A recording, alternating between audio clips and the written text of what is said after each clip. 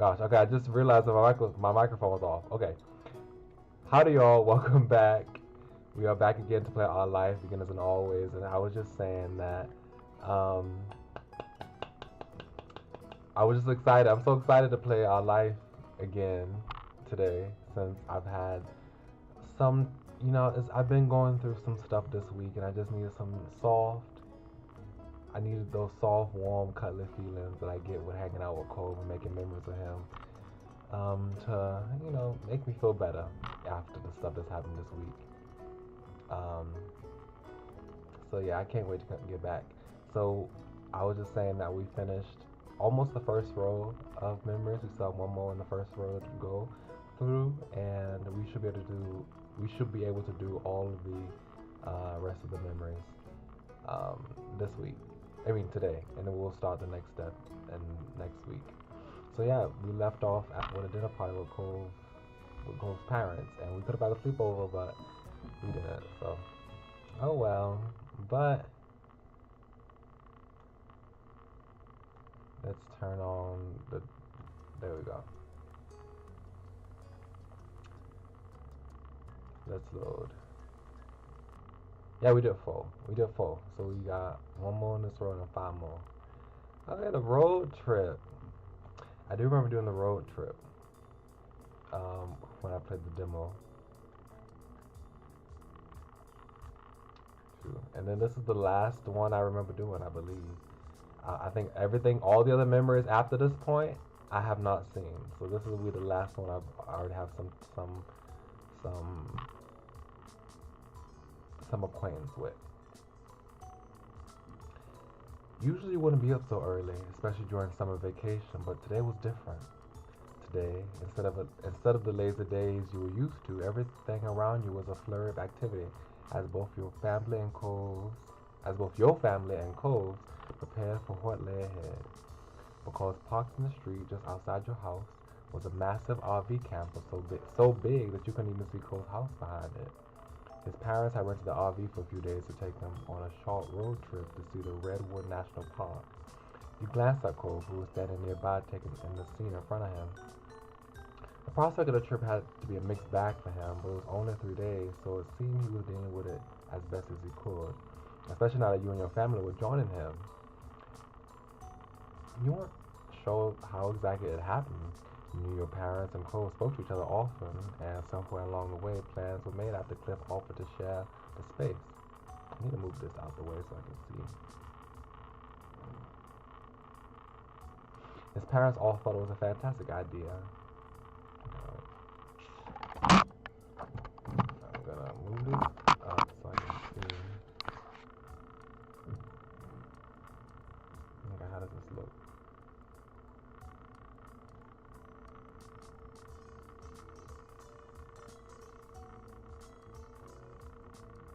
Okay, good. Now I can see better. You had already got a good look inside while helping load everything in, and you had to admit that while it was a really big car, fitting that many people inside was going to be snug. Moving seemed to be on the other side of the wavelength. She followed after her wife, dragging her feet on every step. I'm going to need a whole jug of coffee once we hit the road. You could relate to Mom. It was way too early. Personally, you were as raring to go as your mom. You felt like you were middle ground between the two. Yeah, it's too early in the morning to be doing all this. You yawned and rubbed at your eyes, still sleeping from the early morning wake-up call. The air outside was still damp from dew, and that helped make you a little more alert. And then, at the end of the chain, came your sister. She had a bone to pick before the trip officially started. Her rattling off critiques added some level of normalcy to everything new going on. I don't get why I can't sleep in the bed tonight. Pascal's the youngest, and I never fall asleep in the loft. Wait, Pascal's the youngest, and I'll never fall asleep in that loft. We're trying to make things fair for everyone. If you want to play the older card, you should be offered to take the loft both nights. It's important for big siblings to make sacrifices for the younger ones. Elizabeth huffed, not happy with the answer in the slightest, and folded her arms, leaning back against the side of the RV. Basket. Trip plans had been nailed down prior, sleeping arrangements included. Elizabeth still held on to her objections with them. There was a main area in the RV with a couch, loft, and some floor space. At the end of the car was a room with a large bed. Your moms were sharing the bed. Kira was on the couch, and father and son tended to sleep on the floor.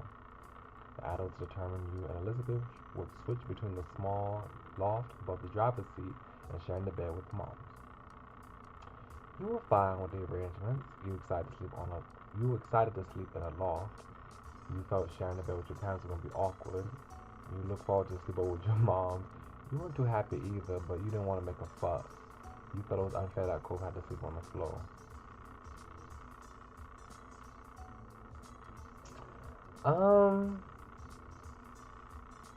I might think this. It's like, on the floor? Goodness. After all, it was supposed to be a trip for him and his family before yours ended up coming along. Now he had been kicked out of every bed-like space and put on the floor. There had to be another way to organize things so it would be better for him. You offered to sleep somewhere else. You suggested sharing a lawful cove. You said nothing about it though.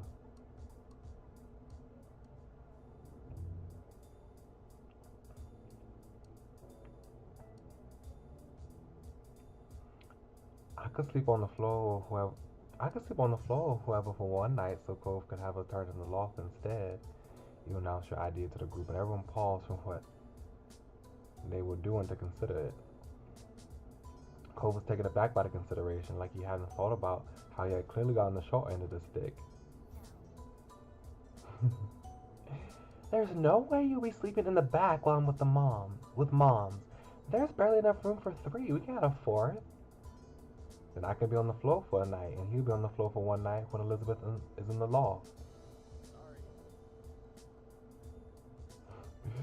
No can do, Pascal. Sorry. Three of us all together down there is bonding time. Cliff put an arm around Kira's shoulders and the other around Cove, dragging them both into him. They smiled at his little show. I'm afraid we can't extend you an invite. You simply have to take the loft. Cove and his mom both shook their heads at Mr. Holden, and you had to agree that it was a pretty weak excuse as far as excuses go. They were just being hospitable to your family. Thanks, Pascal. It's alright. I can take the floor for 2 nights. And that settles the matter for good. Alright, you lot. Does everyone have everything they need? We're heading out in 5 minutes. Now's the time to double check. You don't want to forget something important. At the word, Elizabeth yelped and dashed back into the house, her bedhead hair bouncing behind her as she went. Ma came over and gave you a smile, setting her hands on her hips. How about you, Pascal? Do you have all your clothes packed? Toiletries, deodorant, floss, anything you could think of? My mama's always asking me stuff like this. And granted, I am a forgetful person. I'm forgetful. But still, it kind of irritates me how much she asks me this all the time. You were confident you had it all. You weren't sure about that. Oh, you had to run back inside for something. Just gave her a flat look. I'd be the type of person. Now I'm the type of person like, no, yes, I got everything because I'm tired of, making it seem like I'm always forgetful. But I might have been at this stage at that time in my life. Sprinting up the stairs to the bathroom, you grabbed your toothbrush from beside the sink before heading back down. You were glad you were reminded to grab it after having left it out to use this morning. It would have been embarrassing if you couldn't brush your teeth for the next few days. Your mom was still there, waiting with a knowing expression as you walked out again. Got everything now, Pascal? Yeah. With a few minutes left to spare before leaving, you mentally went over what you had packed for the trip.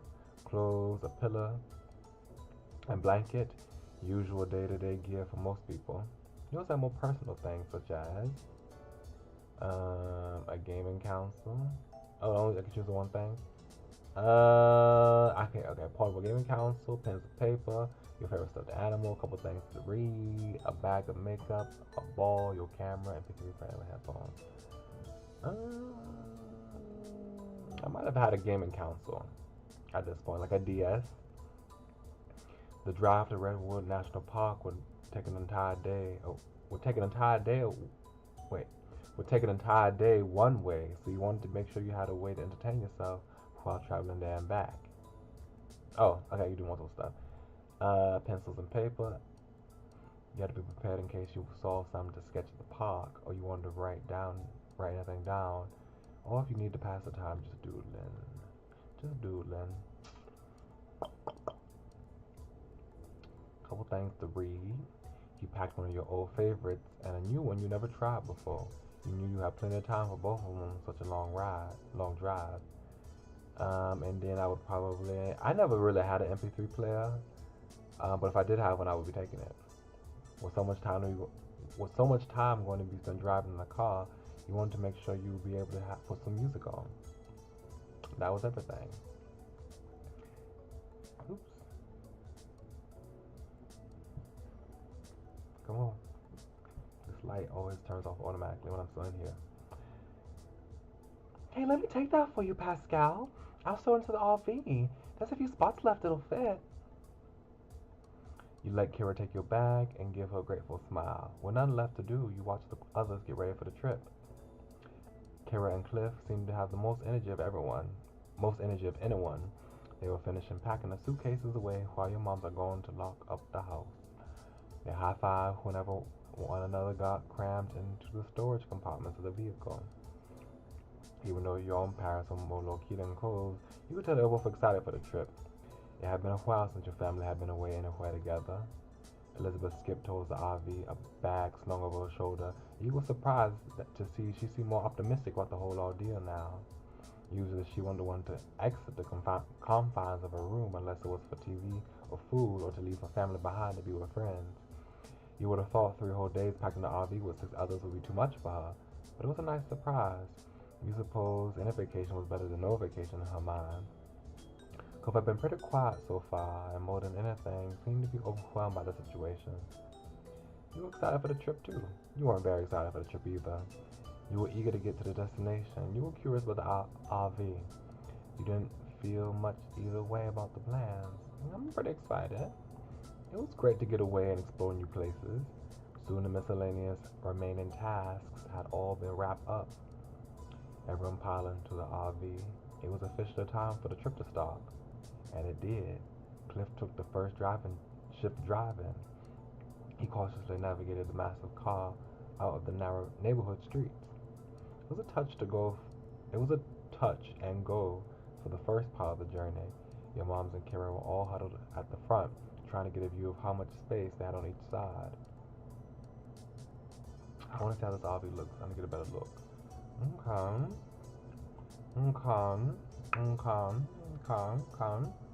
Nice. There was a sense of relief when the first long leg of the trip was hit, and the RV would only need to go down one stretch of highway for miles. The mom group cleared out of the driver's area, leaving Cole's dad to it, taking more comfortable seats around the main cabin. You felt like you were finally relaxed now, too. Time slipped as the morning faded away. Before you realized it, the engine of the RV came to a stop, but only halted for a few moments as Cliff climbed out of the driver's seat and Mom took over. Mom was in shotgun, giving Mom a quick tutorial on the controls as it was the first time driving anything this large. Cliff groaned as he headed towards the rest of you, stretching his arms above his head and loosening up his muscles. We're making good progress. Yeah, maybe you should take a nap in the back for a while. That was a long haul you just did, and I know you're on less sleep than usual. Cliff waved a hand, that trademark grin of his slipping into place. I don't need sleep. I still got a few miles in the old tank. He flexed an arm, showed off his muscles to drive the point about how resilient he was home, and Kara rolled her eyes in amusement. Dad, everyone has to sleep. Cole shook his head at the tough guy act, though Cliff simply chuckled and ruffled his son's hair. Are you going to be driving again anytime soon, Mr. Holden? I want to know so I can prepare. Did anyone pack some rope? I might need it. There's no seatbelts up here. Elizabeth called down from where she was lounging in the loft above the driving compartment. She was laying on her back, her hair falling over the side and swinging around as the RV started up again and took off down the road. A bag of potato chips was balanced on Elizabeth's stomach, and she tossed a couple into her mouth as Cliff held a hand to his chest, pretended to be offended by the remark. Kira laughed lightheartedly. Lucky for all of us, we have enough adults to cover the shifts today. You won't be driving again until tomorrow. You stayed quiet. You shook your head at the ribbon. Phew, that's a relief. Just enough time to write up my last will and statement. We shouldn't gang up on the poor guy. It's not his driving I'm worried about. Just stay quiet. You didn't have anything to add to the conversation, but it was pretty funny all the same. Mom then shot her back in her seat to join the conversation, a playful smile touching her lips. What I'm more worried about is the old monster getting us What I'm more worried about is the old monster getting us there and back again before falling apart. It looks as though it was built in the early 90s. It must be older than some of the occupants. That's just the aesthetic of the decor. It's not that old, I think. Did you ask? Did you ask what year the model was before you rented it? Kara wrinkled her nose in thought. Yes, I did. I just can't remember what the answer was. Cliff chuckled at her while the rest of you let out a collective sigh. The RV lurched a little as it picked up speed and you held onto the ladder to the loft to keep your balance. You felt something graze the top of your head before a weight settled on your yellow hair. When you tilted your chin up carefully to look, you heard the rustling of a bag of chips and realized that Elizabeth had rested the end of it on your head. She gestured to the opening, silently offering to share her snack. You took a handful. Reaching up, you scooped up some chips. After that, the weight of the packet left your scalp. You happily munched away as the conversation continued on and you got closer and closer to your destination. The day flew by, with a group of you chatting, playing games, and passing the time together before finally arriving at the park and setting up for the night. Ma was closing the windows while everyone got ready for bed, saying good night to the others as she made her way to the back room. Yet all of them together while still driving, and some hours after you had arrived at your destination and found a spot to park in for the rest of your stay. Giving a look across the front of the RV, you noticed almost everyone there was already dozing off where they were, with having completely fallen asleep curled up in the passenger seat. Hey Gabriella, welcome. How are you? I don't know how long you've been in the chat, but hello. Hopefully it wasn't too long. He must have done so while Kira was driving the last leg and they had decided not to disturb him. Kira herself was the only one up there who was still awake, flipping through magazine next to portable light from her spot on the couch. It seemed Mr. Holden needed sleep despite his claims. You followed your moms into the back room and closed the door behind you before crawling into the bed between them. It was a queen-size bed, so there was enough space for the three of you together without too much squishing. Get a good rest, Pascal. We have a big day ahead of us tomorrow. I'm looking forward to the bushwalk in the morning. It's been a long time since I've been out in nature like this. There'll be plenty for us to see. You stayed awake for a little while longer while your moms whispered about the park and forest in general. Oh, okay. What you about to eat? Is it a snack or is it an actual meal? I just had supper, I guess it's been about an hour now. They had at the dining hall, they had chicken tenders, fries, and also had some corned beef with cabbage, braised cabbage. With the sounds of their voices in the background, eventually you nodded off to sleep.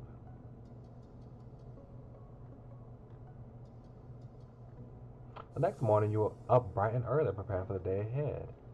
You slept well. You had an okay sleep. You slept terribly. Let me see. If I was sleeping in an RV, I'd probably say it's okay. That was not compared to your bed at home, but at least you didn't have to sleep on the floor, so you couldn't complain too much. Ma whined a bit at the firmness of the mattress, but Mom had only encouraged her to enjoy the trip while she could. While looking for a spot to get ready, you had some trouble finding a space of your own as the others were doing the same thing. Cole was perched on top of the counter, brushing his hair and tucking up his legs every time someone wanted to move past. The parents were checking, double checking, and triple checking that you had everything, to the point where you had stopped listening to them altogether. Soup and a burger and a bit of rice.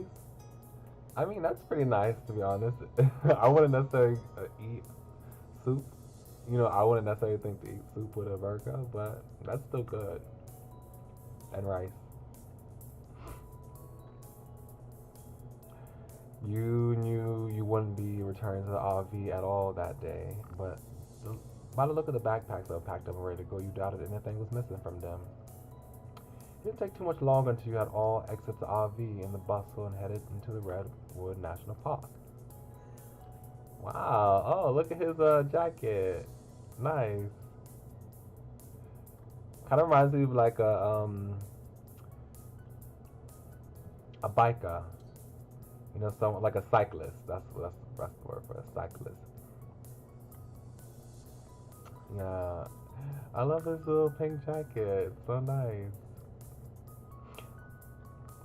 Cove had his head tilted up towards the canopy of trees, his eyes wide as he took in the massive trunks on either side of you. You knew that the redwood trees were considered the tallest trees on Earth, but you weren't prepared for exactly how huge they were in person. Is this real? I'm going to look it up. Is this a real place I could actually visit? Let's see.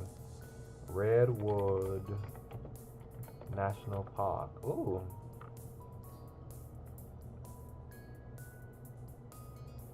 Apparently it is in California. They drove? They drove here though? That means, wait, I thought that they stayed on Hawaii. I guess they don't live in Hawaii because you can't drive from Hawaii to California. You have to take a boat or a plane. Where do they live then? Okay, I'm confused. Wait, I don't know where we live. I always thought we lived in Hawaii, but I guess not. But yeah, apparently this is a real park. Maybe I could visit one day. Smile, you two!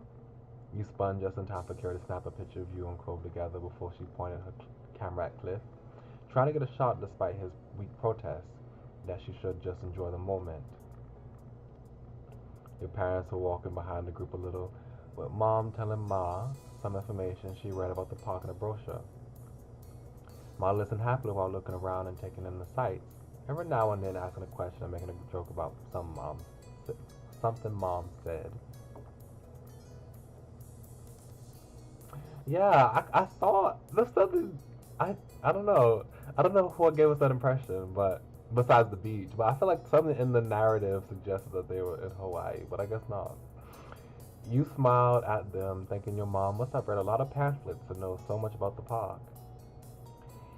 Maybe, maybe you should just come here and work as a tour guide if you know so much about the place. Elizabeth teased, earning a squeeze on the nose from her mom. She seemed to be enjoying herself, but you thought that might just be because she was amused by everyone else's reactions. You weren't all the redwood trees. You were fascinated by the sensations around you. You were in a good mood.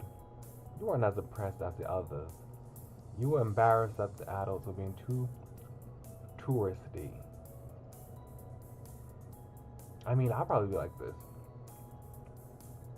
I'll probably be touristy, so I can't judge. Yeah, I mean, these trees look gigantic. Surrounding you on either side, enormous trees shot up into the sky, the sunlight peeking through the canopy and speckling the path in front of you. The sheer size of the redwoods made you feel like a tiny ant bustling along through the forest. The adults had decided on some casual nature walks rather than any serious hiking, and you strode along at your own pace, taking in the scenery.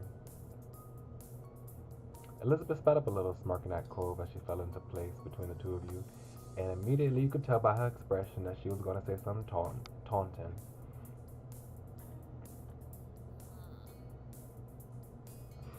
I can't believe our families are actually on vacation together. She threw her arms out, speaking with a genuine sense of bewilderment. I would have joked about something like this happening, but now I'm not so sure I want to give them any more ideas. Cole smiled at her, even if it was a little awkwardly, and continued walking along. Just watch. Next year they'll be talking about next new amazing idea. She put on a fake voice deeper than her own. We should sell both our houses and move in together. Think of how much we save on the mortgage.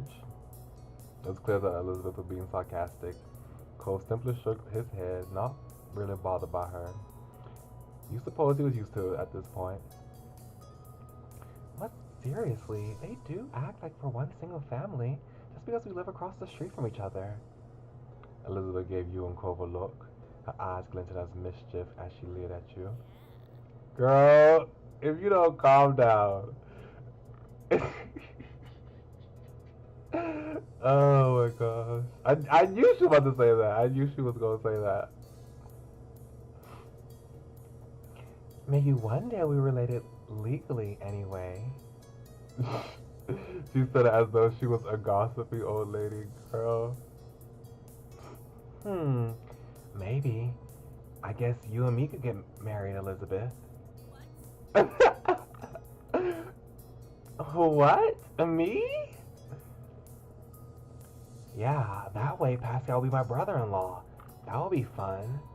Elizabeth stuck out a tongue at Cole, as if the very idea was ridiculous. You told her cut it out already. Cove has a point. It wasn't a great comment. I'll marry you, Cove. You ignored Elizabeth. You were embarrassed. Um, I'd be embarrassed. I'd probably be shocked and stunned. I couldn't speak. Why does she always have to say things like that? It wasn't fun and she knew it. After no further replies, your sister walked ahead. You and Cole swapped uncomfortable looks. The day continued on with plenty to see and experience. You passed a few different activities that you would have liked to try out if you had the time, such as kayaking and rock climbing. But Ma said that it would have had to wait for another trip. There's a little stream during the walk that you sat beside and settled a picnic for lunch, nibbling on a selection of fruit, sandwiches, and chips. Various birds flew by overhead, and you made a game out of guessing the species that were hanging out in the trees nearby. Do people know? I know people know that, but how is it common for people to know different species of birds like that? I mean, I'm not a person who knows that many species of birds. I know like chickens, turkeys, penguins, crows, ravens, blue jays, pelican, toucan. Like, like very famous ones, but I would not be able to just pick out like random local species of birds. I feel like too many birds to know. You even managed to get a couple of them right, including the kingfisher that grabbed half of Cliff Sandwich. I have no idea what a kingfisher is. I don't know what a kingfisher is. You were glad you got to do this in the end. You were disappointed to only have one day in the park. You thought the trip wasn't worth only one day here. You had more fun hanging out in the RV. You hadn't had a good time with this trip. I'm gonna either say you were disappointed to have only one day in the park, or you thought the long trip wasn't worth the only. Oh, okay. You're saying this is saying that it wasn't worth driving a whole day just to get to this park. Yeah, I would say I'm disappointed to have only one day. There was so much here. You felt like you need a whole week, maybe even more to experience it all. You sighed quietly to yourself, wondering if you get the chance to come back. Your group made it back to camp as the sun was setting in the sky and the stars were appearing one by one. Everyone had enjoyed different parts of it the most. You traded stories of what you thought while you were eating dinner, and then afterwards you pitched in to help clean up. You, along with Elizabeth and Cove, got to head back to the RV early and spend some time together while the parents stayed outside longer. It was nice to have the space to yourselves after the cramped journey there. While Elizabeth had locked herself in the back room with her headphones, you and Cove were left in the main lounge area. You headed up to the loft to relax on your own. You hung out with Cove. It'd be rude to not hang out, in my opinion. I don't know. At this point, I'm here on the trip with my best friend, and we had a long walk coming back to the RV. Would I immediately be thinking about hanging out? Because friends always have to be hanging out with each other all day, every day. Would I go to my loft to relax by myself, to to rejuvenate, or would I want to hang out? What would I do? What would I do?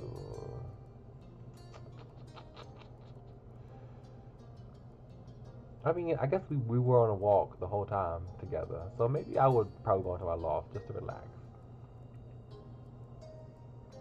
It was your night to sleep there, so you might as well get used to it.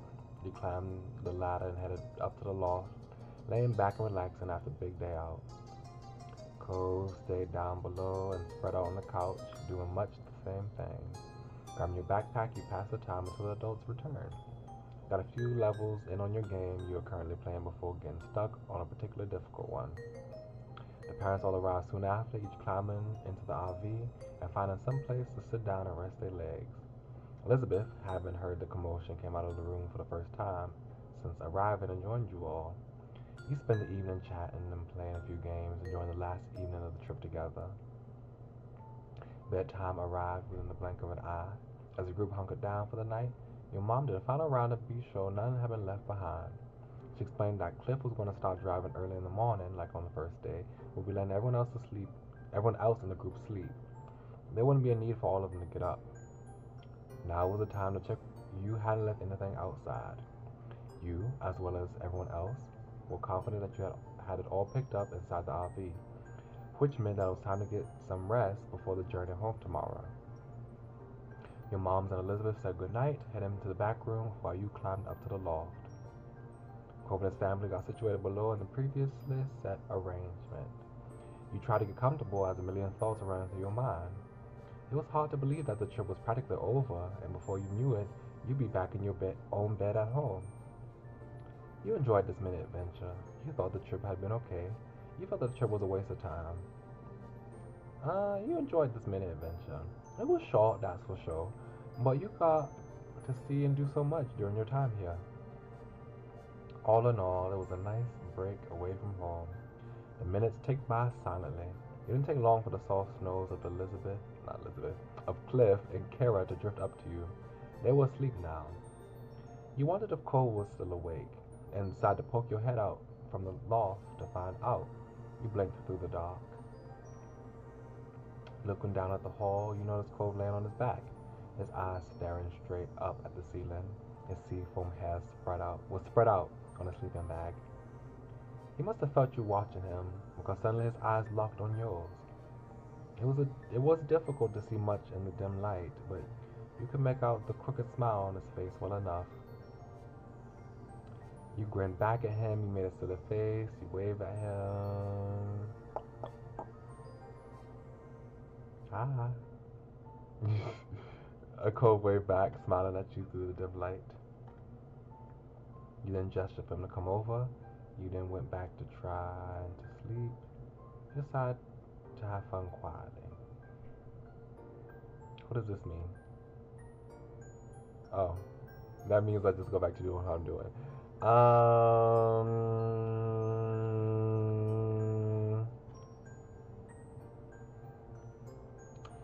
Cole looked unsure about it, but you were happy to see him slowly start to sit up anyway. His sleeping bag rustled as he moved, though he tried to go slow and froze up like a deer in headlights every time he made a sound, watching his parents waiting a sign of movement. Eventually, he managed to maneuver around the sleeping dad and make it to the ladder, sitting on the bottom rung where he looked up at you and whispered, "What?" "Hi." "Oh, nothing. Good night. How you doing?" You invited up to the loft.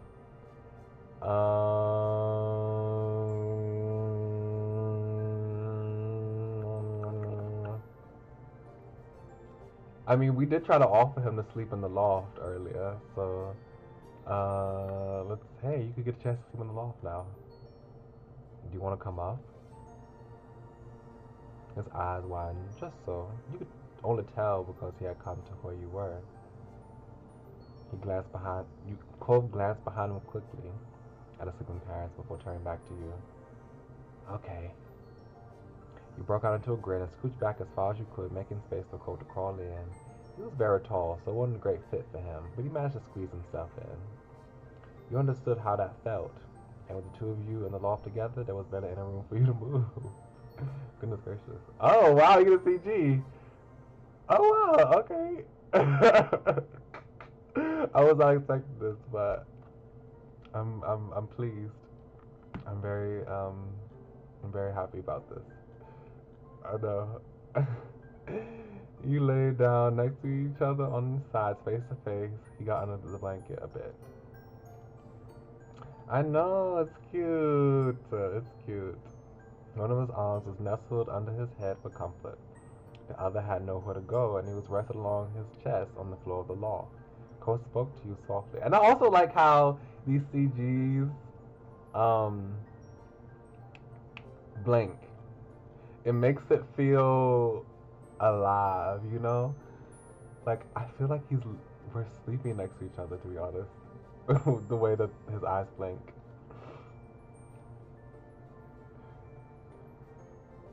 So, what am I doing here? I don't know. I thought we could hang out.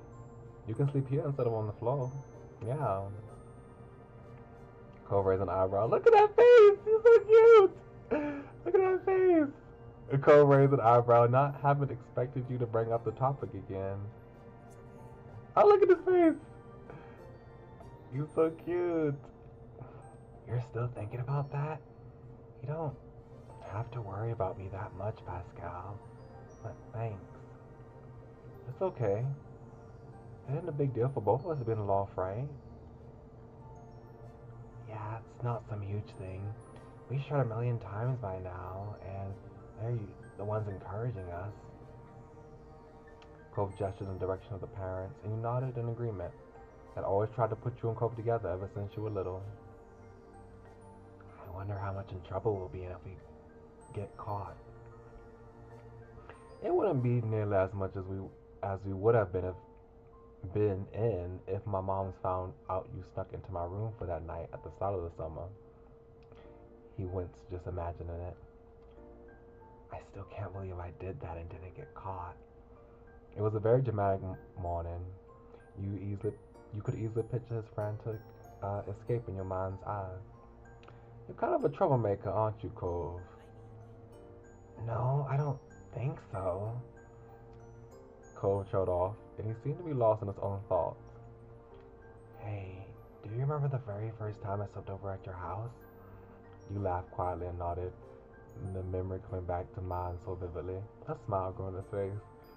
When you literally asked to go home, that you didn't want to be here no more? Yeah, I do remember that. I was kind of hurt. Well, I didn't care since my character was disinterested in you at the time, but me, behind the screen, I was hurt. I left in the middle of the night. I hated being in a different place back then. Now I fall asleep in your house and I'm not supposed to, because I couldn't help it. Sorry I was like that. I just couldn't take any more changes when I was little. It's understandable. I know, I understand. You encouraged him, you comforted him, you teased him. I mean, I'm not a teasing person. I don't really tease people.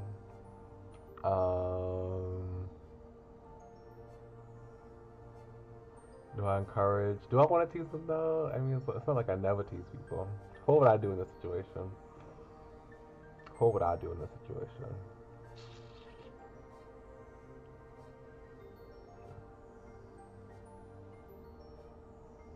I'll probably comfort. That's probably what I'll do. You don't have to apologize. It wasn't your fault. You smiled at Cole, showing that wasn't a problem, and he gratefully returned with one of his own. You spent the rest of the night smushed up in the little loft together, whispering about your past memories and trying not to giggle too loud at the silly things you had gone up to together over the years. Eventually, the chat showed off, and when you noticed Cole had drifted off to sleep, you followed soon after. When you woke up the next morning, it was to the rumble of the RV as it traveled the long journey home. You noticed quickly that you weren't as warm as you had been during the night, and when you checked next to you, Cole was gone. Blinking sleepily, you peeked over the edge of the loft to find where he had gone. Maybe he had snuck back to the spot on the floor during the night. However, you soon noticed him sitting on the couch, talking quietly with his mom, his head hung in embarrassment. His mom saw your eye gave you away, and Kara suddenly looked up and caught your eye. She simply smiled amusedly at you, and it was obvious what happened. Cove hadn't gotten away with it. They found him there in the loft, and then you woke up while he was trying to explain. You know it's gonna be a long, long time before you live this one down, if you ever did. Yep, he got caught. Soon your moms and Elizabeth emerged from their room dressed and ready for the next day of travel. You spent most of the day hanging out together in the RV, savoring the last few hours of vacation. Kira suggested a few different travel games she used to play with Cole when he was younger, and you all had a great time competing against each other. A little later in the day, you tried to talk to Cole about what happened in the loft, but he simply apologized and changed the subject. It was a bit too much for him to try speaking on, especially right now. You understood. When the RV finally pulled onto your street, it was well into the night, and you were looking forward to crawling into your own bed after the last few days away. Everyone else must have been feeling the same, because it was mutually agreed that packing and cleaning the RV would wait until the morning. Once home again, you went straight up to your room and dropped onto your bed, shoes and all. You were happy to be in your own bed. It felt weird to be alone. Felt good to be alone. You wish you were still on the trip. You miss being near Cove.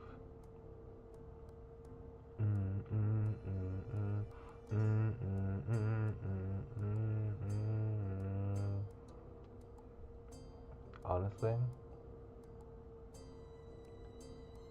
there's no place like home. You stretched out with a smile on your face, enjoying having the space all to yourself. With those last few thoughts drifting through your mind, it wasn't long before you dozed off to sleep. Tomorrow, life will go on like normal. That was nice. I like the road trip. Actually, I don't think I finished this. I did say I did play it during the demo, but I don't think I ever finished this memory. I think as I was playing it, something happened, and I just didn't come back to it. So I think that's the last memory that I've done in this game. So I think everything else is new for me, because I think this is the last. That's the last thing I ever played in the demo. Okay, so mall. Let's see what the mall's like. Wow, look at this. Lee's visit today turned out to be more involved than you expected. After overhearing where the Holden family was going, Lee insisted on seeing Mr. Holden's shop firsthand. Oh, this is his shop. Oh, oops.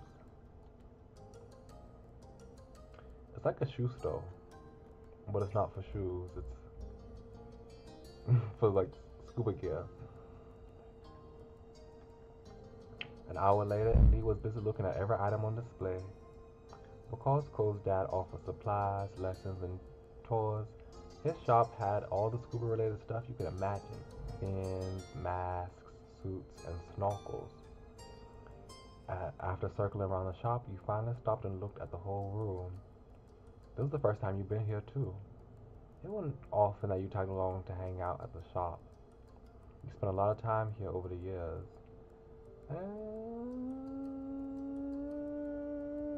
Would this be the first time I'd ever been? I'm trying like I feel like it's not reasonable to think I would have never been at Mr. Holden's shop at all. So you preferred it that way. You admit that there was always something new to look at, even though it was just a layout change. You were excited to come today. You were in good spirits. It was a pleasant surprise. You felt okay, not your first choice, but not bad.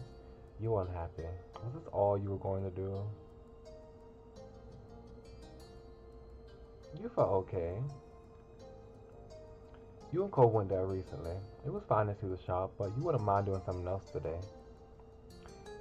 You were still busy poking through the various sweatsuits displayed, so you decided to see what Derek and Cole were doing. Oh, Lee, Derek, Cole, and I are all hanging out together today. That's nice.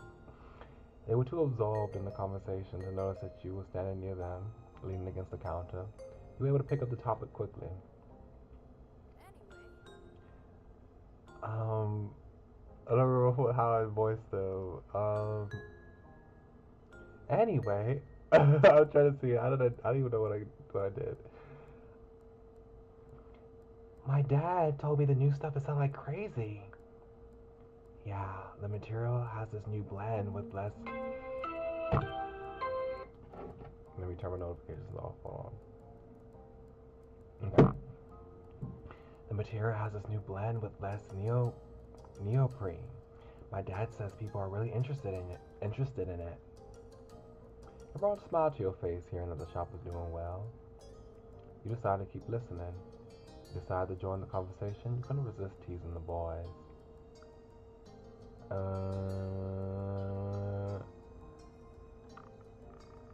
What are you saying?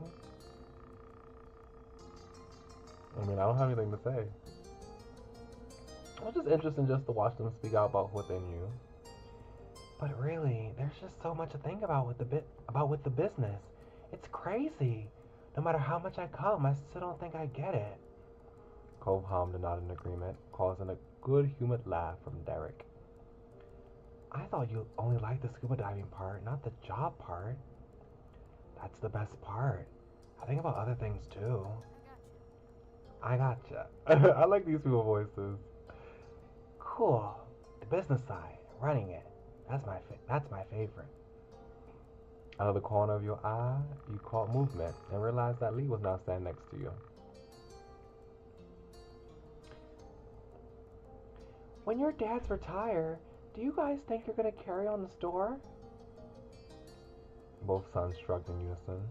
Oh, do both of them? Wait, do they share the shop? Wait. My dad told me, both of their dads own the store together. They're co-owners, so they co-managers, I don't know. But they both run the shop. Okay. There's tons of things I could do. My dad thinks so too. He doesn't want me to plan on working here forever. Cole's gaze fell to the floor. You could see the conflict flashing across his face. I don't know. It's a lot, being the real boss of something and totally in charge. If my mom's had their own business, I'd take it over. If my mom's had one, I wouldn't want to take it over either. I can't run a business. I wouldn't want to take over someone else's shop either. I want to do my own thing. Then do you think your dads would let you take over this shop? No matter what you both do, shop or no shop, you'll be amazing.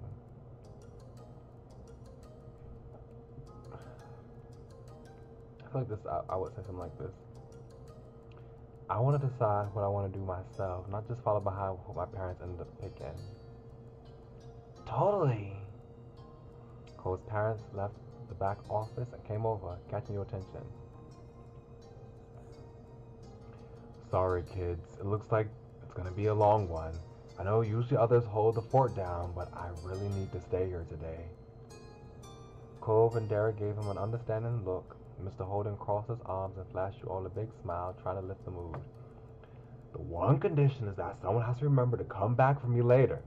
You don't get to strand me here, no matter how funny that might be. Kara laughed and gave a thumbs up. Mr. Holden seemed satisfied with that. He moved on with the explanation. Derek, your dad also has his hands full today, so he doesn't have time to run you back home. That's alright, sir. The title, Sir, got an awkward chuckle from out of Cliff, which was cut short when Kira elbowed him teasingly. You already said I could borrow your car. Why don't I take all the kids somewhere fun for the afternoon? That's fine with me. Just please come back eventually. Sometime today, Kira. After multiple jokes about being left with no ride, you had to wonder if that actually happened and they passed together.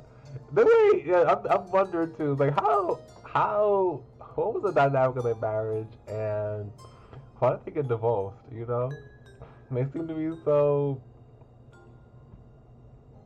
they seem amicable, right? And you know, of course divorcees could be amicable to each other, you know. So you don't know what happened to make them want to get divorced. They can still be friends with each other afterwards.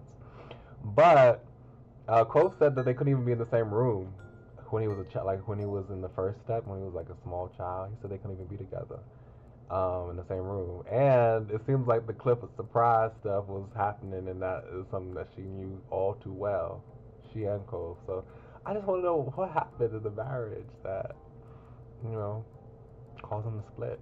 I'm curious because they seem so nice to each other right now. For you, my good sir, I swear, cross my heart. Happy with the promise, Cliff took out the black wallet and offered a $50 bill to Kira. Here, in case you need gas or anything while you're out. Kira smiled knowingly, accepted the bill without hesitation. Thank you. Coach Dad stuck the wallet into his back pocket while he waved his free hand. Okay, time for you to jump back into work. Have fun for me. Bye, Dad. Bye. Bye, sir. Mr. Holden. Goodbye, sirs and madams. He left the room with a wink and a flare, disappearing into an employee's only area of the shop. When Mr. Holden was out of sight, Kira silently strolled over to the counter and carefully placed a $5 bill there. She turned back around and beamed a large smile at you and the others. Girl, why'd you do that? She don't want to take his money? Come on, gang, let's see this town as a mall. Yeah! Unable to contain her excitement, Lee actually jumped with joy, while Cove and Derek just grinned. There wasn't a mall in your hometown, but Mr. Holden still wasn't in Sunset Bird. It might be possible to find a mall out here. You felt pumped. You felt okay with that. You didn't want to go there. I mean, I would feel pumped, yeah. Heck yeah. Heck yeah. Okay, that's not something I would say. I would never say that, but yeah. Let's go. Heck yeah. I don't think I've ever said that in my life. She quickly hurried the group out of the store and turned into the car. Cove, as the driver, I get to choose my partner in crime. Naturally, I bestow the position of shotgun to my baby. Aww, to my baby. Her comment made both Derek and Lee snicker. Cove was for sure embarrassed over the phrase and plain favoritism, but he took the seat by his mom without complaint. You decided to stick up for Cove. You decided to jokingly complain of the special treatment. You were fine with that. You kept quiet. Yeah. You got shotgun in your own car lot. It made sense that he got priority here. I'll take the middle seat. Really? Yeah. I don't want a window seat. You two can have them. Who doesn't like a window seat? Are you cool with that? You thought it was... Yeah, I was like, who? I've never heard that. You thought it was odd that anyone would give him a window seat. But you knew Derek tried to be especially polite when he was a guest. You nodded. Okay. Good. Sounds like we're all in agreement. Everyone squeezed into the car, buckling in, and Kira turned the radio on. She set it to a top 40s pop station. You were into it. You didn't like it. You asked for the radio station to be changed. I would never do that. I would never go to someone's car and say, hey, can you change the radio? That's like kind of impolite to me. Yeah, I mean, pop music's fine. Quickly, you recognized the song playing. It was a new one by an artist you were listening to a lot recently.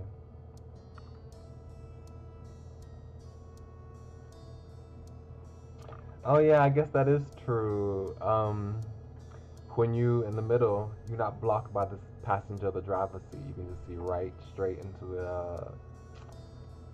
the windshield. I guess that is a perk. That is a perk. It went along until your group realized that you were lost. But after driving enough in circles, Kara's struggle paid off when she found a local mall. There were a lot more cheers from Lee as Kara pulled into a parking spot. Once your group made it inside, your first order of business on this trip was checking out what this mall actually had. Where should we go? Ooh, I think I see a makeup store ahead. She rolled up on her tiptoes to get a better view. Meanwhile, Derek was eyeing up the directory. There's a chocolate shop. Seriously, we have to go there. Yes? Wait, we also need to find a decent jewelry shop. I need new hair ties and barrettes. Nice. We also gotta at least look for a game store. That was the thing I'd always do at malls. Anytime I went to a mall, I always go to GameStop. I always go to GameStop first, just to look at the games. I don't think I've ever really bought games from GameStop that much. I think I've only purchased from GameStop once or twice. But I would at least just go there and vicariously enjoy the game just by looking at the covers. And be like, ooh, I could look this up later on my computer at home, watch gameplay of it. Um, since I, either didn't have the money to buy the game or didn't have the console for the game, so I just, you know, enjoy the game just by looking at the art on the cover of the DVD case. Or I could play like those handheld devices, like they would have like new consoles that just came out that I never got to get, like the Wii U, like they had those setups where you can just play. I enjoy that.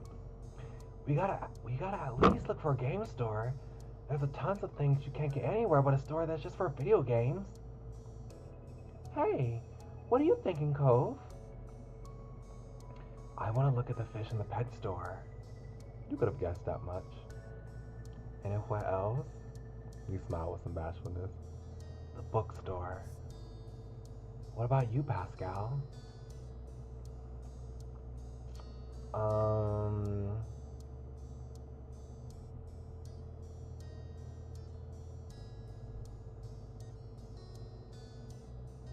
The food court.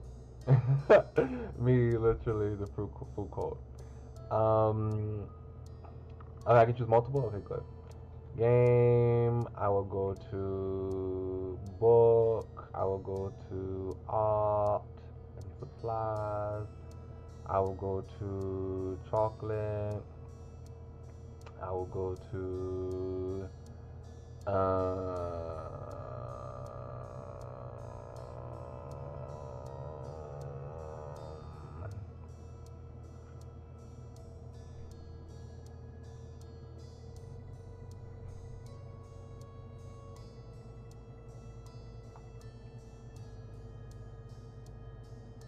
yeah, that's it.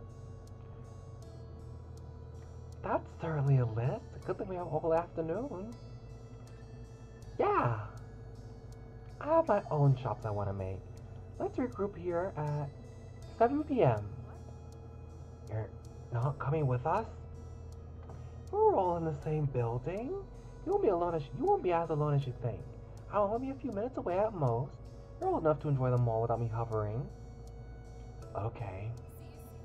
Be back here at 7 p.m. Toodaloo. And doodaloo. Leaving Derek and Lee stunned at the newfound freedom, Kira walked off. When she was almost out of sight, Derek's face twisted in confusion.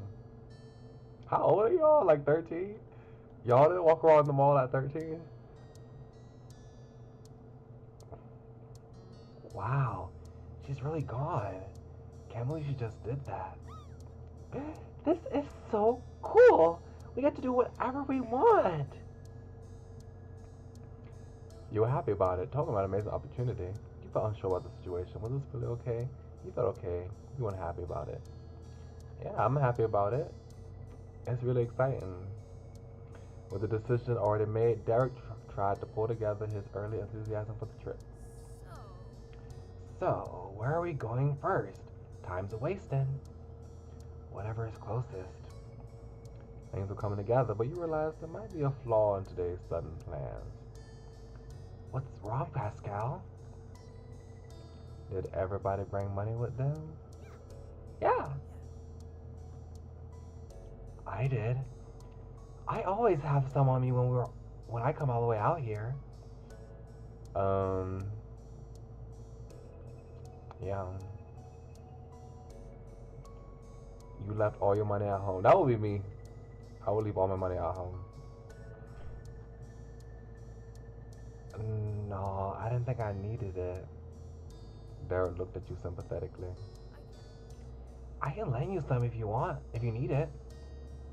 Cole smiled reassuringly. You don't mind, you know I don't mind getting anything you, wait. You know I don't mind getting you anything if you want it. Yeah, don't worry. I can get your tab, but be sure to pay me back later. You said through their offers readily. You let them know if you really needed it. You rejected the offer right up front. I let them know. I'll tell you if there's something I want to get. Thanks. Lee waved that right off. We're here to have fun, not worry about anything. How often do we get to go to the mall together? Never, basically. It's special. Right. Don't feel so bad about it. Now that everything was squared away, you explored the mall together as a group. There were many shops that you managed to venture into so far. You all even went to the food court, leaving you with a pep in your step. This was better than you thought, and it was still so much to see. After having, I love the food courts that I will go to. They will always have Chinese food, so I can eat the orange chicken with steamed vegetables and rice. That always be so good. Um,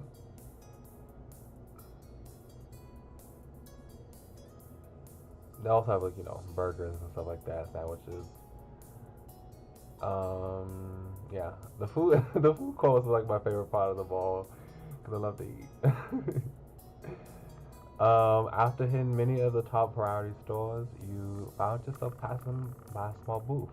It was decorated with wind chimes of various sizes. You raised a hand up to one of the smaller ones. What sparkled your attention next was Cove. You thought for sure he was going to stop at a booth. By the way, he looked at it, but he kept going. Do you want one? It wasn't until Lee asked you realized you stopped in front of the booth without saying anything. He just continued to encourage you. You should get one. I'm just looking. I don't really like them. You wanted one, but for someone else. You did want one.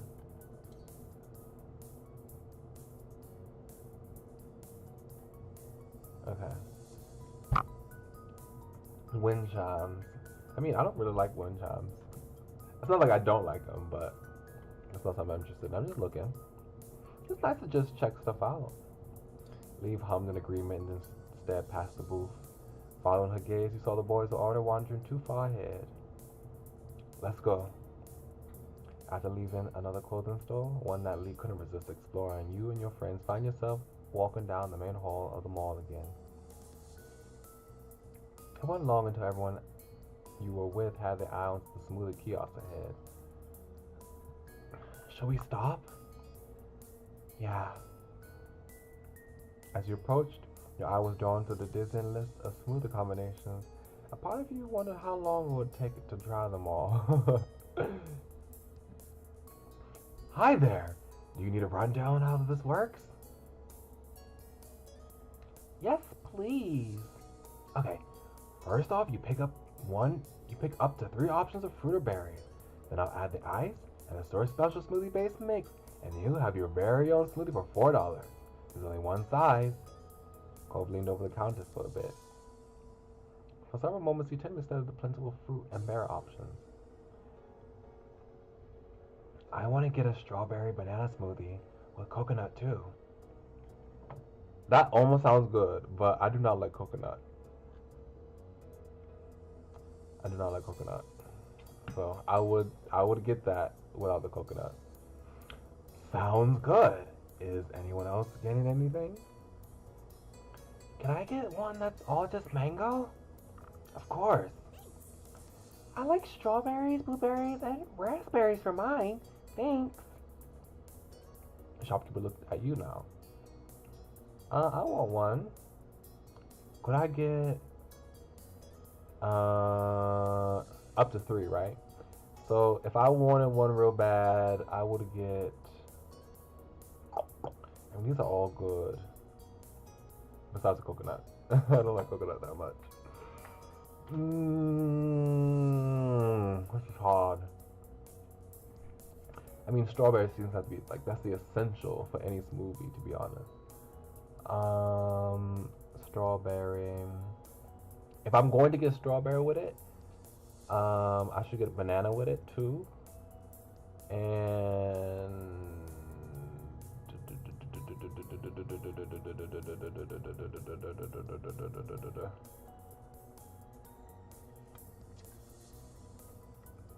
oof.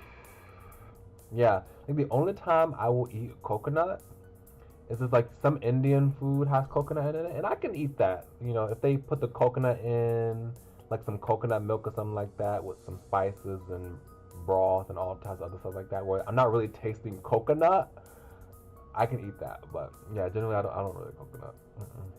It has an interesting taste to it. I don't. That's not for me. Um, what would I get with this? Pineapple with strawberry and what was it? Strawberry banana. Does that go with pineapple though? Should I get blueberry instead? I feel like I don't know. I feel like strawberry smoothies go with blueberries, even though I don't like blueberries that much. But I feel like in a smoothie it would go right with it. Should I get raspberry instead? I'll get raspberry instead. And that's everything. After that, everyone started fishing their money out of their pockets. Someone's gonna pay for mine, right?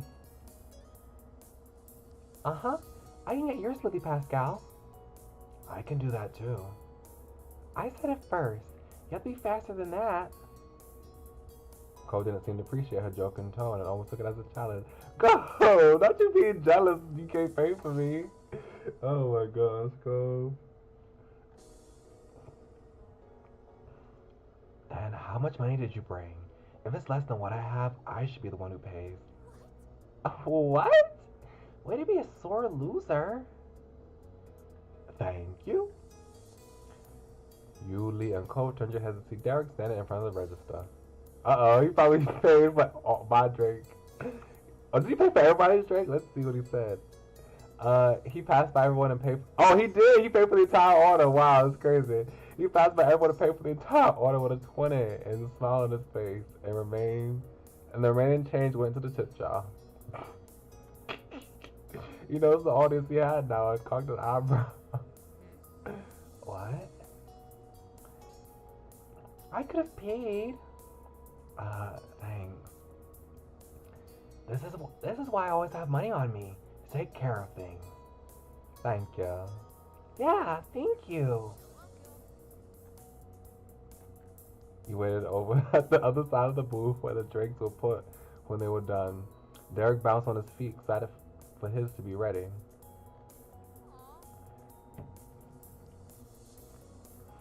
This is gonna be good. Lee chimed in with all enthusiasm. Everybody says they're smoothie-based. Everybody says their smoothie-based stuff can make any drink great. Cove, while quieter, looked just as eager for a smoothie. Luckily, there hadn't been anyone else before you, so it wasn't a long wait. Your group collected the fresh drinks as they were placed on the counter. Oops. Straws were placed through the opening at the top of the cup, and the first tentative sips were had. Derek sighed in satisfaction at the taste. Ah, mango is delicious. Mine's super good too. Cove nodded and hummed in agreement. His straw was still in his mouth. Yeah. I'm happy. I'm happy with mine. This is perfect. Cool. We all made excellent choices today. Yeah. You actually could try Lee's smoothie. You actually could try Derek's smoothie. You asked if you try Cole's smoothie. Sneakily, you want to steal a sip of someone else's smoothie. You didn't pay attention to other drinks after that. Let's see. What did everyone else get? I forgot. Lee wanted. Oh, we got the same thing. Well, no, we didn't get the same thing. Actually, I got strawberries, bananas, and raspberries, not strawberries, blueberries. And then Derek got mango. Just mango? Ooh. Mango's not bad. It's just not my favorite fruit. I wouldn't want to get a drink with just mango in it. Yeah, I'll try Lee's. Hey Lee, can I get a taste of what you got? As long as you let me try yours too. Deal. You and Lee swapped cups and took several sips before swapping back. The berry blend tasted very strong. I like yours, but I'm really, really happy I got this. Thanks, Lee. I wonder if she would, if I got something that was very off, Would she say, I don't really like yours? I don't know. Like, I wonder if that dialogue subject to change based on what you choose. I'm always here to help. He was satisfied with that. You wanted to ask someone else to try that smoothie? Think that you wanted to steal a sip of someone else's smoothie. Yeah, I'm satisfied with that. As your group continued to wander through the mall, you came to an area in the path that was wider. Ooh. In the center of the opening was a collection of quarter-operated ride-on machines. Derek stopped as soon as he saw them, smiling ear to ear. I want to ride! I think we might be too big. No way! We're not that old yet! He eagerly headed over to the machines, wanting to get a better look. Lee went along with it, smiling. You thought his idea was childish. You want to ride too. You didn't care one way or another. You stayed quiet about it. I want to ride too. I want to ride on the horse. You quickly chased after Derek. He turned his back at the sound of the footsteps and gave a thumbs up over his shoulder. Reconvening around Derek, you watched as he was focused on the various brightly colored rides. Most of them were designed to look like real vehicles, but there were also some horse-shaped ones. I want to ride the horse. And I skipped by accident again. One of them could even seat two people. I call it a helicopter! Why? It's the coolest. I think it'll move the most. He started digging into his pockets, pulling out whatever money he had left. Wait. Is everything okay? I need 4 quarters, right? Yeah. I only have 2. There has to be more between all of us. Hold on. Pockets, wallets, and purses were checked over. Derek still had 2. Cove only had 1, and Lee ended up having the most at 3. You didn't have any. You can have mine. Thanks, but... Boy, you just paid for all these people's drinks. This is the least they could do. It's like give you a quarter to ride on a ride. Come on now. Thanks. Well, you don't have to. It's not enough for me. And even if it was, it'd be dumb to ride while you had to watch. Cole shrugged. He tried, failed, and looked unsure of what to do next. Why don't we all get on one ride? Can we exchange dollar bills for more quarters at the store? You didn't offer a suggestion. That's my first thought. I mean, this is cute too. I want to see how this is, but my natural thought is like, go exchange your dollar bills for some more quarters. Like, it's an obvious solution to me. Derek stopped to hand to his cheek, eyes wide. Oh, yeah, that'll work. Let's do it. The group scattered to various shops around. When you shortly reconvened at the rides, everyone had more than enough quarters. Lee got an extra seat for you, and you wouldn't take no for an answer when she offered it. There was no wiping the smile off your face. Despite the little hiccup initially, the plan to hitch a ride was coming together. Let's get this over with. We have the coins. Cheer up, man. It's gonna be good. Yay! There were enough machines that everyone claimed one for themselves. Derek got this coveted helicopter. Lee was happy on a horse. Cole waited to choose last. It seemed he didn't want to take a ride someone else wanted when he cared so little about it. You pick a horse too. That's what I wanted to do. Oh, wait. Double seater car and you brought Cove along with it. I mean, this is cute. I want to do the horse, but I want to ride with Cove. Cove, you can stay with me. He gave a big smile and put a hand on his hip when he saw the ride you pointed out. Do you really want me trying to fit into that? You might be comfortable if you just use it by yourself. That doesn't matter. I want to ride with you. Alright. Lee winked through the two of you from a pony as you squished next to one another in the child-sized seat. Looks were exchanged across the way as you each popped the coins in at the same time. The little ride stuttered to life. As the machines began moving up and down and side to side, Lee and Derek couldn't contain their laughter. Derek started waving from the window of the helicopter, and Lee reached out to see if she could touch anyone as their machine jolted closer to hug. Cove, on the other hand, just gripped the side of the car. He was struggling to remain in the seat looking very uncomfortable. I'm sorry, Cole. I didn't think it would be that bad. You will quickly regret your decision to do this. You waved back. You stretched out to grab Lee's hand. You tried to encourage Cole.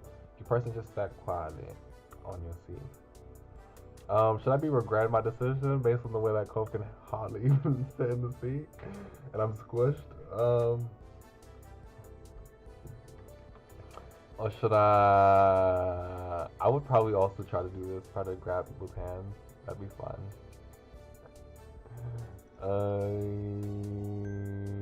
You grab Lee's hand. Granny, you lean forward and reach as far as you could. For a moment, a shot of panic went through you as you thought you were about to tumble off the ride, but you hung on with your free hand and balanced yourself. Be careful! I'm trying. Your rise was syncing up in movement. Almost there. Your efforts were rewarded when you caught hold of a hand. We did it!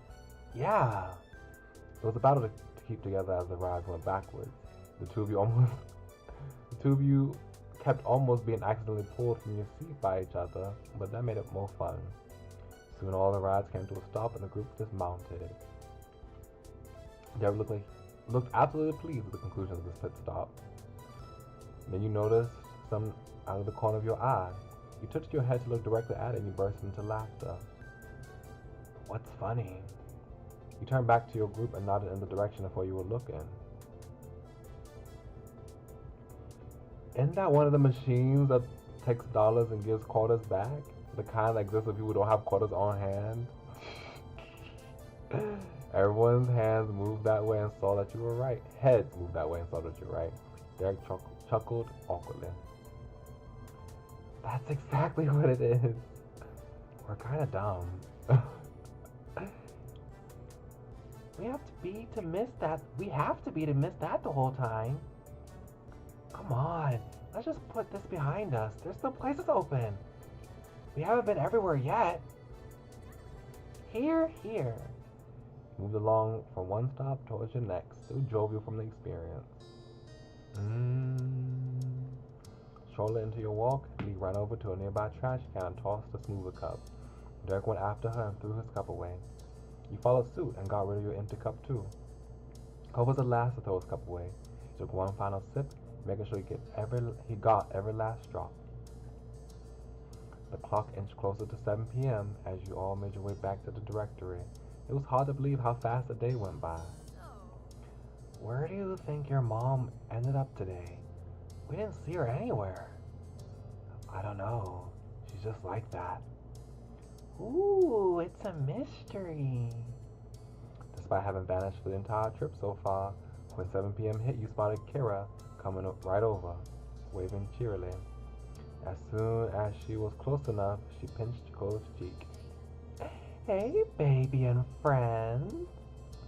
Hi, Mom. You pushed the hand back with one hand and rubbed his cheek with the other. Did you have a good day today, gang? Gang? Yeah. Today was awesome. We did so much. It was fun. You really enjoyed your day. You thought there were ways it could have been worse. You enjoyed the outing. I mean, after all that, I just want to play, like, I have to see how would this game be if I just played a Grouch the entire time, because there's been so many of these choices where I could just like, I didn't really care. I didn't enjoy what happened today. I just want to know, how was it like just if I just played as a Grouch the entire time?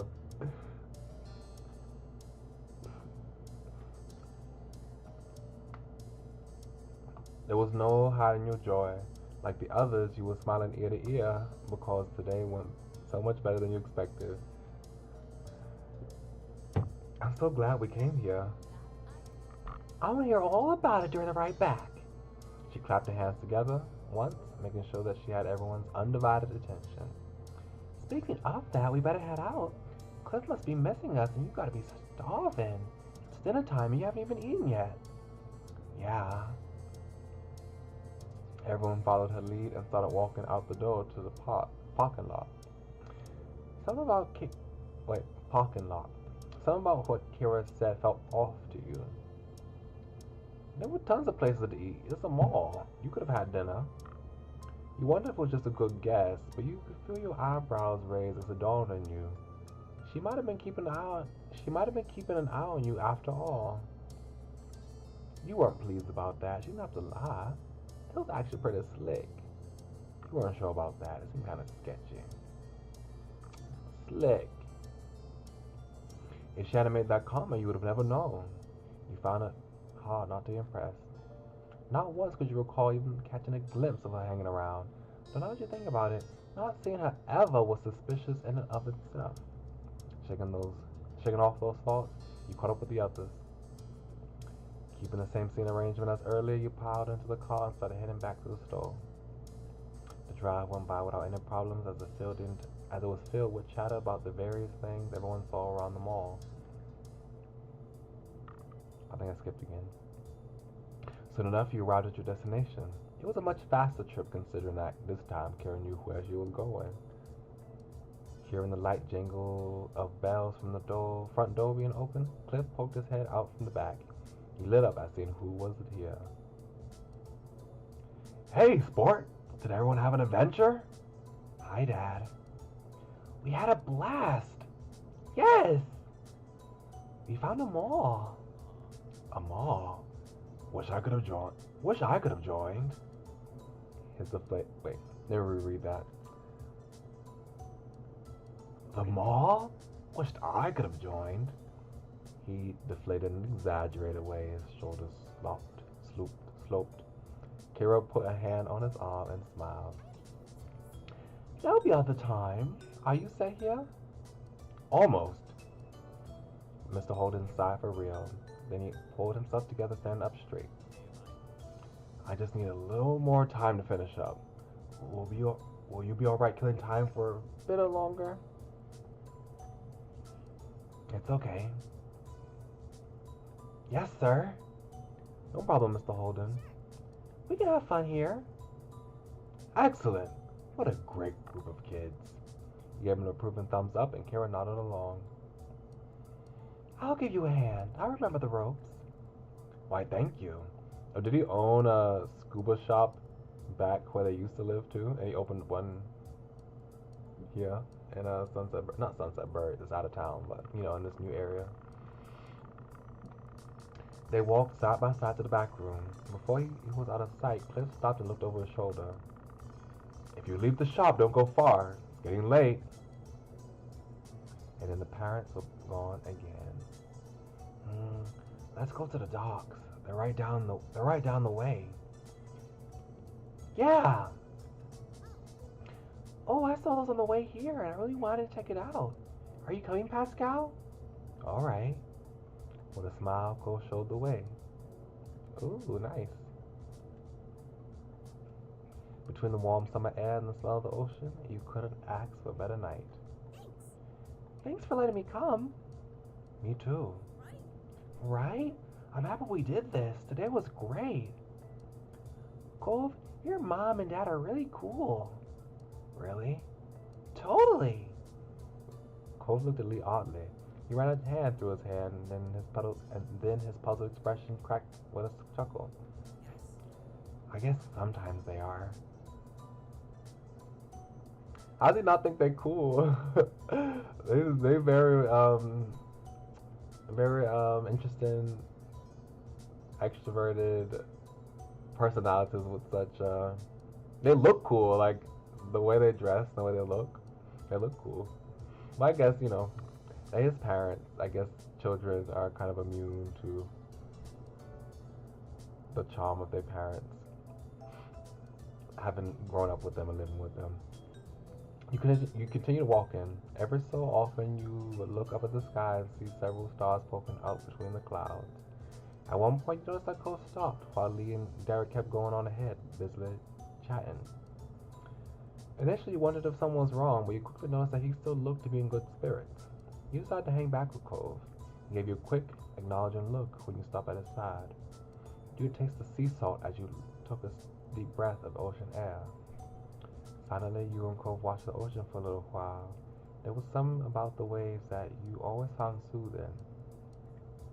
You couldn't think of a better way to end a busy day. Not much time later, Derek's chipper voice caught your attention. You and Cove both turned to gaze down the pier. What are you doing there, slowpokes? Get over here. Hey, come on. You looked at Cove at the same time as he looked at you.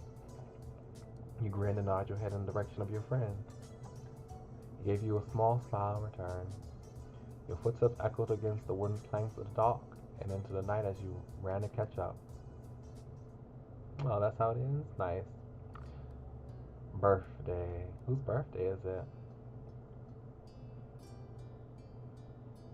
Ooh, a new person that we haven't heard. It was a pleasant afternoon.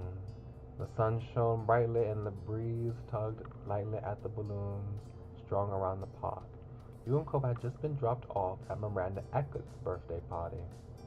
You didn't really know Miranda. Last year was the first time you had a class with her, and everyone at school knew her as quiet. The shy girl stuck to her own friend group like glue. It had been a surprise that she was having such a big party. You looked around the expensive park, a spacious recreation center, in the town next over, and noticed a bouncer castle. Miranda had the reputation of not caring if she acted mature, like other teens sometimes did. It made a certain amount of sense that her party would match that. I mean, bouncer houses are fun no matter how old you are. I still love me a good bouncer house. I thought Miranda was sweet. I thought Miranda was weird. You didn't have an opinion on Miranda yet.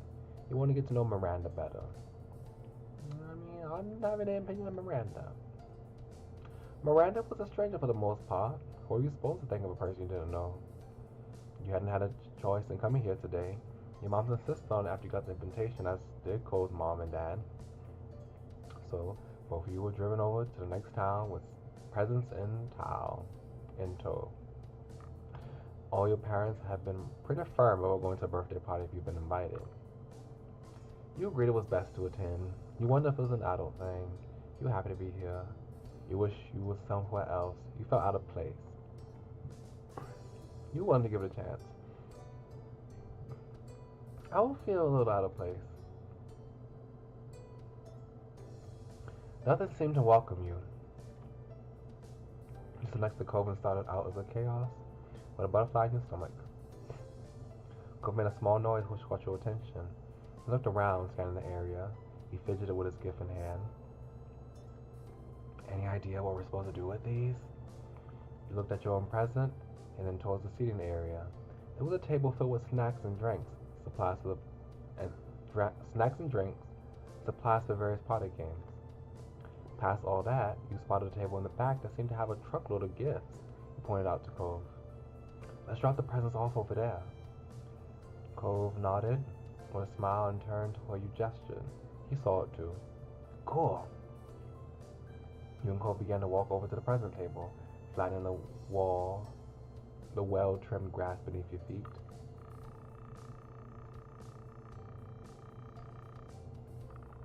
You walked past groups of people, classmates in semicircles, broken up into usual friend groups, chatted away. You, or maybe Cole, received the occasional greeting or friendly nod. However, as you passed by even more people that you had never seen before, you became aware that there were more strangers here than not. It was more crowded than you expected. Miranda Eckert, the quiet girl, was hosting the most popular birthday party you had been to in a long time. You looked at the new faces and thought you saw some of Miranda in them. Cousins, nieces, and nephews, maybe. Parties could be a big deal on a family. The both of you reached the table. You set your gift down in the empty space, brushing some confetti aside, and Cove placed his gently next to it. He looked at the present thoughtfully. What did you get her? Before you had a chance to answer, Cole opened his mouth again and tapped his gift. I found this sparkly backpack. I figured she could use it for a school or a trip or something. Your mom's had taken you out shopping the other day. You searched through the store and ultimately, you picked out a stuffed animal. You grabbed a necklace and bracelet set. You found a light-hearted adventure book. You chose a yarn craft kit that made a toy. That's your mom's pick. Must appreciate what you had picked and chose something else. um,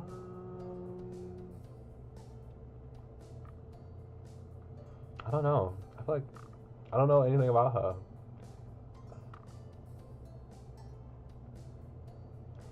I feel like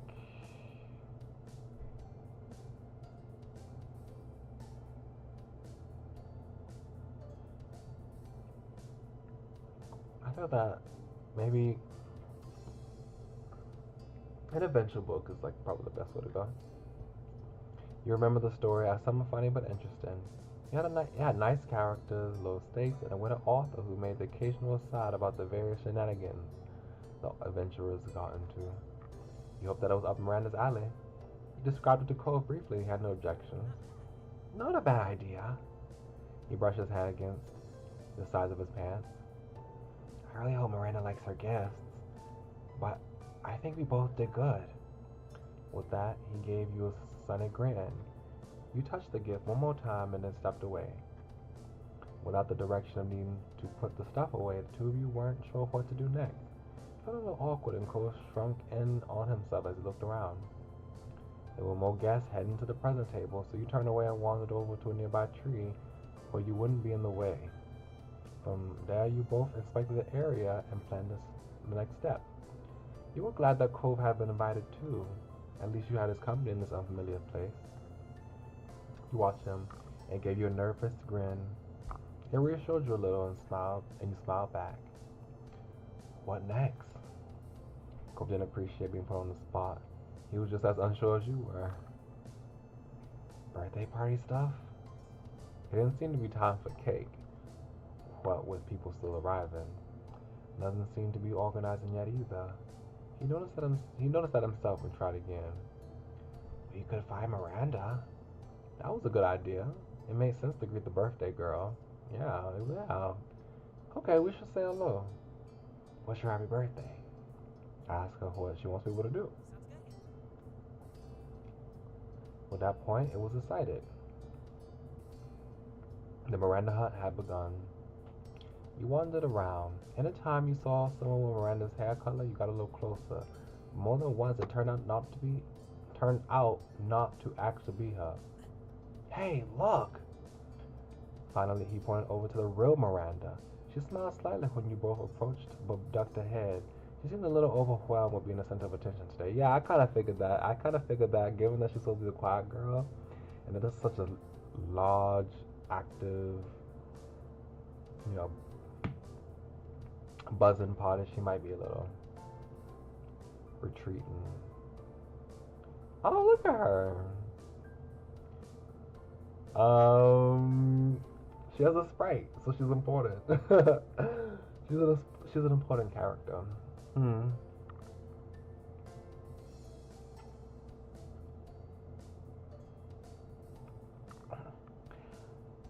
Hi, Cove. Hi, Pascal.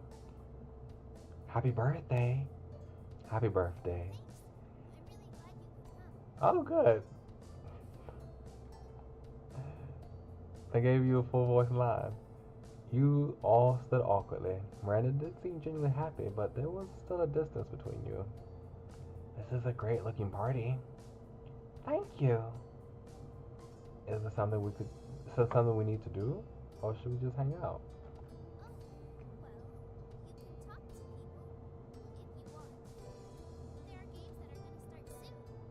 Oh, all her lines are voiced. Okay, never mind. That's not true. And the bounce house should open up later, if you feel like jumping. Then after that, it's cake and present time. We'll have ice cream too. After that is when people start going home. I hope that's okay with you guys. Cole nodded.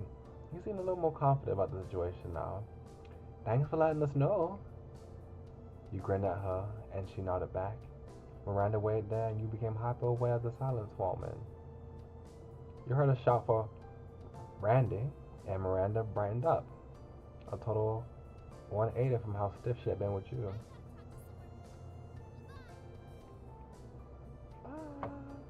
Bye.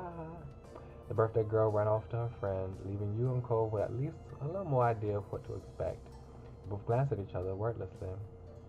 All that was left now was finding something to fill the time until the activities began.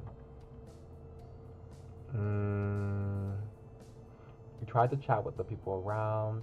You just talked with Cove. You found a quiet spot to sit. You stood around where you were. Let's talk. You started talking about how you felt about this kind of birthday party and what you wanted to do for your next party.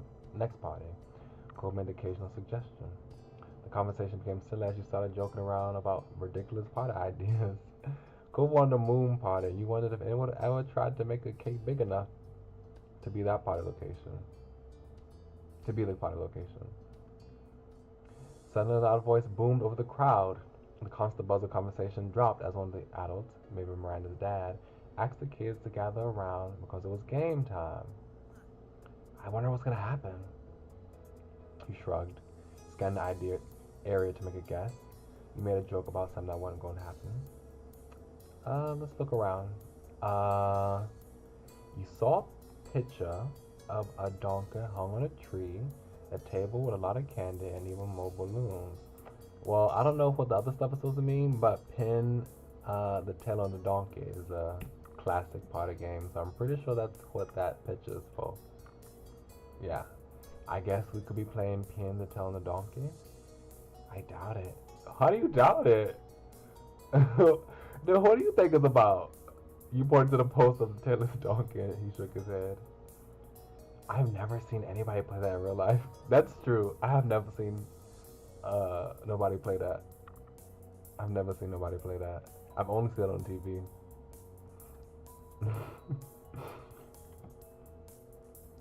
The adult announced that the children under 10 had the first turn on the bounce house.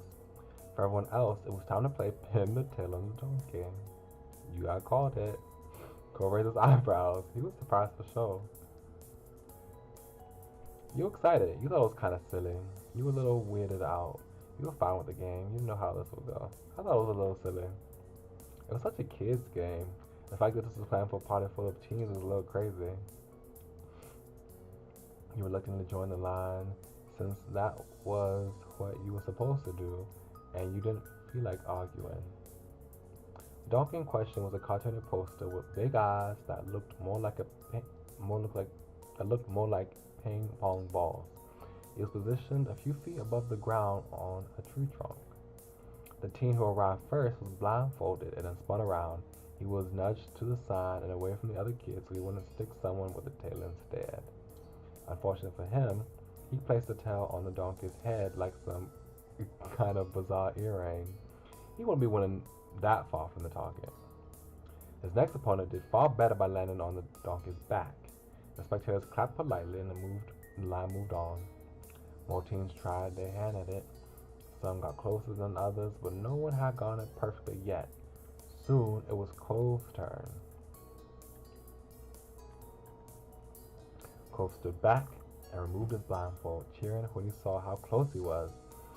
He turned his head over his shoulder and grinned at you. Your turn. You took your turn. With the blindfold on, the bright park became utterly dark. As you were spun around, the sounds around you seemed to get louder. At least you could tell the direction of the bounce house from the shrieks of the younger children. You stopped spinning and stepped forward, tail in hand. It was time to give it a stab. Okay.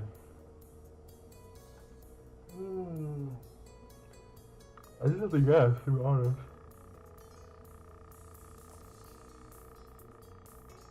You place it directly in front of you, right, left, up, downward.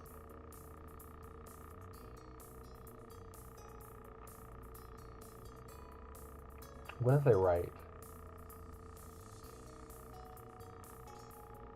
How far away was I? You pressed the tail into the target and stepped back. You took your blindfold off to check your results. There was some more clapping behind the audience. The tail wasn't too far off. Behind you was a particularly enthusiastic ooh, and few people mentioned how close you got. You smiled, looked back at Cove. He was amused. His tail wasn't off by much either, and you couldn't tell which of you was winning. They were just too nearby each other. A few more kids took their turn. One girl managed to somehow pin the tail on the opposite side of the tree. You were pretty sure how to be on purpose, yeah. With the line pretty empty, the game was finally over. The idle running things started to expect the donkey. At this point, the sign was more tails than donkey. After your name was announced, everyone cheered and clapped for you once more. Oh, I won, yay! You came up to the front and the man gave you a handful of candy as a prize for the victory. Thank you. As you shoved candy into your pockets, Cole walked up to you. Congrats on the win. You were humble about it. You felt bashful over winning. You reveled in the win. This is a silly, cute game. You know, I could revel. I am the undefeated pin the tail of the Donkey King. Cole shook his head with a rueful smile. There's only been one game. There only needed to be one game. Uh-huh. You offered to share some candy with Cove. Yeah. You want some? His sparkling eyes told you yes. You held out a lollipop and Cove accepted it carefully. It was a mystery flavor, so you had no idea if he liked it or not. He wrapped the treat, and there was a swirl of pale blue and translucent green. Cove gave it a tiny lick. What's it taste like? Your victory? And berries, I think. You both laughed at that and you gave him more candies. An older teen walked up, tall enough to tower over you and Cove. Uh-oh, I'm gonna get bullied. You felt a little intimidated by this stern-faced teenager until she started to speak. Her face was low but friendlier than her tough frown would suggest. What is a party favor?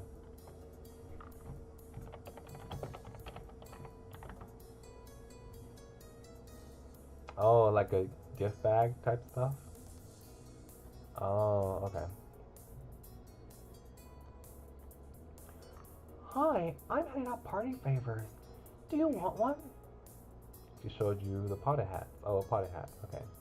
She insisted they were the key to a true party mood. She had two options. Either a colorful headband with two tiny party hats arranged almost like ears, or a tiara with a star on it. They're both very festive. No thanks. You knew the teen hadn't actually glared at him. Her default facial expression just seemed to grim.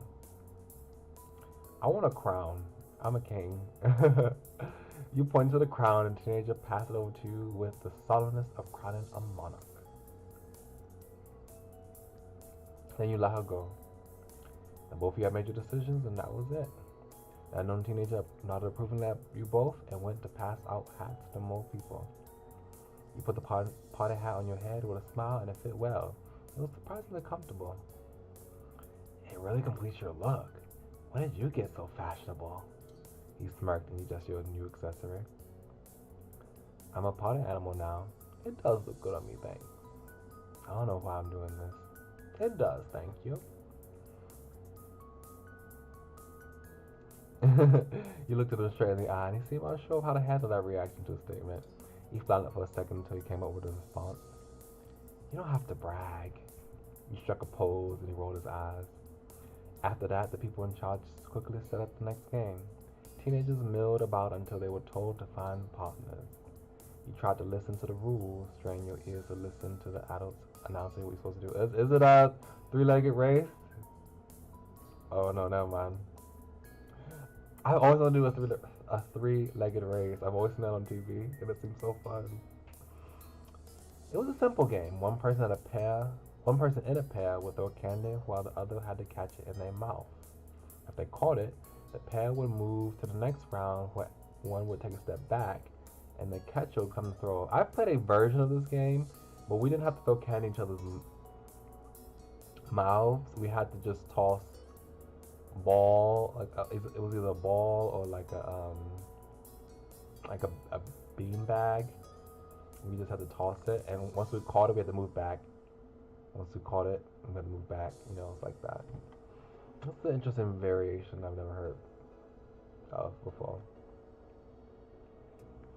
The game will continue. Players getting further and further until one set of partners with only one left standing, or everyone lost and one in a round. About half of the guests had already found partners. They moved fast. Notice Cole had his eyes on you. Can we be partners? Neither of you are all that familiar with anyone else here. It'll be safe choice to pair up. You agreed to be Cole's partner. Let's do a partner. Cool. He beamed at you and you started wondering about your respective candy catching capabilities. Two rows of players facing each other formed. Cove tilted his head towards them and you started to head over. You both lined up directly in front of each other. It took a while to pass out the candy. You were handed a small bag of gummies that smelled strongly fruity. You notice Cove took it upon himself to do a taste test of the red one across from you. Red is always the best flavor. It is. They're not bad. You try one for yourself. You're grabbing a purple gummy. It was sweet. You guessed it was supposed to be grape flavor, but it was mostly just really sugary. And it was time to begin. Cole's roll was set to throw first.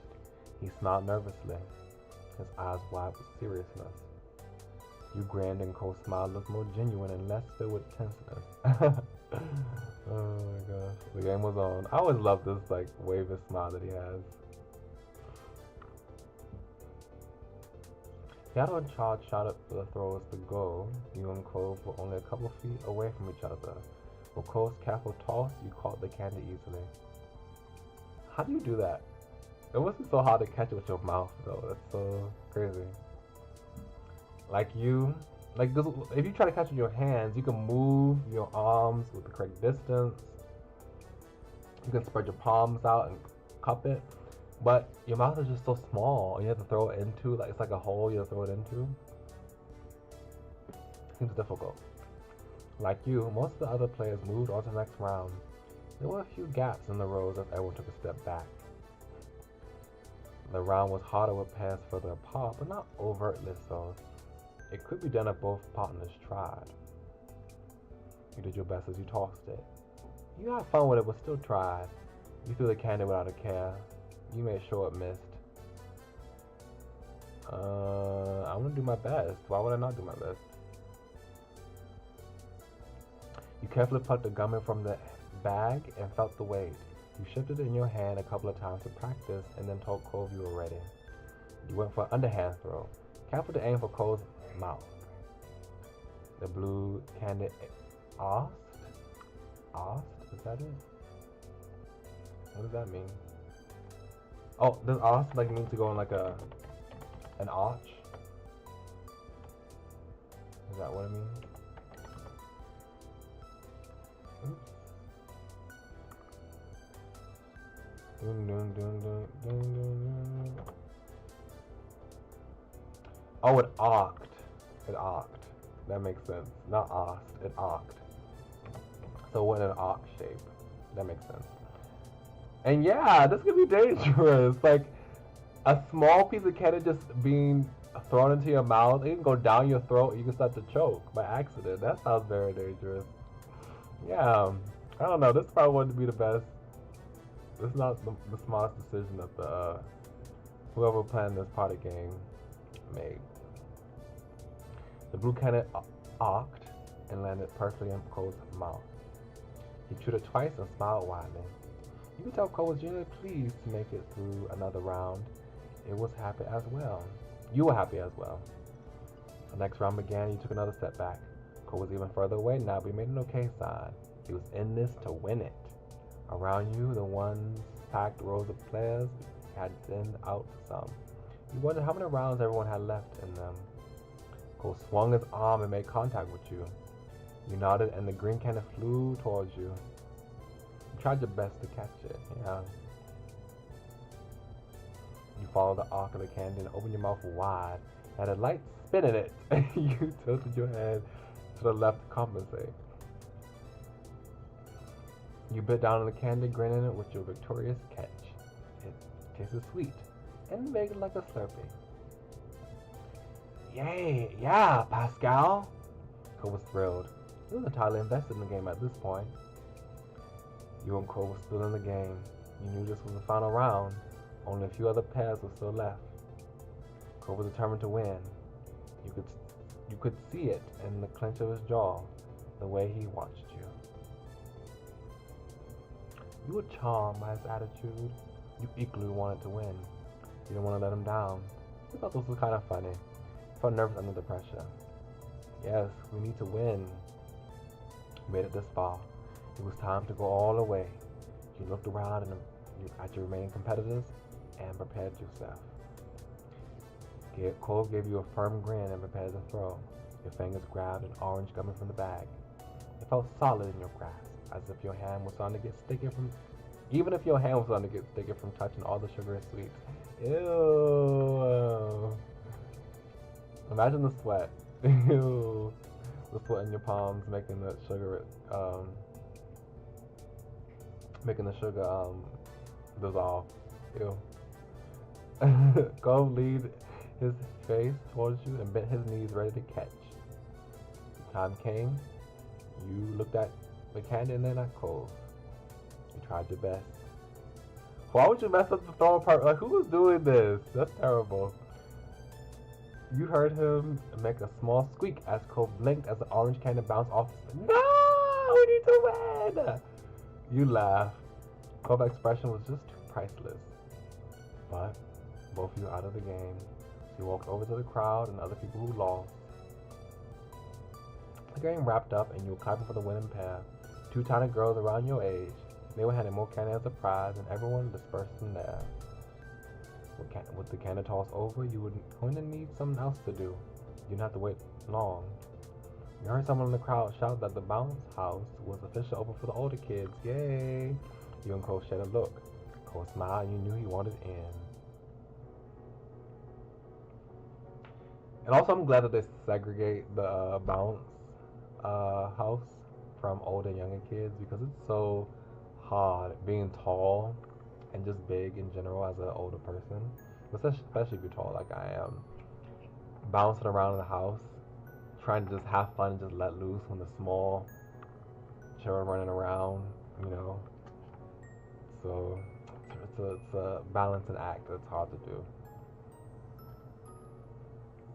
You both ran over to the bouncy castle and kicked your shoes off. You crawled into the inflated castle with Cole hot on your heels. There were a couple of other teams inside already. You started to get a feel for the bouncing. Cole hopped from the middle to the side and back. Just after you landed from a particular high jump, someone else snuck in. It was the birthday girl herself. Hey, Miranda. Hello.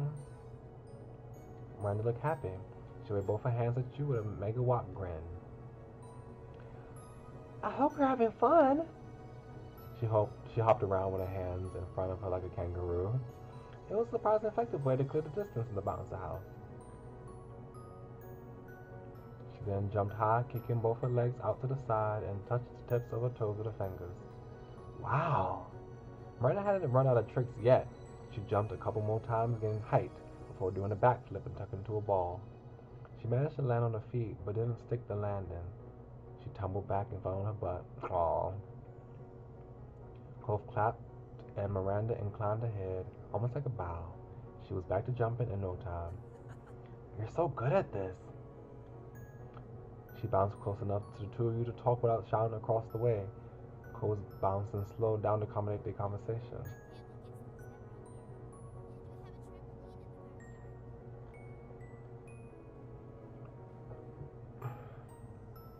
You're so lucky, Miranda. That's so cool. I want to do flips too. Down and along to the conversation, you caught to the stunts. You're so lucky. Miranda giggled a bit and then her eyes sparkled. Hey. Hey. I can launch someone if you want. I can jump in front of you and then bounce, and then your bounce will go higher. Okay, launch me. Sure. Miranda leaped over to you, her excitement clear on her face. Cove watched with interest. She explained more clearly how this was supposed to work. You got ready to bounce on her cue. 3, 2, 1. The moment she came down, you jumped high. The force of her, just as she had said, helped you launch up. It brushed past your face, and then you were coming back down. Your feet hit the bounce house hard enough to launch Miranda up a little as well. She giggled. Some more, and the two of you took turns bouncing each other up. Cove clapped to offer suggestions, but it was becoming clear that he wanted to turn too. Miranda invited him to join and tried to synchronize your bounces to launch Cove up super high. The first time resulted in everyone crashing down into a pile of laughs. By the fifth attempt, Cove managed to catch some serious airtime. Whoa! You all had fun bouncing around. You twirled, Miranda did stunts, and Cove futilely tried to touch the highest tip of the castle ceiling. You and Cove chatted to Miranda more than you ever had at school. She was truly the queen of this bouncer castle. Whenever someone did something cool, everyone would cheer. If you fell, the others would help you up. Eventually, more people wanted to take turns at the bouncer house, so you and Cove left. As you slipped on your shoes, you saw Miranda get drawn into a conversation with a group of adults. She would be talking to them for a while. You and Cove decided to take a break and hydrate. You went to the potted table and grabbed some ice water. Cove handed you a potted noisemaker he had picked up from the same table. He blew on his and it made a funny sound when it unrolled. I love those. Those are so fun. Cove downed his drink in a couple of gulps. You've gotten pretty into bouncing after all. Oh, look at that! It's cute. You were sipping on the water when Cove blew on the noisemaker again. Then again. And again. It was almost a tune. You didn't recognize any particular melody, but a noisemaker also in an instrument. The noise cut through the hum of the other party guests, loud and noticeable. You asked Cove to stop. You started blowing on your own noisemaker. You blew your noisemaker back at Cove. You'll be so close to antics. Let's blow it back at him. You blew hard enough to unfurl the paper completely straight. It jutted towards Cove, almost tapping his chin. Cove wasn't gonna let that stand. He retaliated and blew his back at you. It nearly touched your nose. It was a game now. Both of you tried to land a light hit on the other. Cove managed. Oh wait, it said that the stream disconnected. Okay, never mind. Okay, the stream's okay. Good. Someone vaguely similar shouted, and you snapped your head to the side. Cove's noisemaker dropped from his mouth. Cove, please. The speaker stepped, not Cove, Jeremy. Yep, Jeremy, yep. The speaker stepped up, and there was no doubt. It was Jeremy, that mean boy you met at the start of the summer. You groaned at the sight of him. Oh, hey, it's Bowl Cut Kid. You felt very uncomfortable and didn't know what to do. You instantly got angry at his presence. You tried to ignore Jeremy being there.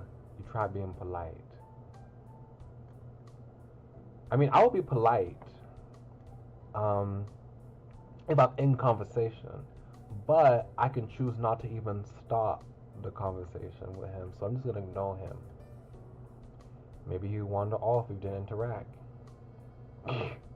Look at him. Look at him just with his arms folded like that. Why are you here? Cole's tone was defensive. You watched Jeremy's face turn slack as if Cole's question was the idiocy above all idiocies. So are Miranda and Jeremy family? Didn't I already explain this? He hadn't, so both you and Cole already exchanged a look. Do you have memory loss, or are you really that stupid? Seriously. I didn't walk here. My parents brought me. Apparently, I couldn't just stay inside like I wanted. No, they insisted that I get out, enjoy the day, and have fun on vacation. Blah, blah, blah. He instead enjoyed the day and have fun on vacation. Like some people would say, scrub the entire bathroom or listen to an off-key singer for 10 hours. Oh my gosh. They found a park.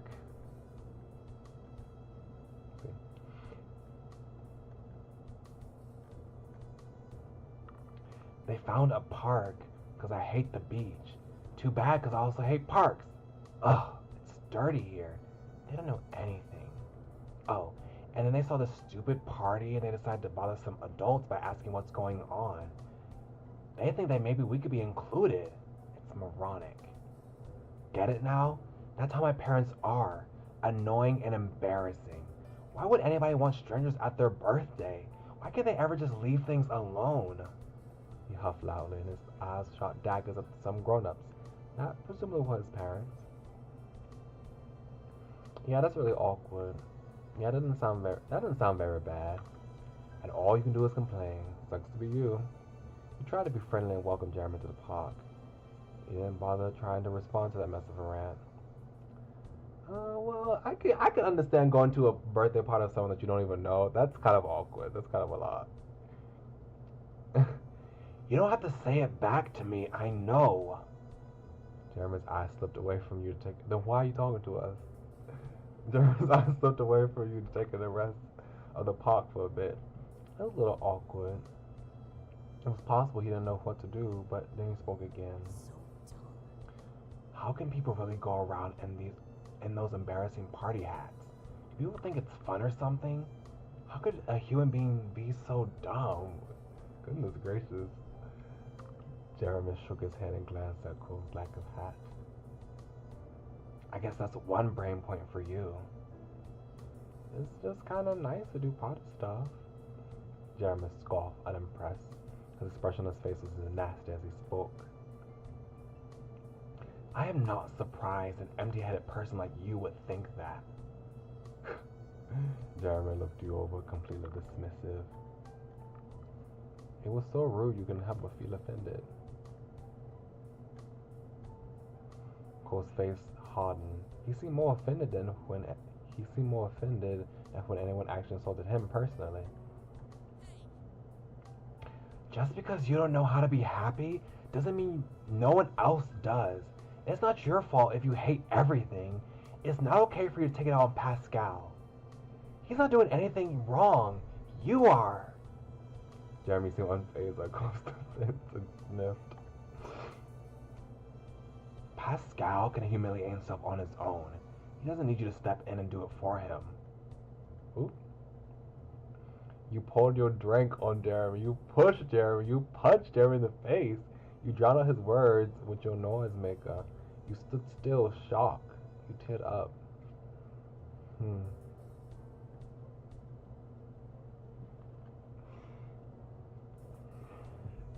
I've never gotten into a fight with nobody. So I wouldn't try to do any physical retaliation, but also not in this age of my life where I would just cry openly in front of other people, especially people that are trying to bully me. I'll probably cry in private, but not in front of nobody else. So I'll stand shocked. You know what to do. You are utterly stunned at this behavior. Jeremy raised an eyebrow and grimaced. How are you going to handle the real world? How are you going to handle the real world, to be honest? Oh my gosh, I don't know why I'm like 13. I mean, we know teenagers use profanity. That's, that's not. But this is like the first time I've seen this in this game, though. That's why it's kind of a shock. But no, I don't I don't swear, so that's not something I would say.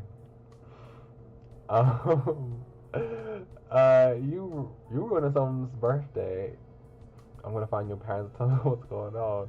Don't say anything like that ever again. You laughed at his reaction, you said nothing. That caught me off guard though. Like, I don't think we've seen that in this game yet. Such language. I'm not gonna be a tattletale.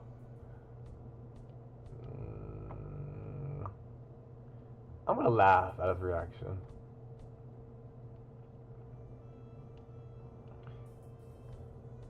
Is that laughing in a mocking way or laughing in a like an actual, like you're actually amused by that? You agree with that way?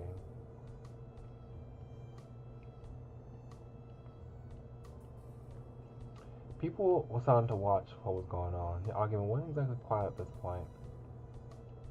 Why don't you just leave us if we're so awful? Gemma glared even more and huffed. Oh, okay. Talking to you is pointless, dumbasses. Okay, you have to use such language with us. He stalked off like the last time you saw him, muttering under his breath. Cole sighed in relief after Jeremy was gone. He relaxed, but only after a moment. He noticed just how much attention you drawn from the other guests. Luckily, it hadn't been on long enough to get a real crowd. A concerned adult in a blue button-up shirt approached you and asked who that was and if everyone was alright. I'm fine, Cole looked at you cautiously, asking just as much as the adult if you were okay. Everything's fine now. You don't have to worry about us. The concerned adult lingered for a few seconds but nodded and left you alone. The Jeremy fiasco was officially over. Cole rubbed his eyes, clearly ready to put all that nonsense behind him, and he started laughing. It was a surprised laugh, breaking out of his chest without an actual joy. He was nervous and disbelieving in all the complex emotions brought about by one meeting with Jeremy. I can't believe it. He spoke in fits and starts. How could Jeremy be like that? He shouted at us. He barely knows us. And it was at a birthday party for someone he's never met. You agreed Jeremy is totally nuts. You wish that you had done something more. You hoped that you would never see him again. You weren't sure how to feel. You were just happy that Jeremy was gone. You felt sad that he was so mean. Just happy that he's gone. Hopefully he stays away. Cole seemed to think about his next words carefully before he spoke. I don't think it matters what we do around him. Jeremy's just gonna yell no matter what. We shouldn't worry about it. Do you want to tell your moms about Jeremy, I mean? He always picks a fight. Maybe they know how to handle someone like him. Thanks for asking. You want to keep this between you and Cove. But let's not. I don't think it'll help. Finally, you bent over to pick up the noisemaker. Cove dropped when Jeremy appeared. It might be too dirty to use now, but you didn't want to leave it there. He accepted it softly when you offered the little favor back to him. Thanks, Pascal. I like how we can be there for each other. It makes me feel better about that kind of stuff when it happens. Yeah. No, yeah. Cole suggested that you should find a seat at one of the tables. It was almost cake time and you wanted to be prepared. It was a good reminder that the party wasn't over yet. There's a free table there. Let's get ready for some cake. You and Cole tried to settle down after the last event, took seats across from one another at one of the park tables. There were a few attempts to chat, but for the most part, you simply watched the adults run around to settle the cake cutting. There was a minor panic when who you assumed was Miranda's dad apparently forgot to light up for the candles. Yet another man went through and started asking the other adults for matches or lighters. They weren't having any luck until the grim-faced teenager who had been passing out party hats put a green lighter out of the ice cream cooler. Why the lighter was put in the cooler remained a mystery, but with that party hat girls find it was time to get things going again. Miranda sat at the head of the longest table. A large chocolate cake was set in front of her. She lit all 14 candles with a cool lighter with a smile. Adults started singing happy birthday and the rest of the guests joined in. At the end of the song, Miranda blew out the candles with a dedicated huff. She closed her eyes and you saw her silently move her mouth to say something. Maybe it was a birthday wish. Miranda cut her own slice, and then one of the gardeners took over cutting the cake. Another adult passed around plates of cake slices with a scoop of vanilla ice cream to the guests. Eventually the cake got around to you and Cove. I love cake and ice cream, it's so good. Cove was pleased with the treat in general. The cake looked rich and moist. It smelled quite chocolatey. I want both the cake and ice cream. I took a bit of ice cream. The vanilla wasn't bad, but it was a little bland. The chocolate cake, however, was a rich flavor. Cove then took his fork and started mashing up some of his cake. I mean, like, it's perfect having like a bland, like a blank slate of a ice cream flavor to eat with your chocolate ice cream. It's a nice compliment. When the cake resembled a pile of crumbled chunks, he started mixing it up into the ice cream. The melted parts of the ice cream made a kind of chocolate cake too. Interesting, go, but you do you. I ain't gonna judge you. You raised your eyebrow. You told him you do the same thing. You thought it looked gross. I've never done that, but I want to now. You didn't react. I'll raise an eyebrow, like, son, that's so interesting. You were puzzled at what he was doing. Cole paid no mind. Vanilla ice cream is not good by itself. I'm gonna eat it with the cake either way, so why not put them together now? I personally think that vanilla ice cream is one of the best flavors of ice cream. It's my second most favorite flavor of ice cream. First is cookies and cream, which is basically vanilla ice cream with cookie bits added to it, you know. But then it's vanilla, and then it's chocolate. Chocolate's my third favorite after vanilla. I don't know, vanilla is just, it's a classic. Chocolate ice cream is usually, I don't know. Chocolate ice cream, chocolate cake tastes different to me. I feel like the chocolate that's in ice cream is not as good as the chocolate that's like in cake or stuff like that. I don't know. I don't know how to explain it. But I like vanilla more than chocolate. I like vanilla ice cream more than chocolate ice cream. Things like ice cream cakes exist. Putting stuff together is normal. I have tried an ice cream cake once. It was for a birthday party with one of my family, and they had an ice cream cake. It was like an Oreo ice cream cake. So it was like cookies and cream, and it was real good. I want to try it again. That was nice. Cove contentedly chowed down on his concoction. One advantage to his mix was that the ice cream seemed to catch most of the crumbs that would usually fall from eating the cake. Like some of the kids around him, Cove's shirt remained clean. You started eating your dessert in earnest. You enjoyed yourself plenty. Cove suddenly put his fork down on the plate and stared up to the sky with a faraway expression. You checked, but didn't see anything attention-grabbing. This ice cream's better than the one in the cups, you know, with the little wooden spoons. But I still kinda want that instead. Me too. There's some nostalgic. It's just like a nice, something like nostalgic, homey, comforting. Just about eating a little ice cream with a little wooden spoon to scrape out, like you get the pock. Maybe it's just the memories associated with those cups rather than the flavor itself. You remember what Kaya was talking about? Oh yeah, like the ones handed out at the barbecue before the fireworks happened.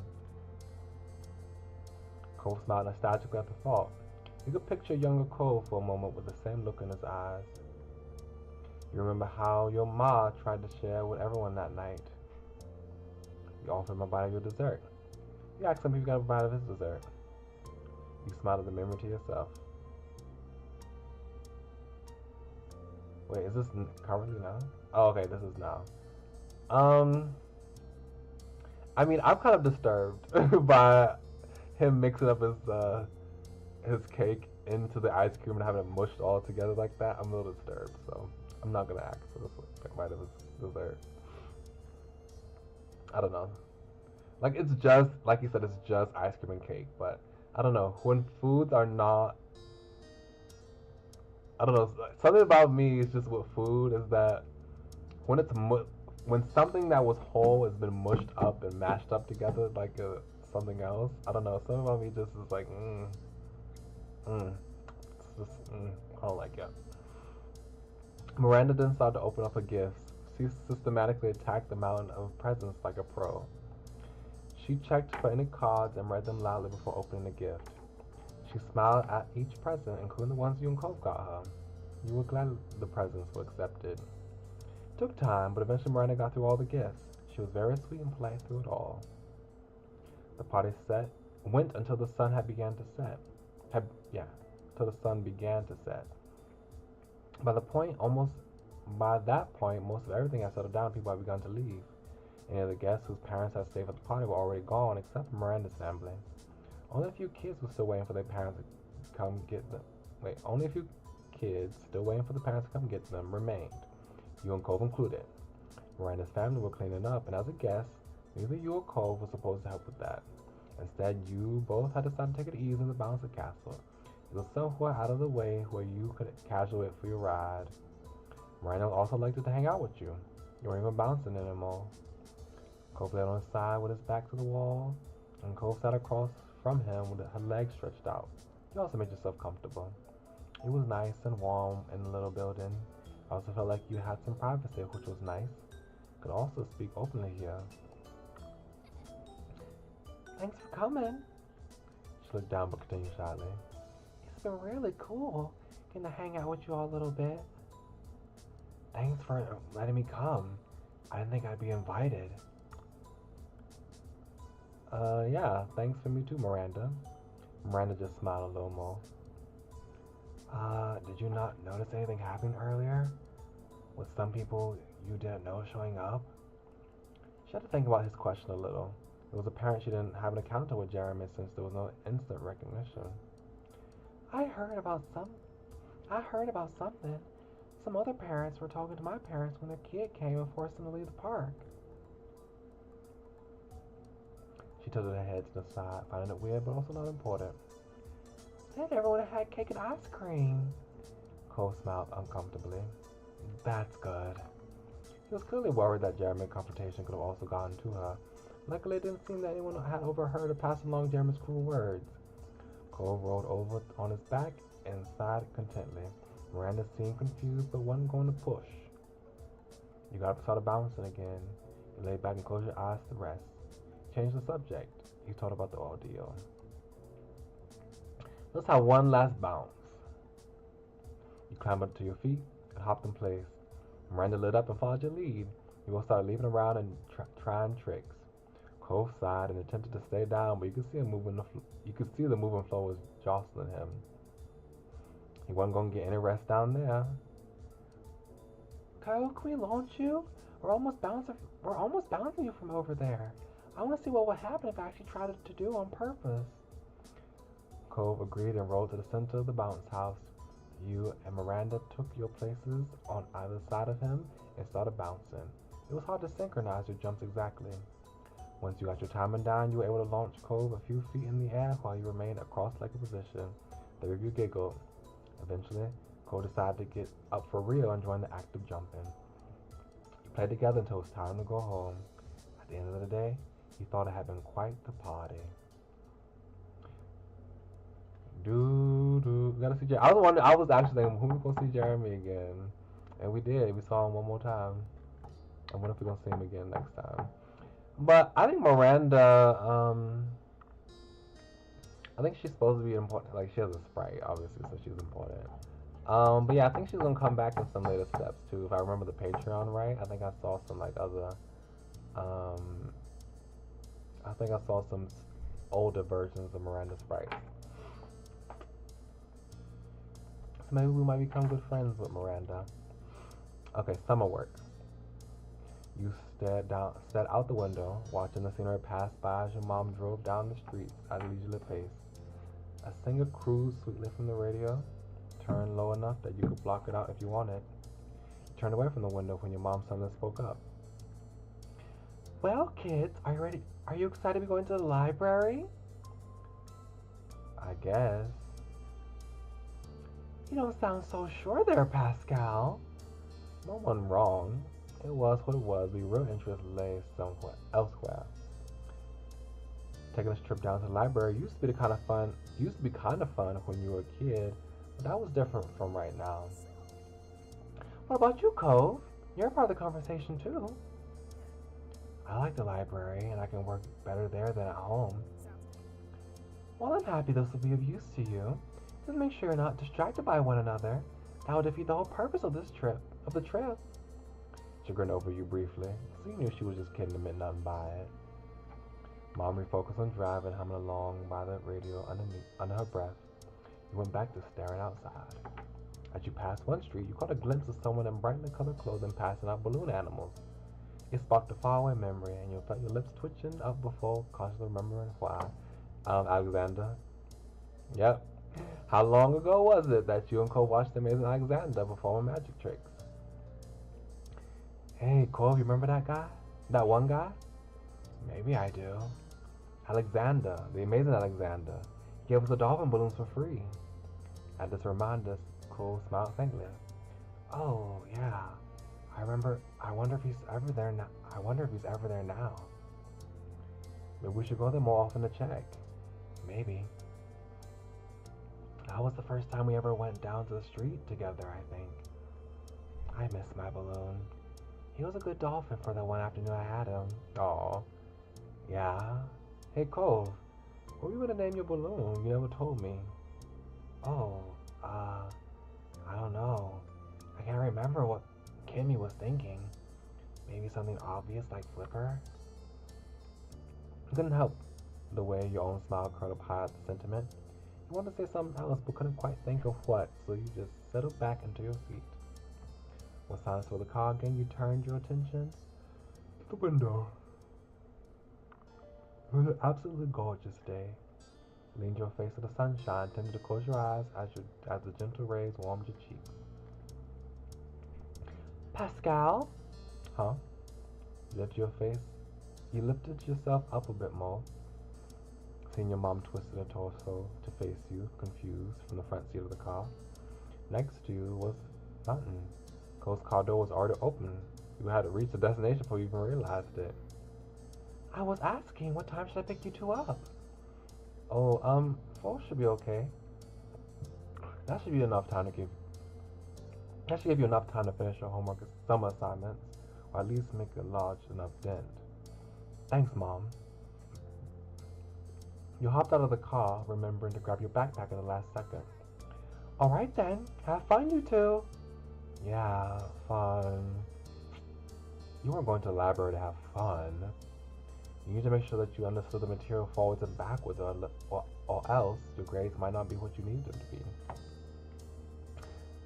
I never studied, so I would just like, okay, when school starts, and when we have a test, and have quizzes, whatever I picked up from doing homework and or listening to lessons is what I picked up.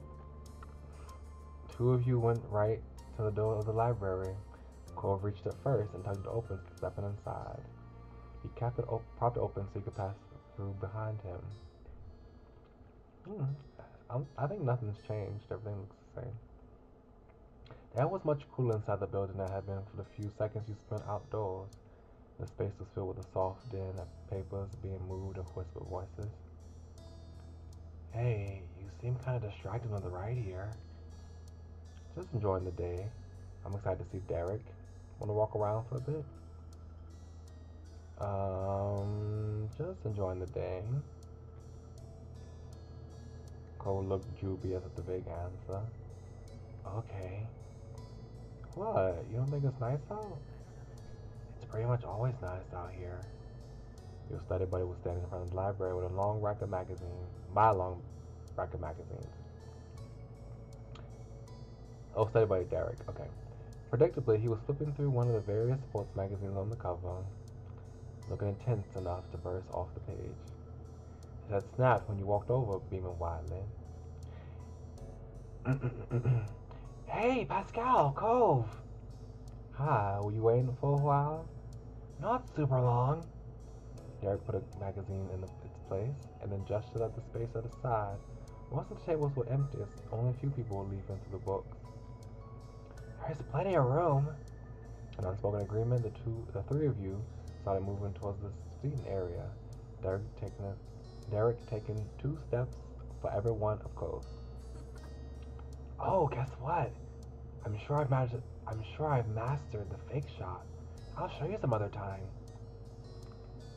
Derek looked over to gauge the level of interest. Do you know it? Oh, soccer's not really for me. I thought this was supposed to be football, like um, American football. I thought that was what that jersey was supposed to be, but it's supposed to be soccer. I thought soccer people. What does the soccer uniform look like? I thought soccer uniforms um, were white. Or was that like a coach? That's a coach uniform. Never mind. That's what I'm thinking about. Yeah, coaches wear those uniforms I'm thinking about. Never mind. I mean, I guess all sports jerseys look the same. But I thought he was an American football fan. How does it go? Derek's eyes flashed with excitement as he explained. Well, you move the ball like you're gonna go one way. Then, he demonstrated by running a few steps ahead, showing off some fancy footwork. You do it like this, and so it does look like that. You laughed, bobbing your head at his attempt to get the trigger cross with no ball. Shh. If you looked over to the checkout desk, the librarian stood behind it and was wearing a deep frown. You were apologetic. You mouthed sorry, and she sighed before turning back to the book she was reading. Derek scratched his cheek, choosing not to let it derail things. So, what were you guys working on? What weren't you working on? There were some things that you got to start with. You still had yet to start a single assignment. That would be me, actually. This is true. I would be doing my summer homework very late. Not that you hadn't tried, it just took a lot of time for you to understand what was being asked. Well, that's not me, actually.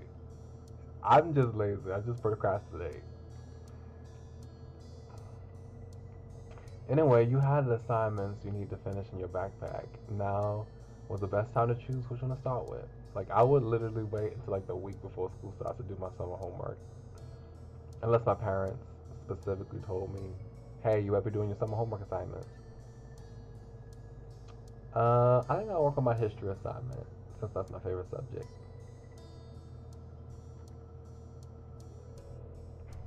We have to do this timeline thing. Made sense to work on that while you were here, since you probably, oh yeah, perfect too, yeah. Since you probably need to consult the reference books. There's some stuff, I hate that too. Summer reading, I hate summer reading. I'll give back all the memories from high school, from middle school too. I hate that. Summer reading, they make you read a book that you have no interest in, and you have to, and a lot of the time, when you would go back to school, when the school would start, they would never reference that book ever again. They would only reference it for the summer reading, and then when you went to school, most of the teachers never referenced it. They never did any assignments on it. They never used it in their teaching. They never had any, like, why do we read it? You know, if no one's going to do anything with it. I did have one teacher who was known to be a strict teacher. She did expect us to read the summer homework assignment, to read the summer reading, and a lot of people did not do it, so a lot of people got a F for the first grade in their grade book, which was very embarrassing. I think I was one of those people. I don't remember. This is summer reading too. I have to go through an assigned book, but I'm gonna have to do that later since it doesn't need any extra references or anything. I've already finished the reading. Oh? It's not that long. It was way more interesting than last year's book. Good to know. What about you two? I've got a few worksheets. They look pretty easy. My school gave us 3 books to read. Can't we just stick with just one? Yes. Like, why give us 3 books? I usually had 2 books to read for summer reading at my high school. I'm also doing that timeline. Oh, look at this. Nice. You all found a table close to the tall bookshelves and set up camp. Oops.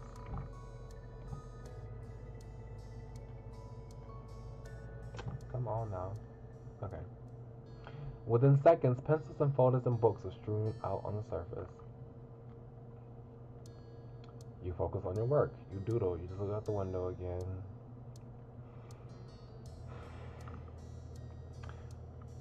I would probably be the person to start working, and then once I'm like, oh, this is too much, I'll probably start doodling after that.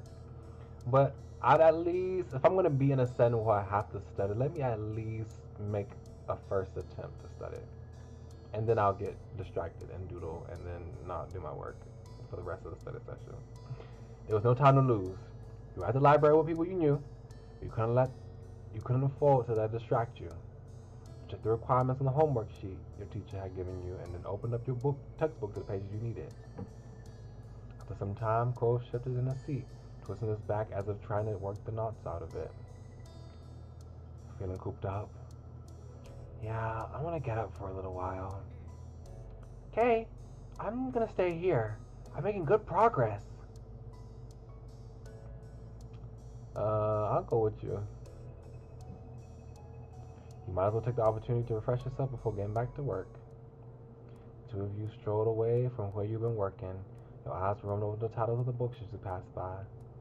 Some were dull, some were intriguing, and the others were just strange. But you didn't spot anything that made you pause and pick it up. Looking for something? The reading assignment is more than enough. Always. No, but some might catch my eye. Yeah.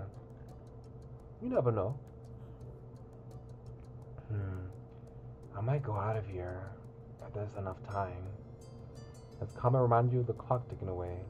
Even after you finish your work for the summer, the countdown to the new school year will still be on track. Before you know it, we'll be back in class. Yeah, and we just got out and it's almost here again. Are you looking forward to going back? I'll give you a wry smile. No, I still never want summer to end. He wistfully let his gaze go distant. He wrapped his arms around himself. You weren't sure if his longing was for the beach, for the concept of summer itself. Summer means you can do whatever you want. Yes. I like learning stuff, but the way school does it, yes. I want to grow up already. Yes, Cove. Yes, this is me. Me. Like, yes, I love learning stuff, but I'm tired of being forced to go to class for like how many hours a day? 8 hours a day. Stuck with homework every single day of the week after class. You know, being pressured of passing or failing with grades, and you know, worried about whether I'll be able to get into a college with, you know, if I ever mess up and get a bad grade. You know, that was so stressful and frustrating that I did not like going to grade school. Cole didn't feel safe knowing if it was others who really determined what his life was like. Oh, Cole didn't feel safe knowing it was others who really determined what his life was like. Exactly. You understood that much. But there are some things that are alright, like seeing our classmates and teachers again. He perked up on his own words. Maybe we'll even be in the same classes this year. I like that. A smile spread across his face, crinkling his eyes. So what about you? Do you want to go back to school already? I don't want summer to end either. It made you stressed just thinking about it, yes. Cove nodded, obviously getting where you were coming from. There's really no way getting away from the topic of school right now. It prompted you to think back to the classes you were in. You pursed your lips. History class is the one you're looking forward to, yes. I'm always looking forward to history. There was so much out there to learn when it comes to the past. It would take ages to know everything. I wanted to enroll in art class. Yes, that's something I did want to do, but I never got to do. Well, not never, but my mandatory classes ended up pushing out my drawing class. So I never had a drawing class in high school except for like the first few weeks, which is very unfortunate. It wasn't mandatory at your school, but you definitely hoped to participate. And that was all. Each lost in your own thoughts, you continued to stroll through the library for a little while longer until Cole caught your attention again. We should probably head back. Yeah, let's go. Before you could take a step back, Cole cleared his throat, avoiding your gaze. Thanks for listening before. Don't make a habit. Don't make a habit out of it. Who is saying this to Cole? Oh my gosh. Anytime. It's cool. You're welcome. Anytime. Cole smiled, his cheeks pink. You jerked your head towards where Derek had been left standing. Like, who is being mean? I don't know who is being mean. There must be someone out here playing this game that's just mean. Time to get back to work. Cove and you have rejoined Derek and settled back in as quietly as you could manage. Work continued as normal from now. The sound of shuffling dragged you out of your head. You looked up, surprised to see Derek packing up. You done? Derek casually shrugged, but you could tell he felt proud to be the first finish. Uh-huh. Told you it wasn't anything hard. Wish mine was that easy. What are you gonna do now? Yeah, what are you gonna do now? He wondered how Derek was going to spend his newfound freedom. I could look over what you're doing. Maybe I got some tips that'll help. That'd be great, thanks. No thanks. You nodded your head yes. You shook your head no. That'd be great, thanks. I gotcha. I gotcha. I like that voice line. I gotcha. With a smile, Derek leaned over your part of the table. He took some time to get a gist and point you in the right direction before turning it back over to you. Derek leaned on the back of his feet. Okay, I'm gonna look around while you guys finish. See you. Bye. See you. Later on, Cole shifted in his seat, closing his book as he looked over the notes he had been taking. Glancing away, you contemplated what you had done thus far, too. You have finished everything. You have finished most of the assignments. You say you about halfway. You still have a long way to go. I mean, I'd probably say I'm halfway done. Given the fact that I, took a long break and everything. I'll say halfway. You weren't exactly pleased to not be further ahead. Still, it was doing it right was more important than doing it fast. Next time, you really have to focus on what you had left. Derek's advice made it easy in the end. Are you about ready? It's almost 4. Yeah, I think so. Come on. And both of you gathered up your books, and after returning the ones you used for reference to the proper shelves, set off to find whoever Derek had wandered off to.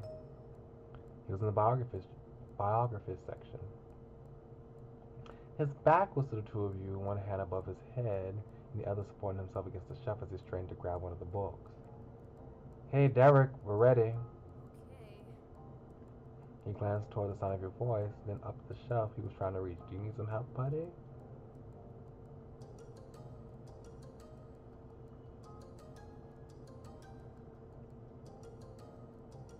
You followed his gaze and took the book off the shelf for him. Here you go. You held the book out for him. He just stared up at you speechless until he eventually accepted the book from your hand and squeaked out a small reply with flushed cheeks. Thanks. I feel like if I asked him, he would not let me help, so I just did it for him. There you go. It's so cute. Look at him. Then the three of you moved to the front of the library to wait for your rides. You stood close to the window and let out a content sigh, feeling the rays warm you from the slightly chilly library interior. I wish our assignments were more exciting, you said into space. Got any plans after this? I'm set into space. I'm a daydreamer sometimes. The change of scenery was refreshing after so long at the same table. You watched the wind tickling the branches on the sycamore tree, making the leaves quiver. Oh, that's my dad's car! Derek lifted a hand to wave, pushing the door open and heading towards the blue pickup truck waiting in the parking lot. Talk to you later. See ya, Pascal. Bye, Cove. You watched Derek jog off before scanning the area for your mom. You got lost in your thoughts.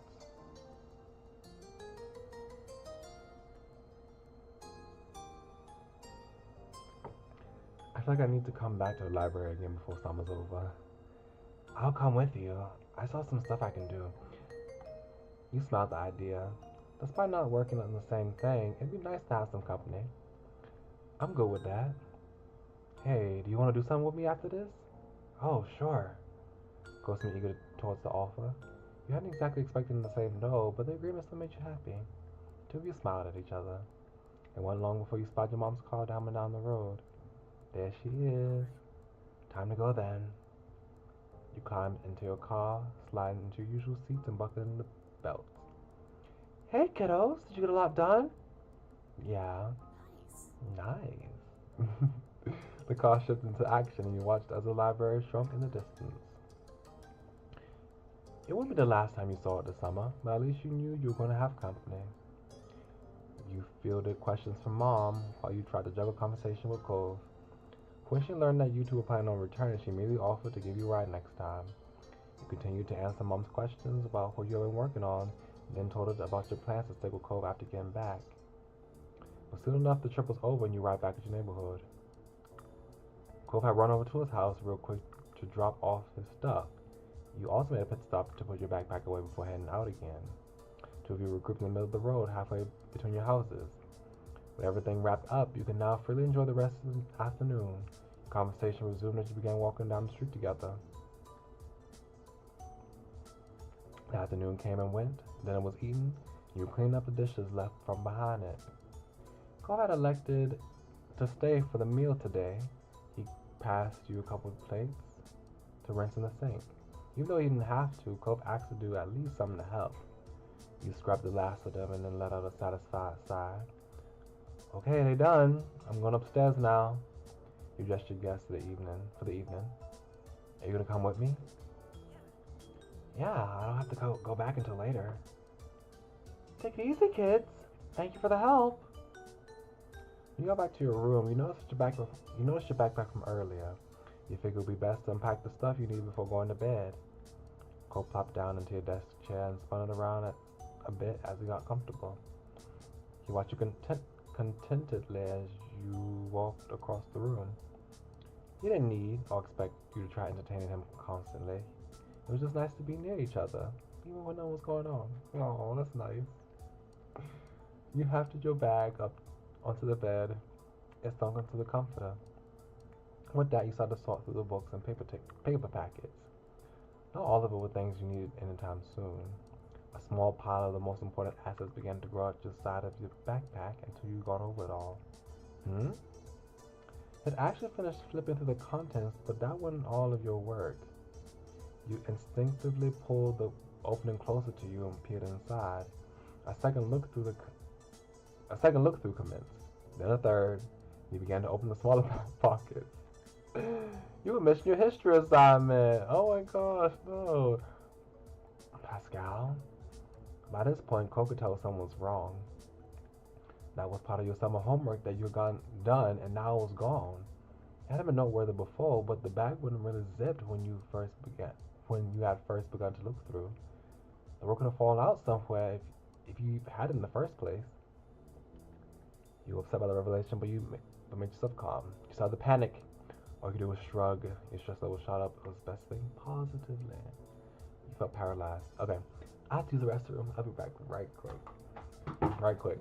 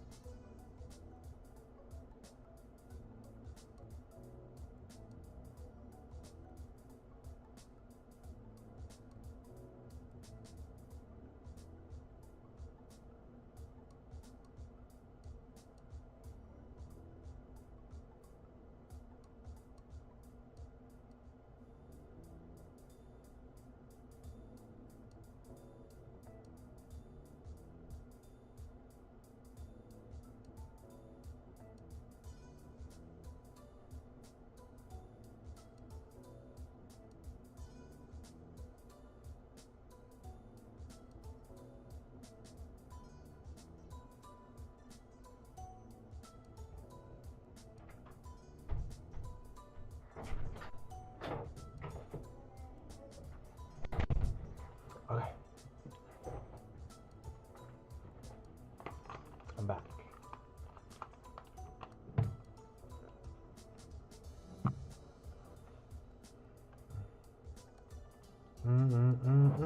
Oops. Okay. So,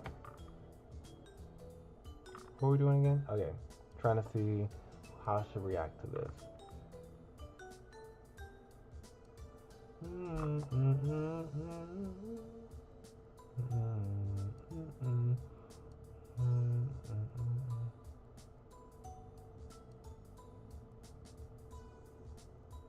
Does panic mean visible?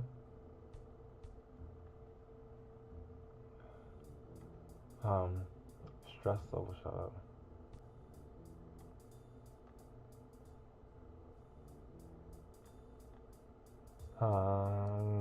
Panic or stress level, shut up.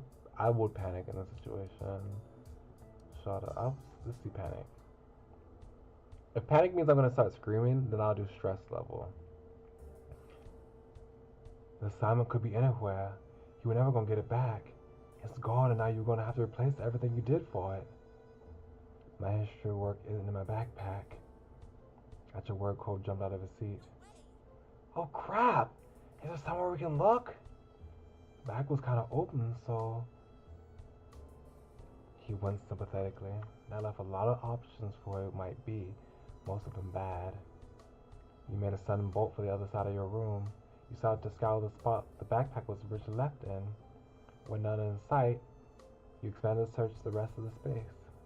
Cove did his best to stay out of your way while keeping an eye open for your missing work.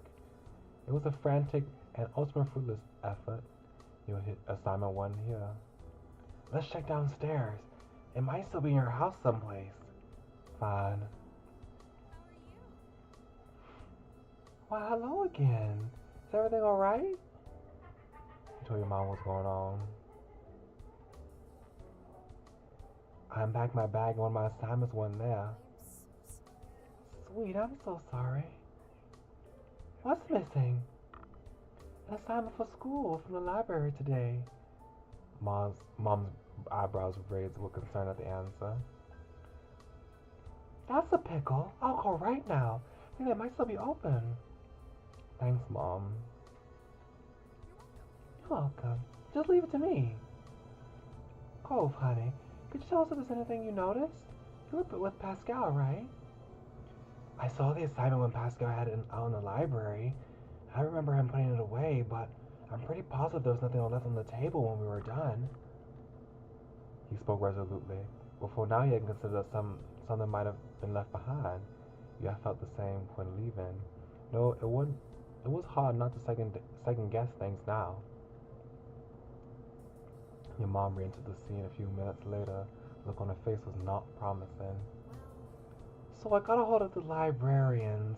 They don't have any papers with your name on them. Not that they could see anyway.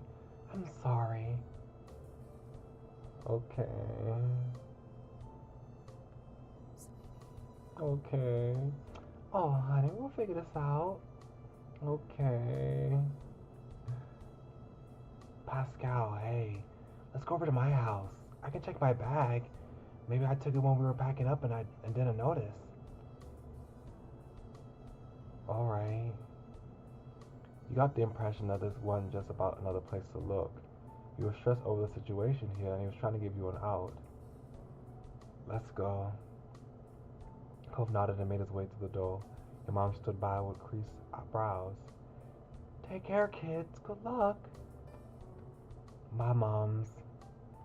You briskly made the trip across the street, and in less than a minute you were going through the threshold of Cole's house. Cole had been in a rush earlier today, too. His backpack was tossed on the couch without a thought. No one had moved it since then.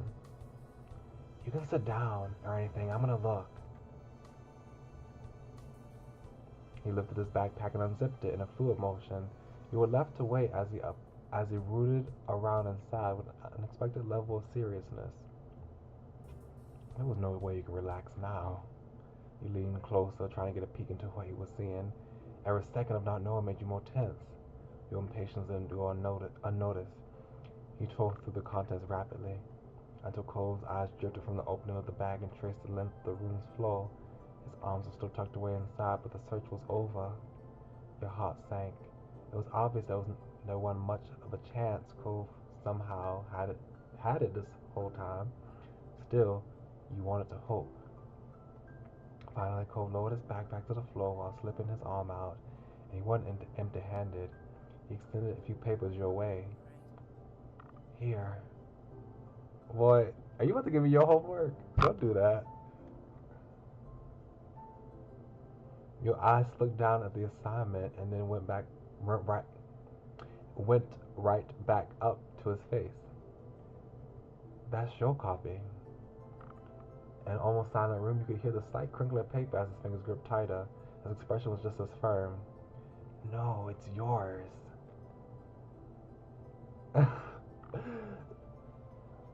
Thank you. Cove, I can't take that from you. I appreciate you want to help, but that's not okay. That's cheating. Are you sure? You could only stare at him. Cove, I can't take that from you. Why not? No. Okay, first of all, besides you, first of all, not having an assignment to turn in, I don't want you to get bad grade, but besides that, teachers will know that the the uh the handwriting is not the same. They will know that that's not I'm not the one who wrote that. They will know that it's not me. They will know that we cheated. So that's not a good look for either of us. That assignment and grades are important to you, and you know, you're important to me, so you flatly dropped the papers at your feet, refusing to meet your eyes. I think I did pretty good with it. The mark shouldn't be bad. That's not gonna work. Sorry, it ain't gonna work. I know what you're trying to do, but it ain't gonna work. You thanked him for what he was trying to do. You hugged him. You insisted you should go through with it. Just thank me. I take it. Okay, no. Yeah, I'm not taking it. Still, that's not how we should deal with this.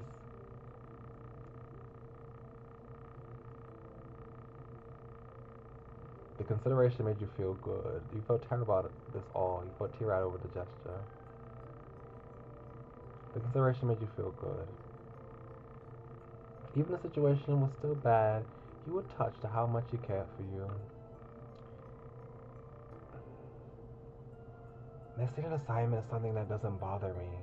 I mean, you know me long enough to see what does upset me. Cove chuckled bashfully. You imagined he was talking about a small stroll down memory lane to all the moments he had been vulnerable with you in the past. Your eyes met, and his face was full of affection. Then the moment was interrupted by a piercing ring of the Holden home phone. You wordlessly stared at one another with raised brows. Cole's mouth formed a tiny frown. Kara appeared from the hall on the far side of the living room, summoned by the noise. Hey, Cove. Hi, Pascal. I didn't know you were here. He strolled on past. Your eyes followed her. Cole's mom answered the call, giving a chipper greeting to whoever was on the other end. A few and later, Kara thanked the person and placed the phone down once more. Pascal, that was your mom. She said your stuff was in the car. Really? That's what I was told. Now I'll just return to the guest room and you can have your privacy. Cole's face recycled from shock to sour as his mom made her escape laughing. He shook the interruption off and focused on you. They've got it. You were so relieved. You were so embarrassed. You couldn't believe it. You could not react. I'm so relieved. I was back. You had your work, and that's all that mattered. They've got it. Cole smiled crookedly and shrugged one shoulder. We should probably head to your house. Your moms don't want to talk to you. Yeah, my parents really care about me. They had kept searching even after you left, and because of that, it all worked out. Cove nodded in agreement. Cove, it means a lot that you stuck with me. Thanks. And he brightened up with sparkling eyes. Anytime, Pascal. Oh, throwing the words back at me. He threw the word right back at me. Anytime. House stepping towards the front. towards the door together, there was a thought in your head that you knew to be true. You were going to be there for one another when it came to the big things and with the small things. Two more. That was sweet. That was a sweet one. Two more, escapade. I wonder how this is going to be. Are we going to run? Are we going to elope together?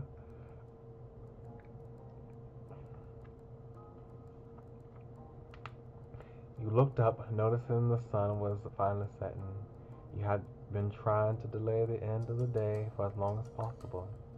The evening breeze tickled your nose as you sat on the front porch, munching on fresh watermelon slices. Ooh, yes.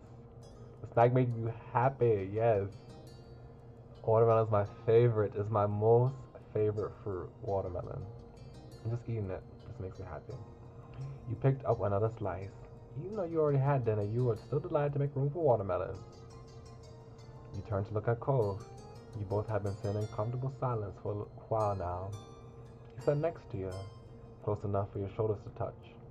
He was happily absorbed in his thoughts and his own slice of watermelon. Chuckling, you watched as his face twisted in discomfort. He had to stop chewing to spit a seed into the bush. You shook your head in disapproval. Ew! You did the same and spat a seed into the bushes. I bet I could spit a seed faster than you. You shook your head in disapproval.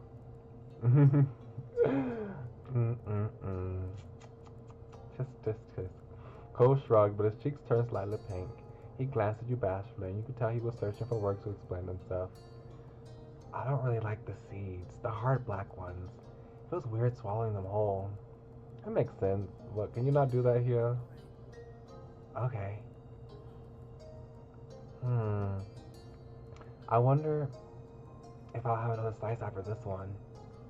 That one's your third one, is your third already. Is that bad? It tastes really good. I would be all like my fifth, sixth. Like, it depends how big the slices are. If I have a slice of watermelon, like if my family buys a watermelon and it's cut up, we usually cut big, thick slices. Like you would cut the whole circle, and like the volume of the circle has a little bit of thickness to it, and I cut that in half. Those are two slices. You know, like we cut them in two slices, but that's a lot of watermelon. If it's talking about like the thin triangle shaped slices of watermelon that they might be talking about, I might eat like 6, 7, 8 of them to compensate, because I usually eat a lot of watermelon. You bumped him with your shoulder, unable to resist. You knocked the most finished slice out of his hand. Oh my God, that's terrible. You smiled at him. No, it's all right. It's definitely bad. You sighed affectionately. No, it's all right. It is a super filling, and there's still a lot left. Why not? All right, and that's all I needed. He picked up a full slice with confidence and looked at you. His smile stretched ear to ear. A little while later, Cole flinched, making a confused sound. He slowly put his current slice down on the plate next to him.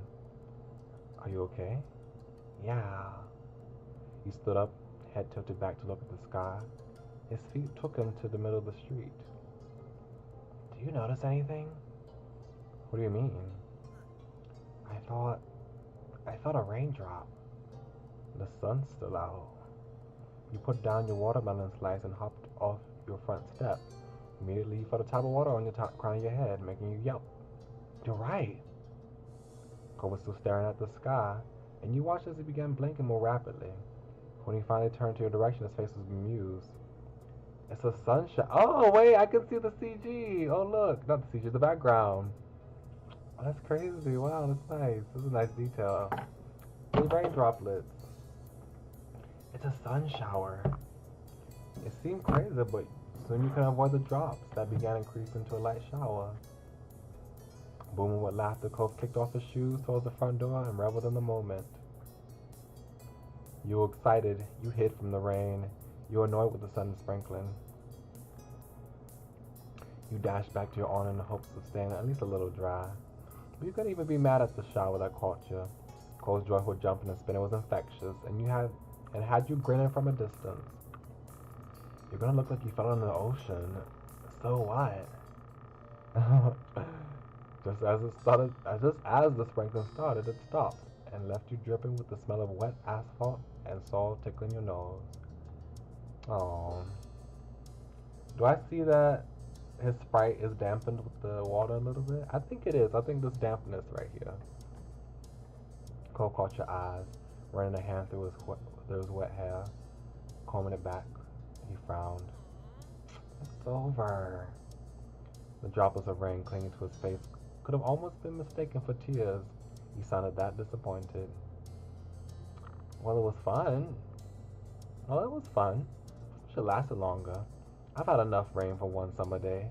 You didn't have anything to say. Well, it was fun. Yeah, it's so cool that it happened. You looked over to your door inside. You knew Ma wasn't going to be happy to see you trailing water into the house. Cole rubbed his arm awkwardly. He must have been thinking the same thing since he watched you sympathetically. You can dry off at my house if you want. My parents don't mind. Thanks, let's do that. You're the sweetest guy I know. I don't want to cause trouble. I'm fine. You're the sweetest guy I know. Thanks. Not a big deal. It is. I could already hear my mom's cries with my wet footsteps being all over the hall. Yeah, it would be bad to put a dampener on the day. He chuckled as a little pun. I didn't even catch it at first. It would be bad to put a little dampener on the day. He chuckled at his little pun. Cole let you inside and you stay close to him. We have a lot of spare towels. I've just got to dig them out of the hall closet. What should I do? I think I'm gonna need to borrow some clothes from you too. What should I do? Thanks for doing this. Yeah, what should I do?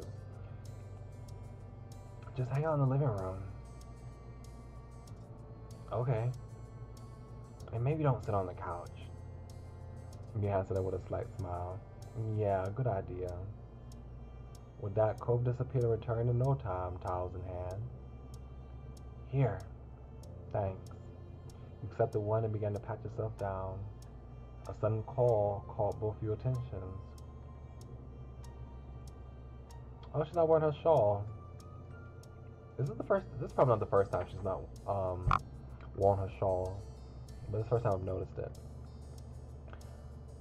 I thought I heard voices. Cole's mom strode into the living room with a curious grin. What happened here? You're both wet. It was a sun shower. Badass. Cole smiled back at his parent. We came inside to dry off.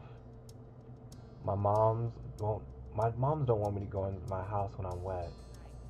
So I told Pascal to come back here. That was very sweet of you, baby. She ruffled Cole's wet hair and laughed at the droplets of water that shook off. The light came to Kira's eyes. I have an idea. Why don't we go for a drive? I have to be standing around in the house and you'll air dry in no time. Cole only offered a shrug and bent smile to his mom. He looked at you for a real answer.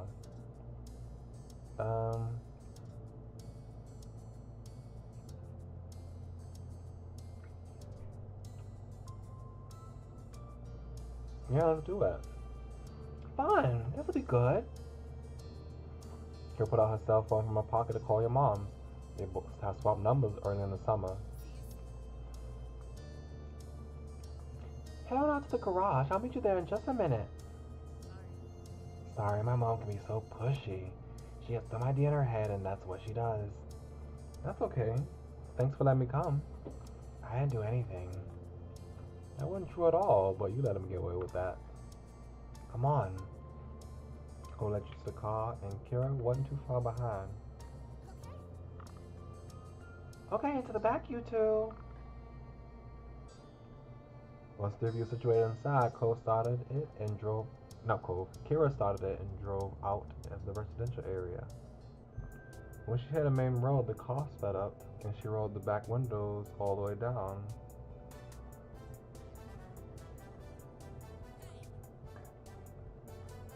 Cole started laughing as much as he tried, as he kept trying in vain to keep his hair from flying into his eyes too much. Meanwhile, you close your eyes as the wind whipped against your wet clothes. I said this dry was going to be good for getting air dried. Yeah, but I didn't agree to this much air.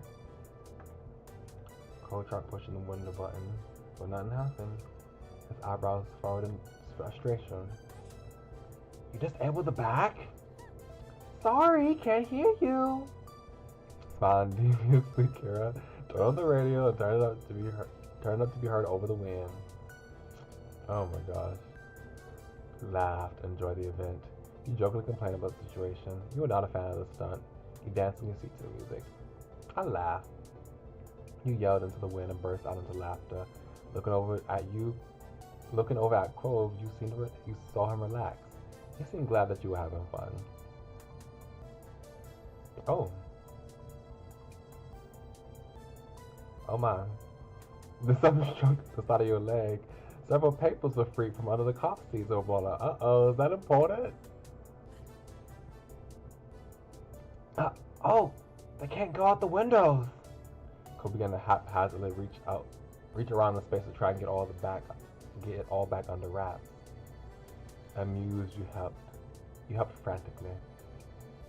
You jumped to his aid immediately, trying to snatch up every single paper crashing around within your reach. As much as you both caught fistfuls, there was no stopping a few that got sucked out of the windows. Cole gasped. Mom, close the windows! Carol offered no response other than a chuckle. She kept driving, and both of you had sour looks at that. We got most of them. I know, thanks. The sun had set completely, and at that, Carol rolled out the windows. Carl let out a big sigh and released the random bits of paper he had in his fist. My mom is crazy. He ran a hand through his windblown hair and laughed with a bit of exasperation. You felt good. You didn't know what was happening anymore. You were fed up.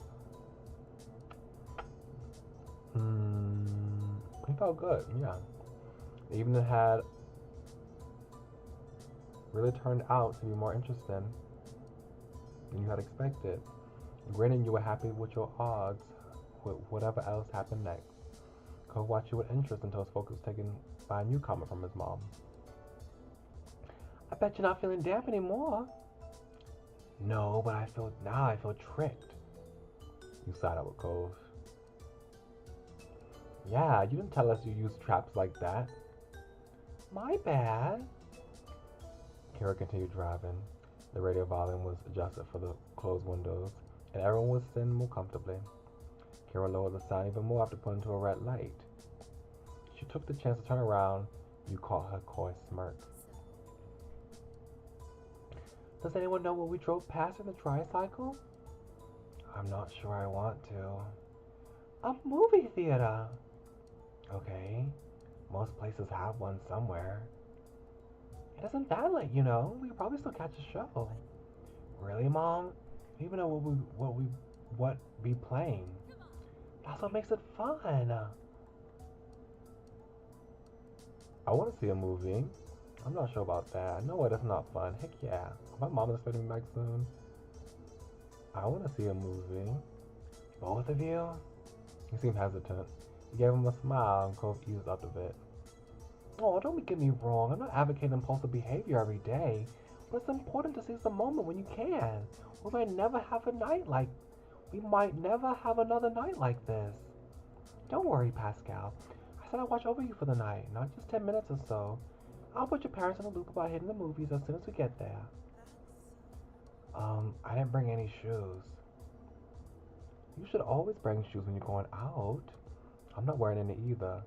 It doesn't matter. You should always bring shoes when you're going out. I didn't know we were going anywhere. I just thought we were going to be in the car. We'll sneak through quick. No one will notice. You can do it once. You can do it just this once. You bounced in your seat excitedly that it was actually going to happen. Kara was right. You never got to do stuff like this. Kara drove into the theater parking lot and shut the engine off. With the unbuckling of the seatbelt, she ushered Drew and Cole out. Despite being hesitant to leave, once outside, Cole burst into a sprint towards the cinema.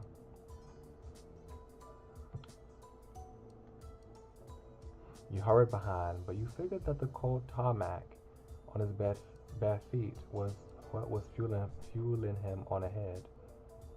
Inside, you noticed there were no lines. All the current shows had already started. Kara paid no mind and strode up towards the counter with some words of encouragement. A third of the running time is ads these days. We haven't missed anything. I don't know about that. Meanwhile, Cole stood next to you awkwardly. He shifted from one foot to another and constantly kept looking around. His shady behavior would have made him much more likely to get caught than Stanton would have if there were people around to really notice. It was pretty goofy. You offered him your shoes, so you consoled him. You teased him over it. You complained with him. You kept quiet. This calls for some teasing. And I thought you loved being barefoot. Outside. Well, on the bright side, I bet you'll never forget about your shoes again, huh? Never. Elicited a sigh of relief out of you, Kara returned with the tickets in hand. She quickly herded you and Cole toward the showroom room. I'm so sorry for the little hiccup, but hold on. We almost made it home free. Once we sit down, we'd be smooth sailing. The lights were already off in the showroom room, but the movie hadn't started yet. Okay, she was right. Kind of felt like we missed more than what she was letting on.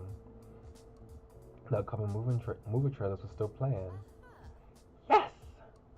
Keeping her volume in a hushed tone, Kara couldn't help but burst with excitement over your luck. You followed her down the walkway until she spotted open seats in the middle-ish area of the theater.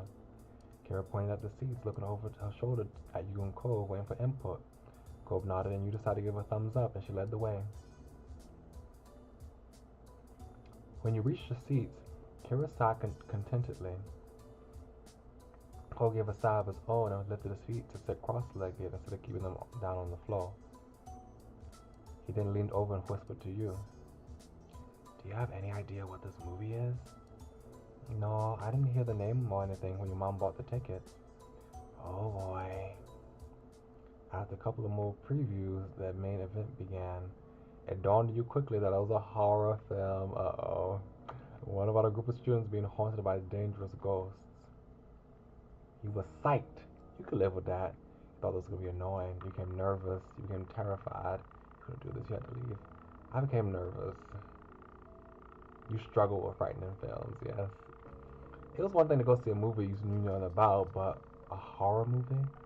It was an entirely different story, and it was aimed at you that you had no idea what kind of scare you would be bracing for. Yeah. Glancing over that Kobe, you noticed that he looked less than thrilled with the movie. He bit down on his bottom lip and stared at the screen with trembling eyes. Kobe had never been a fan of ghosts or potentially frightening things. Uh-oh. That was something you learned about him early on. Does mother not know that? He remained still. You tapped Cole on the shoulder to get his attention. You angled your body in the seat to get close to him. You grabbed hold of his hand. You covered your ears. Oh, let's see. What would I do? Usually, I'm the type of person to watch horror movies by putting my hand to my eye, putting my hands over my eyes, and having a little gap so I can just peek through.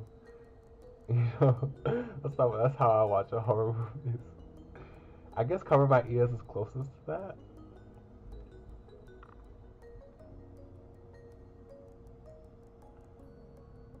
I'm not gonna close my ears though. It's too much. Horror movies scare me based on the visuals, not what I hear mostly. Now, obviously, like, scary music in combination, but it's like, I was like, there's no point in covering my ears while like keep my eyes open. What do I want to do?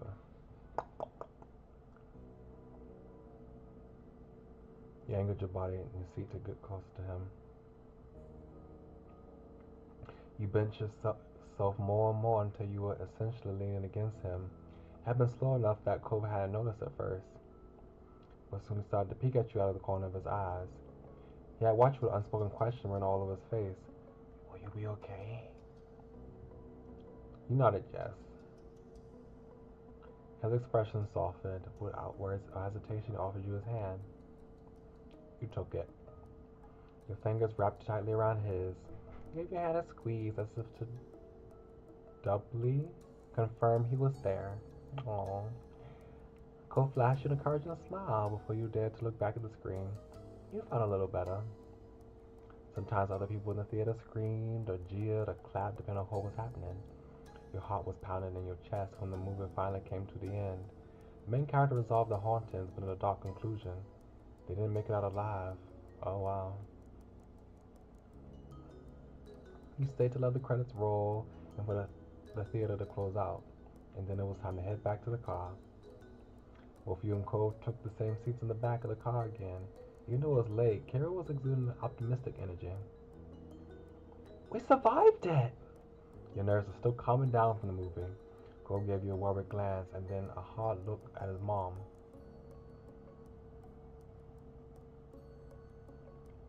A movie wasn't ever gonna kill us. It was gonna make us unhappy. She deflated a little at the chastising. Sorry, gang. I didn't know it would be that bad. It made me really tense. I guess that's the point of the horror stuff, but I kinda don't want to have to feel like that. There's nothing wrong with that. It's not for everyone. He narrowed his eyes defensively at the attempt to encourage him. Yeah, it wasn't just me either. Oh, Pascal, how are you feeling? It scared me. I hated it. It wasn't as bad as I thought it would be. It was scary, but I had fun.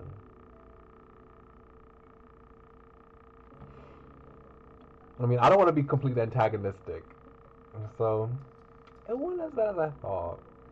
I had Cove with me. Cove and I were holding hands, comforting each other, making sure that everything was nice. You know. Kira smiled a little more at that. I'm glad. I still can't believe they died. It's nice when things aren't all obvious and you don't really know how it ends until you see it, but I wanted to go better. I demand a happier ending. I love how it all fell apart when it seemed like things were going okay. I saw it coming. Not along to what Cole was saying. It was so lame. You were interested in hearing his thoughts. You and Cole spent the rest of the car ride absorbed in conversation about the movie. So, who's hungry? Oh my goodness gracious. We're having a whole adventure today. You were surprised when you realized Kara didn't drive you home, but to a drive-thru burger restaurant instead. Yeah, I'm always out for food. That's the spirit. Get whatever you want. I want me. Ooh, this is ooh. Okay. My favorite things to get at a restaurant: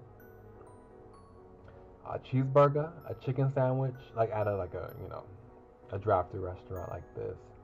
Is a cheeseburger, a chicken sandwich, either one of those two. Can I only choose one or the other? I can get both. Okay, cheeseburger and a chicken sandwich and some French fries and a chocolate chip cookie and a no, I'm not gonna do all that. Let's be modest and get one dessert. Do you want a cookie or soft serve cone?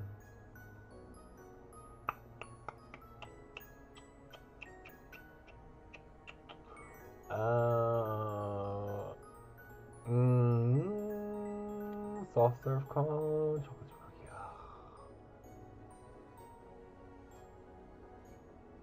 Cone. Is that alright? It's a-okay. Cole was tickled by the size of your list and had no disapproval over it. Kira pulled up to the window and ordered what you asked first. She then decided to order one of everything on the value menu. Whoa, what are you gonna do with all that? Eat it? The whole menu? Even after Pascal picked most of that already? That's right. There are only maybe 10 things on it. And they're about $1 each. I can swing it. And besides, Whatever we don't finish, I'm gonna feed to your dad. He'll be in heaven. Cove sighed affectionately at his mother's antics. Thank ya. You're quite welcome. A few minutes later, Kira exchanged her money for multiple bags of food when she quickly tossed to you both in the back seats, then drove off into the night. Can you pass me something? What should I grab? Surprise me. You chose one of the wrapped sandwiches and handed it to her. You had no idea if it was a burger or something else. Thanks very much. Accepting that this was what was happening, Cole shrugged and started pulling out food in the bags himself. Cole ended up with some onion rings and he happily munched on them. You made sure to grab what you liked. You weren't even questioning Kira's crazy ride anymore. The adventure continued and you were so preoccupied in the back that you almost didn't realize the car had stopped. Kira turned to look over her shoulder. Okay, party people, it seems we reached the end of the road.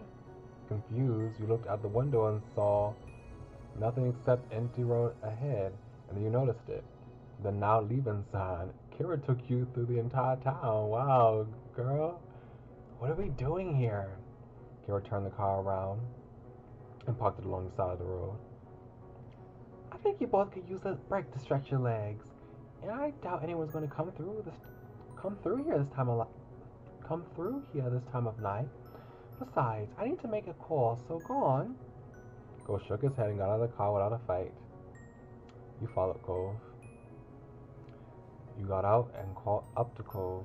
He was busy looking at the stars and stretched his arms while he strode around.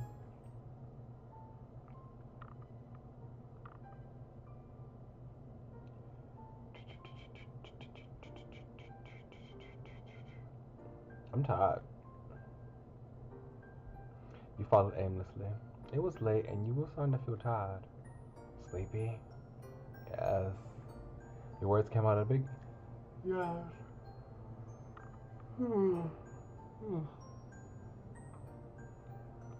Your words came out a big yawn. Looking sympathetic, Cole smiled at you. Shortly after, you noticed Cole's expression changed. His eyebrows furrowed, and it seemed like he was thinking hard about what he wanted to say next. Pascal, I'm really sorry for my mom being crazy tonight. She hasn't always liked this, seriously. Why is she being like this now? I think she feels like she has to get me out there and do things with me while she can, and she wants to make the time memorable. This visit has been really different than the others, and it didn't start off good. Thinking about how Kira's trip began this summer, you could understand why Cole was thinking along those lines. She probably wanted all the trouble to be worth it in the end. Are you having a good time with your mom around? Okay, I get it. You should have made me a part of it. You're not understanding. She's giving you a taste of your own medicine. You said nothing. Are you having a good time, though? Yeah. Are you having a good time, though? Yeah. It's still weird having her and Dad in the same house, but I love her. She's my mom, and I like hanging out with her. Most of the time. It went silent between you both, so you jumped when you heard the sound of a car door closing. Cole, Pascal! You turned to see Kira by the driver's side, waving. The sight brought a smile to Cole's face, and he quickly made her way over to where you both were standing. Thanks for waiting. I don't mind. How did I end up? I love that. My baby.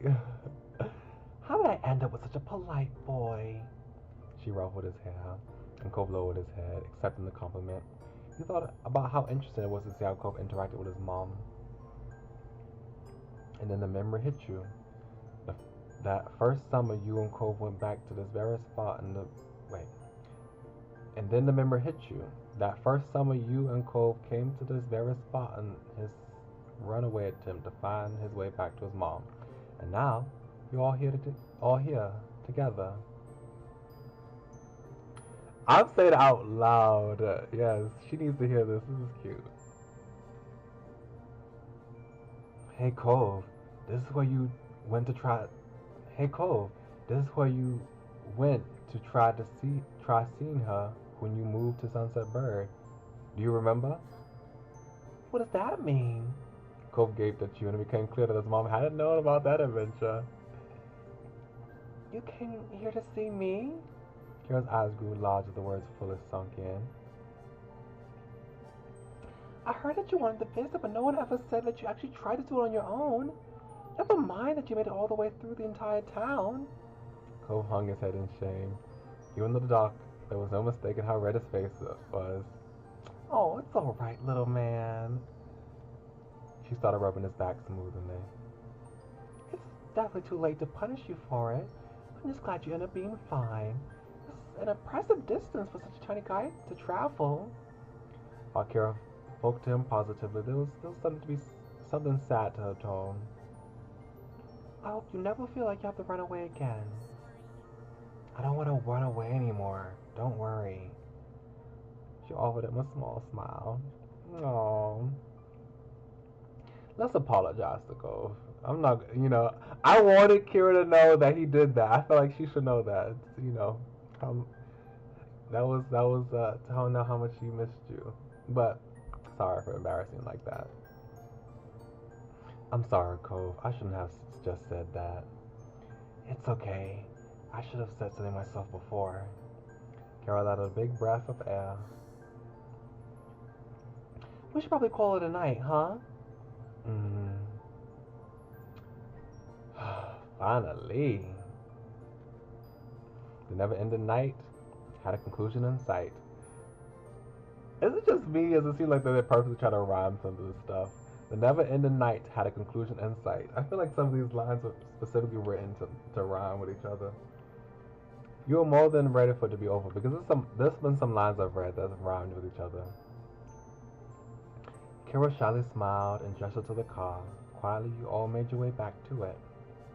Cove naturally followed you, taking a seat nearby in the back, with the collection of fast food bags still strewn about. You rested your head into the seat as the car roared to life. As you did, Cove leaned in close to whisper. I can talk to your moms if they do get mad about tonight for some reason. It was my mom's idea. You didn't have a choice. This was worth it, even if they do get mad. Your mouth pulled into the biggest grin, getting a laugh out from Cove.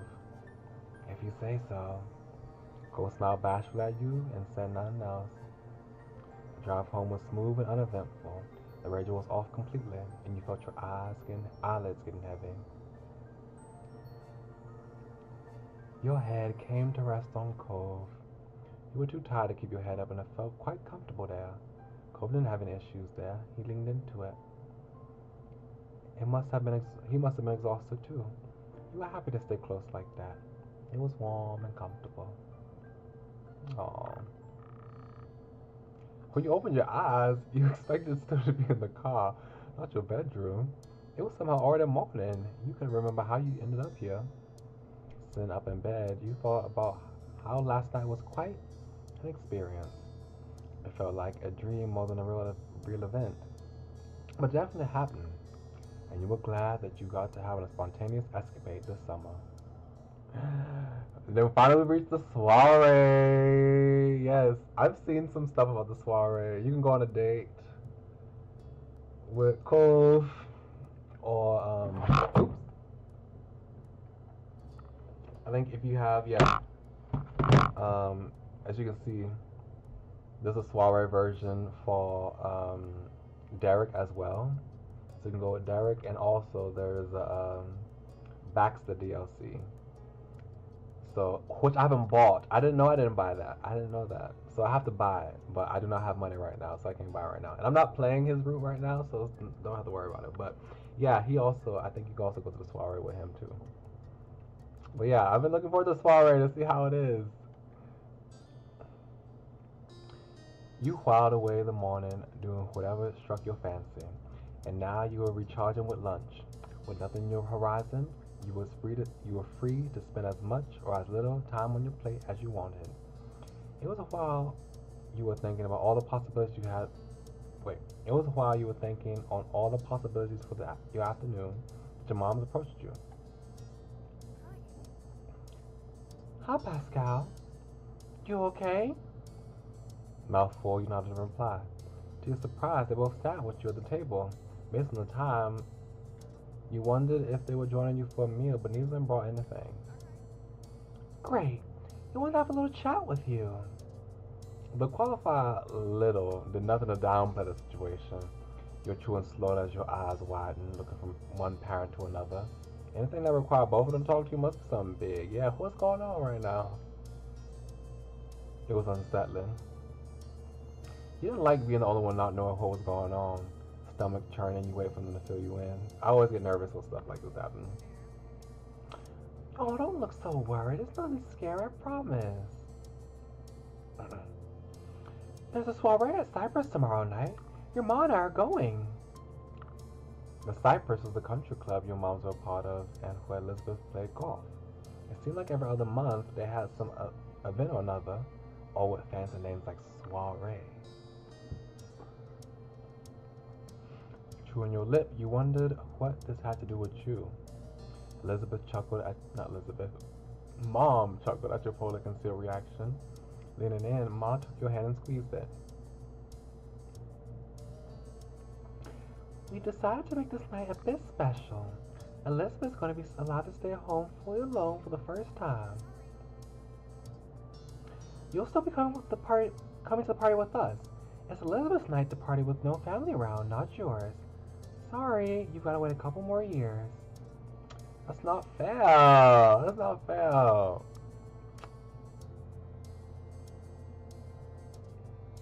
It's not fair. Don't want to say that. Don't want to voice it. Do I just want to be disappointed? What is it? I want to stay home too. She had a sitter when she was your age. Being left alone for most of the night can be dangerous. You have to make sure you're ready. But don't complain too much yet. Yes, you might change your mind about staying when you hear what we got for you. Temporarily placated, you held your retorts back and listened. Your parents shed a look across the table. You cleared your throat, reminding that you were waiting. They couldn't keep dropping such hints, then turn coy when the conversation was going to get good. This is a pretty fancy party. That's still chaperoned. And attendees are allowed to bring a guest. We thought it might be a nice opportunity for you to invite someone yourself. As a date, if you want. Your eyes widened as the words sunk in. Your mom's continued, and it was a struggle to keep up. Even though we'll be at the party too, you don't need to worry about us getting in your way. You'll be free to eat, dance, and enjoy the music as you see fit. But no leaving the property. Ma nodded at Mom's interjection. Yes, as long as you don't leave the party. And if you'd rather bring just a friend, that's okay. That's a-okay too. You even know how to react. Your parents were smiling at you, clearly expecting a response, but you were still too shocked to formulate anything of the kind. You hadn't imagined this is where the talk was going. The soiree isn't until tomorrow, so you've got time. Just let us know your plans before we're heading out. And that's all. We'll leave you to your lunch now.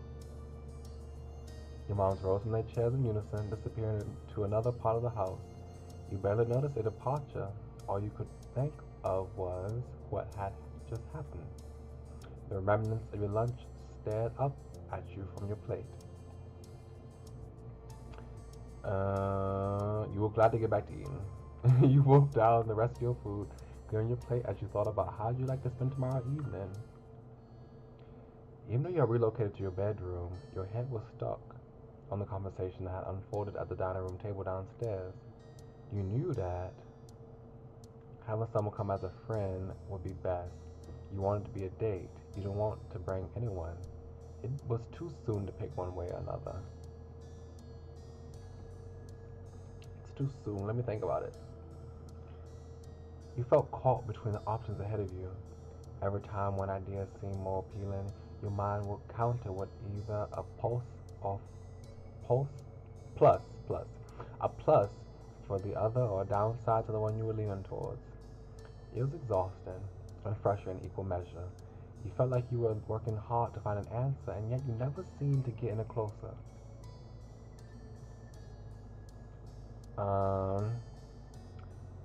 Well, sorry, Derek. I don't want to be mean to you, but it's not your turn yet. That was one part figured out. Sighing, you shifted position on the bed, resting your arms on the windowsill.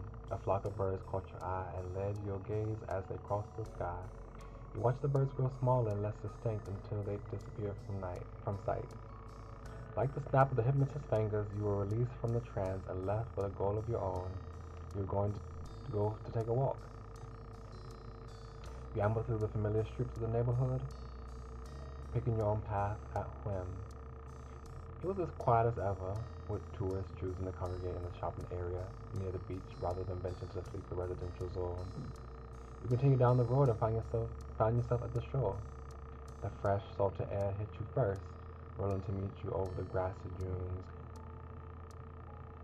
that tickled your legs, followed by the familiar view of the sea stretching out across the horizon. You came to a halt. A lone figure was standing in the ocean, the water reaching up to his knees. Though he had his back to you, you recognized the familiar silhouette as Cole's. It made sense that you find him here. He was always in his element by the sea. You had no idea if he heard your arrival or if it was a coincidence, but he looked over his shoulder. Your eyes met.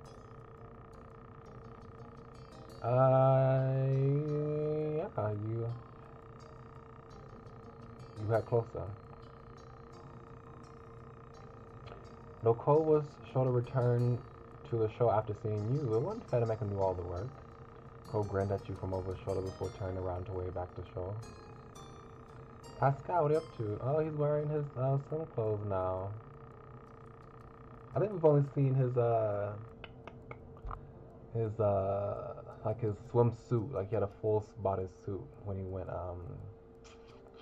surfing. But okay, he has blue swim trunks. Not blue, green swim trunks. Pascal, what are you up to? My moms are taking me to a soiree tomorrow at the country club. A soiree? Sounds exciting. Cole tried to show a level of enthusiasm, keeping his grin pinned in place. But you could tell that he had no envy towards your plans. You're coming too. You are coming too. Will you come with me? You don't have to come if you don't want to. I'm taking by myself. You don't have to come if you don't want to. Did we even ask him to come though? That's such an interesting statement to say. Will you come with me? Yeah. Oh, can you bring someone? My mom said it was okay for someone to come along. You watched him process the offer, his eyes becoming far away for just a moment before he broke into a smile. Sure, I'll come. Thanks. That's great. You breathed a sigh of relief. It could be a date. Thanks. Thanks for inviting me. You clapped your hands together, ready to share the resolution with your parents. Can you come over to my house right now? Oh, wait, I'm doing Cole's voice. Can you come over to my house right now? So I can let my moms know the plan? No problem.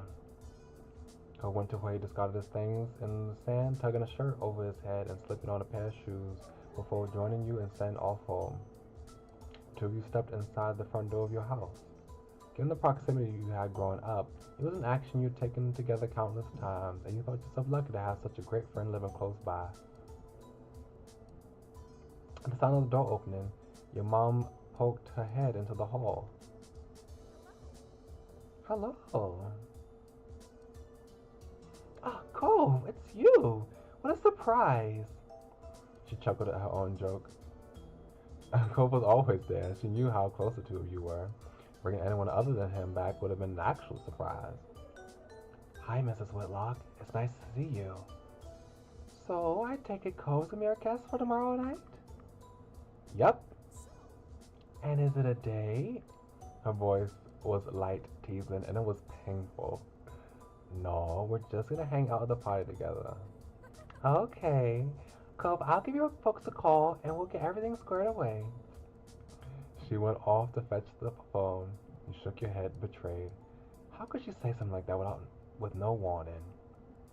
Cole gave you a crooked smile. a a weak imitation of his usual one. You were the only one caught off guard by her comment, and the rest of the afternoon passed by just like that. Back in your room, your mind was abuzz with visions of tomorrow night. The soiree was an exciting prospect. Now that you get to experience it with Cove, you just hope that he'd have a good time when all this was said and done. Yeah, I hope he enjoys himself. I don't know. It seemed like when we asked him, hey, you want to come? He was like, let me consider. Sure, I'll come. So hopefully he enjoys himself. Hope he doesn't regret his decision.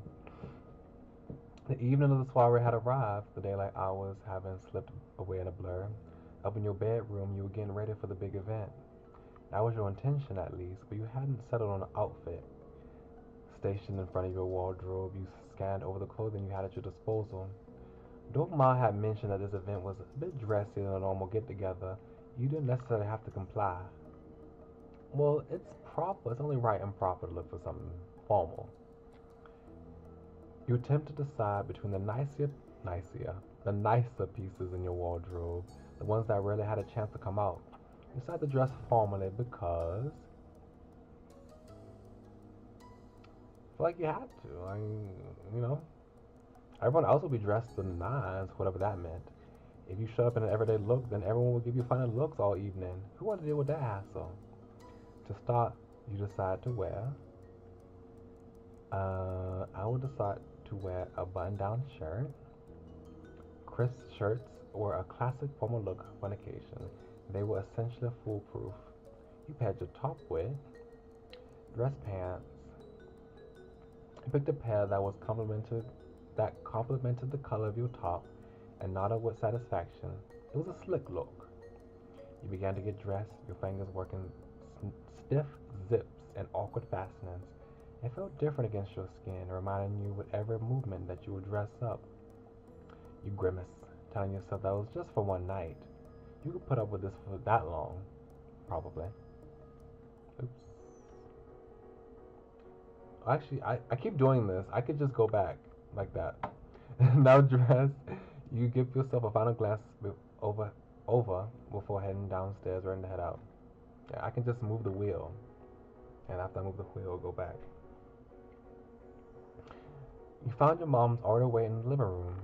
They were putting the finishing touches on the outfits.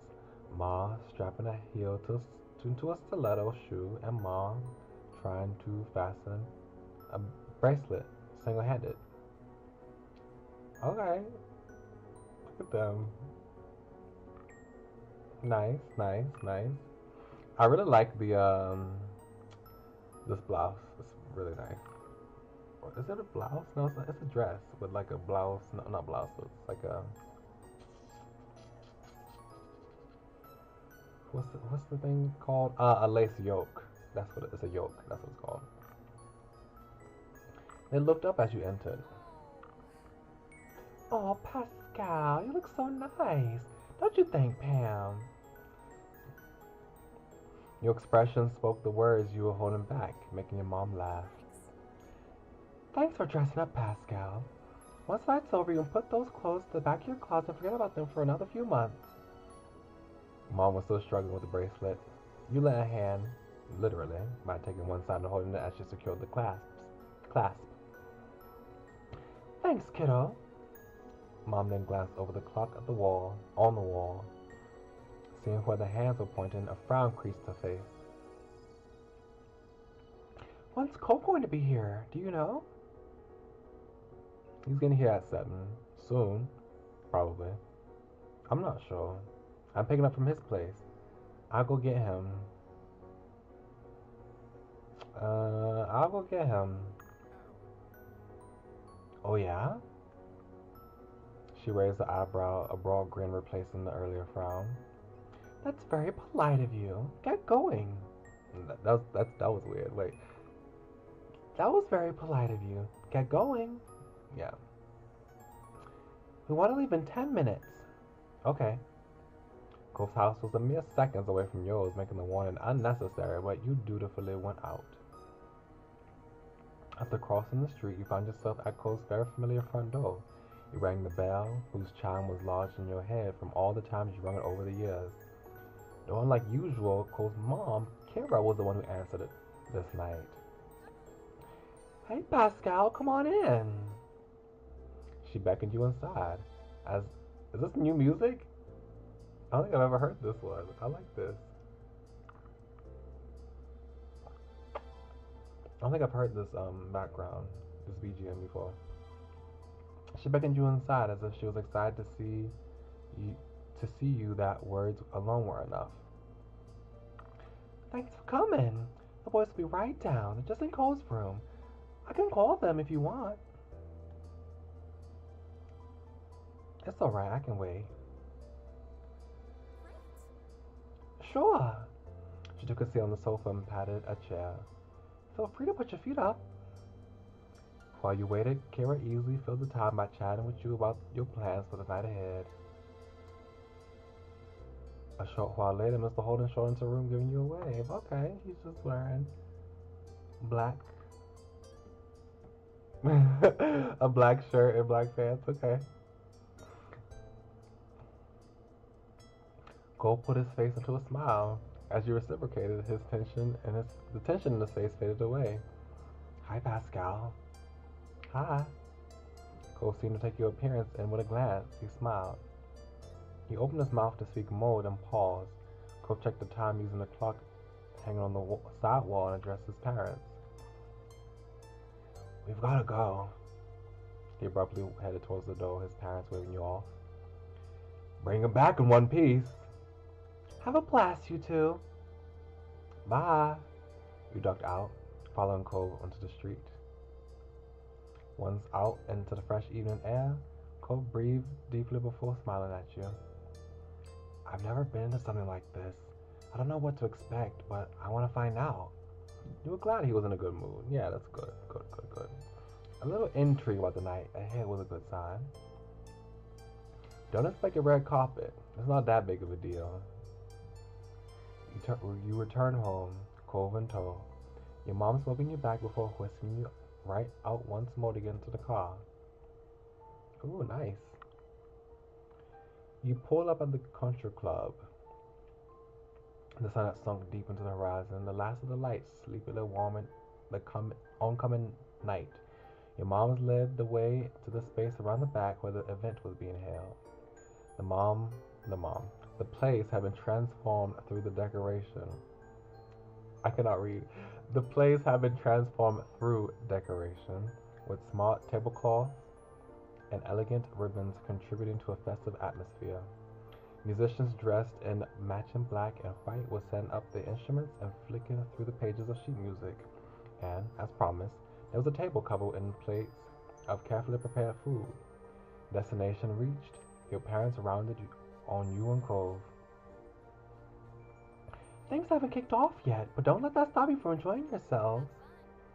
Have fun. We'll be around if you need us. See you. Bye.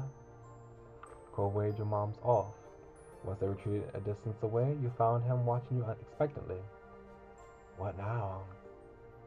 His voice was light, but from his wide eyes and the nervous glances, you could tell he was feeling a little out of his depth.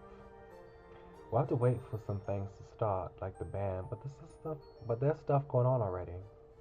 Cole perked up at that. Oh? Do you want to do any of those? Whatever they are? Check out the snacks, of course. We can go get some food now if the music hasn't started yet. That's okay. It's not too soon. Yeah, I only like these parties because of the free food. I knew you'd come just for the free food. Yep, I wonder what they have this time. No one will mind, really. You simply nodded. Yes. Let's go check it out. Let's go check it out. The two of you wandered over to the refreshment table. With it being early in the night, it had barely been touched, and the plates were nearly as pristine as when they left the kitchens. The offerings were all tiny and bite-sized, ready to be picked up and sampled. It's one of those snack tables, okay. It was immediately apparent that there would be plenty to choose from. Just from the level of care with which it was presented, It was clear that it was fancy stuff. Cole stared at one plate, then another, confused. I think I know some of this. I don't. Gross. And only some of it is good. Isn't it good? Yeah. You examine the table like a detective at the crime scene. You really do have to be at if they have these parties that have like these small fancy finger foods. You really have to be picky about what you eat. I mean, some people just like eat anything, but I don't know. I find that some stuff. I find that those type of platters tend to not have like the best stuff. Like they usually have like a bunch of like interesting fruits and other produce, small sandwiches that have all types of stuff in it, like different meats and stuff like that that you might not like. Crackers that aren't plain. I like plain crackers, but some people have those seeded crackers, those herb infused crackers, those whole wheat crackers, you know, all types of crackers, and then those cheeses. And I don't know, I'm kind of picky with stuff like that. This one is so sour your tongue will shrivel up, and this one's like chocolate. And it is mostly. What else is in it? Nasty. Cole's eyes were wide as you got him through what was on offer. It made you feel sophisticated. Cole squared his shoulders as if gearing up for a match. I'm gonna try it. He picked up a plate, and took one appetizer, then another, and another. Soon you realized he was taking one of every single type. You taking everything? Uh-huh, why not? You picked out only certain options. As much as you liked the food on offer, you knew your own limits and preferences. Cove nibbled his way through everything that Cypress had. The results of his endeavor were mixed. He was revolted by some of the things he tried, openly screwing up his face and rushed to find a drink to wash the taste away. Yet those bad experiences didn't stop him from plowing on, moving on to the next snack with an open mind. There were some foods he was neutral about, dismissing them with a shrug, but best of all were his reactions when he stumbled across something good. Every time, each time caught him by surprise, his expression morphing from wary curiosity to skeptical interest before making way to astonished enjoyment. Regardless of how he felt about what he was currently eating, you could tell he was having a good time just being free to eat whatever he laid his eyes on. He was satisfied with the limited selection you had. After going through a round of sampling, let's move on to something else. Let's take a seat. We should pick a table. Okay. You found a place to sit at the edge of the party area, where it was quieter, with fewer people bustling around. You pulled out a chair and sat down. Cole, already seated, was stretching. These clothes are kind of uncomfortable. He flexed an arm at the elbow, frowning before twisting it back behind him. Yeah? My arms can't move the same as normal. Like I'm gonna rip it if I do anything.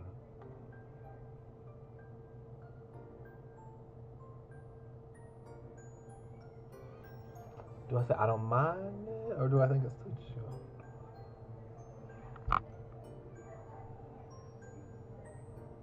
That suits you. Really? Okay, thanks.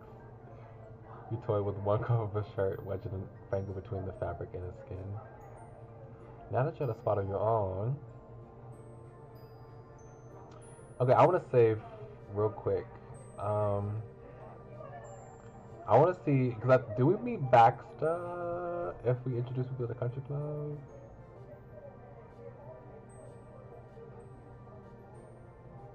Okay, I don't see Baxter showing up. I don't know. I want to see. Can we see? I want to see if we can see Baxter.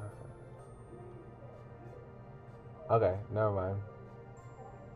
I thought I would see Baxter, but that's not true. Do I have to have the DLC for it to appear at all? I don't have him in the base game at all. Okay, I'll just stay chatting at the table. In no time at all, the sun set in full, the lights faded in, and the opening notes of the band's first song rang out. You and Cole stopped what you were doing, turned to contemplate the party that had been scheduled for unfurling while you were distracted. It is so loud outside my room right now. A whole bunch of people just like to come in late at night into the dorms and just stand out in the hallway and just talk to each other. It's like, y'all can get into a room, please, or like lower your voices, please. It was much busier now, both in terms of people and activity. Oops. Actually, I could just go back with the wheel, like I said. You and Cole stopped what you were doing. Oh, I did that. The first steps were taken onto the dance floor, some tentative, others eager, and even if the band had been playing, the constant level of chatter would have ensured that it wasn't a quiet night. With the party now in full swing, your options had increased.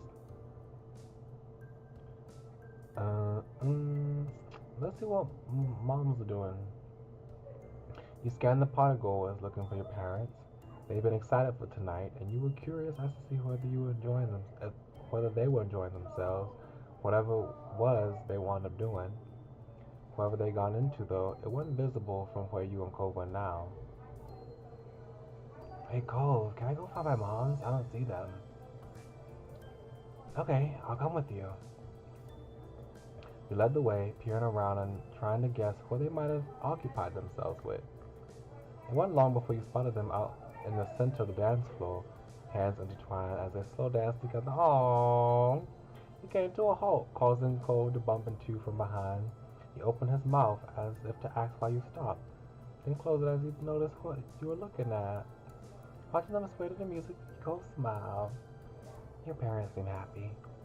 I think so too. You didn't know how to follow that, so you stayed quiet. Your parents only had eyes for each other, but eventually Mom managed to look away from Mama long enough to catch your gaze. Her eyes widened, quickly followed by a bright grin. She retrieved one hand, her other still holding on to Mom, and used it to wave towards you with wide, frantic motions. She even began to hop on the spot, just in case you might have somehow missed her. Mom had spotted you now too, and lifted a hand to her mouth in order to call out to both of you. Hi, Pascal. Hi, Cove. You waved back modestly. You waved back enthusiastically. You hi. Hi. You gave him a thumbs up. You shook your head. You hit your head and your hand in your face. Hi. Indulging them was no issue, but you weren't going to match the intensity of their greeting. Cove cautiously lifted a hand and gave the stiffest of waves. Your eyes met and you shed a look. Back on the dance floor, your moms laughed at your reactions before resuming their dance. Well, since they dance, let's dance. You want to dance? So, would you like to dance, maybe? Hey, Cove, let's dance. Cove, can I have the pleasure of your company on the dance floor? Come on, it's time to dance. I like to dance with you, but that's okay. Oh my gosh. So would you like to dance, maybe? Cole raised an eyebrow, surprised at your side invitation. Even though it was a dance party, he had anticipated this outcome. Pascal, I don't think I can. He looked out onto the dance floor, discomfort radiating off him. Your heart sank. You counted Cole as a good friend. You thought he would feel okay if it was with you. I mean, same Cole, to be honest. I don't dance that much at parties. Unless it's a line dance. If it's a line dance, I'll come up and join. But after that, I'm too embarrassed to do that. But I did think that since we're friends, we could, just focus on ourselves. And not worry about what other people think. I don't know how to dance. It's crowded out there. Following his gaze, you saw that the dance floor was now tightly packed with swaying, affectionate couples. He rubbed his arm, shoulders hunched inwardly. Sorry. You wouldn't be able to change his mind. There's nothing you can do but accept it. You understood. You don't want to force Cove into anything that would distress him. Smiling gently, you let him know that you got where he was coming from. Don't worry about it. Smiling faintly, Cove accepted your thoughtfulness gratefully. You just have to do something else. Aww. Let's see. Look to Cove. Look for someone to find a dance with. Watch the band perform. Let's watch the band perform. You and Cove have found a spot to the side of the simple stage that had been set up for the soiree. There you tucked out of the way. There you were tucked out of the way of the dance floor while still enjoying an excellent view of the band. You got in there in time to watch them from the start of the song, the expressions solemn as they teased notes from the strings of the instruments. Cole was entranced, nodding his head along with the music. Catching you watching him, he smiled sheepishly. Yeah, he does. He does look good. He has a black shirt and black pants. A very monochromatic but sleek look. It's cool. You enjoyed the performance too. The music was okay. It wasn't that impressive. You enjoyed the performance too. Yeah, this is great. You envy the musician's abilities. It was impressive the way a twist of a wrist could so dramatically change the notes that sang out. You had no idea how to play an instrument. The band began to play this next song. Cole was enraptured once more, his head tilted curious as he watched the musicians wield their instruments. During the particularly beautiful solo, he would close his eyes, focusing on nothing but the music. But after a couple songs, it was decided that you watched the band enough. Let's look to Cove. You focused over Cove, wondered how he was finding the evening. He sighed. It was so quiet and unobtrusive that you wouldn't have caught it if you hadn't been watching him.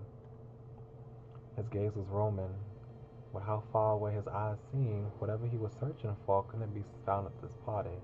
He turned to face you before you could say anything. I want to sit down. We can do that. Cole began to move and you instinctively followed him. Yet instead of taking a seat at one of the many free tables as you expected, Cole ignored them as he purposefully strode out of the potted area. Where are you going? Your call didn't seem to register with him as he continued forward out into the greens of the golf course. You went after him, trying to watch out for the uneven ground underfoot. The clouds of earth dislodging in the games of golf were perfect for snatching unwary feet, even in daylight. Up ahead, Cole didn't appear to have any difficulty traversing the uneven land. Oh, look at him. What's going on? What's going on, baby? What's wrong? He settled down on one of his little hills, on one of the little hills of the golf course. He joined him, still unsure over what was going on. What's wrong? Cove started, as if he acted on instinct in your question that brought him onto reality again. And it's okay. You can go back to the party. You didn't budge from the spot. From here, the party was just a glowing haze in the distance. You didn't want to leave him behind. I'm not going to leave you here. And I'm not going to drag you back if you don't want to. I mean, I invited you here. Why would I just leave you like this? Oh, thanks. Now that Cole was more at ease, he tried to find out what had caused him to take flight in the first place. Did the party make you uncomfortable? It was such that Cove had been unhappy attending an event with you, but logically, you knew that the issue was the event rather than your company. No, he shook his head emphatically. It's not anything I did tonight. It's definitely not anything you did either. You nodded, relieved that you had your suspicions confirmed. Cove attempted to fill in the gaps of your understanding. I don't want to think about going back into the party. I just feel ready to go home. To your home planet. Don't try running that far. You kept quiet. I'm sorry. Oh wait, I realized that one of the options says, look at us breaking the rules. Because I do remember our moms did say that we can't leave the property. And we left the properties. Oops. Oh well. His comfort is more important than the rules. Um, should I get my mom's? I don't want to ruin their night. Cove sat there quietly, gazing out into the shadowy hills and valleys of the golf course. An uncomfortably warm wind rustled between you, tussling his hair. It was so far away from the hubbub of the party that you, you that wait, you could even make out the quiet sound of crickets chirping. This is kind of like how we first met. Do you remember? Of course I do. Your impression of Cole during those early days hadn't been fond. It's so weird. That was a long time ago now. You thought back to the day when Cole first arrived in the neighborhood. You had run away from Mr. Holden, taking solace in the hills behind your house. That had been late too, on a clear night like today. Looking at the sky, you wondered if the stars were looking down, if the stars that were looking down were the same as the ones as then. Cole's face was brighter, but you could still see the signs of the strain that had caused him to depart from the soiree. When you first sat down, he curled up like a pill bug. A pill bug. Pill bug, yeah. That's a word, that's the name of a bug that differs by region, depending on where you live. Um, People call that bug differently. The only reason why I know what a pill bug is because there was this thing like on the internet for a while. It was very popular to take accent quizzes or dialect quizzes, and they tell you which American English dialect or accent you know yours is from based on how you answer the questions. And then one of the questions was, what do you call this bug? And I call it a roly poly. I've always heard people call it a roly poly, not a pill bug, because the bug when you touch it, it rolls up into a ball. But pill bug, apparently some people in the United States say that. There's some other words, other names. I don't know the other names that people say for it, but it has a bunch of names. Hunched over, knees pressed to his chest and arms wrapped around them. He unwound as you've been talking, straightening up, his hands free to gesticulate. Gesticulate. That's such a big word. Okay, gesticulate.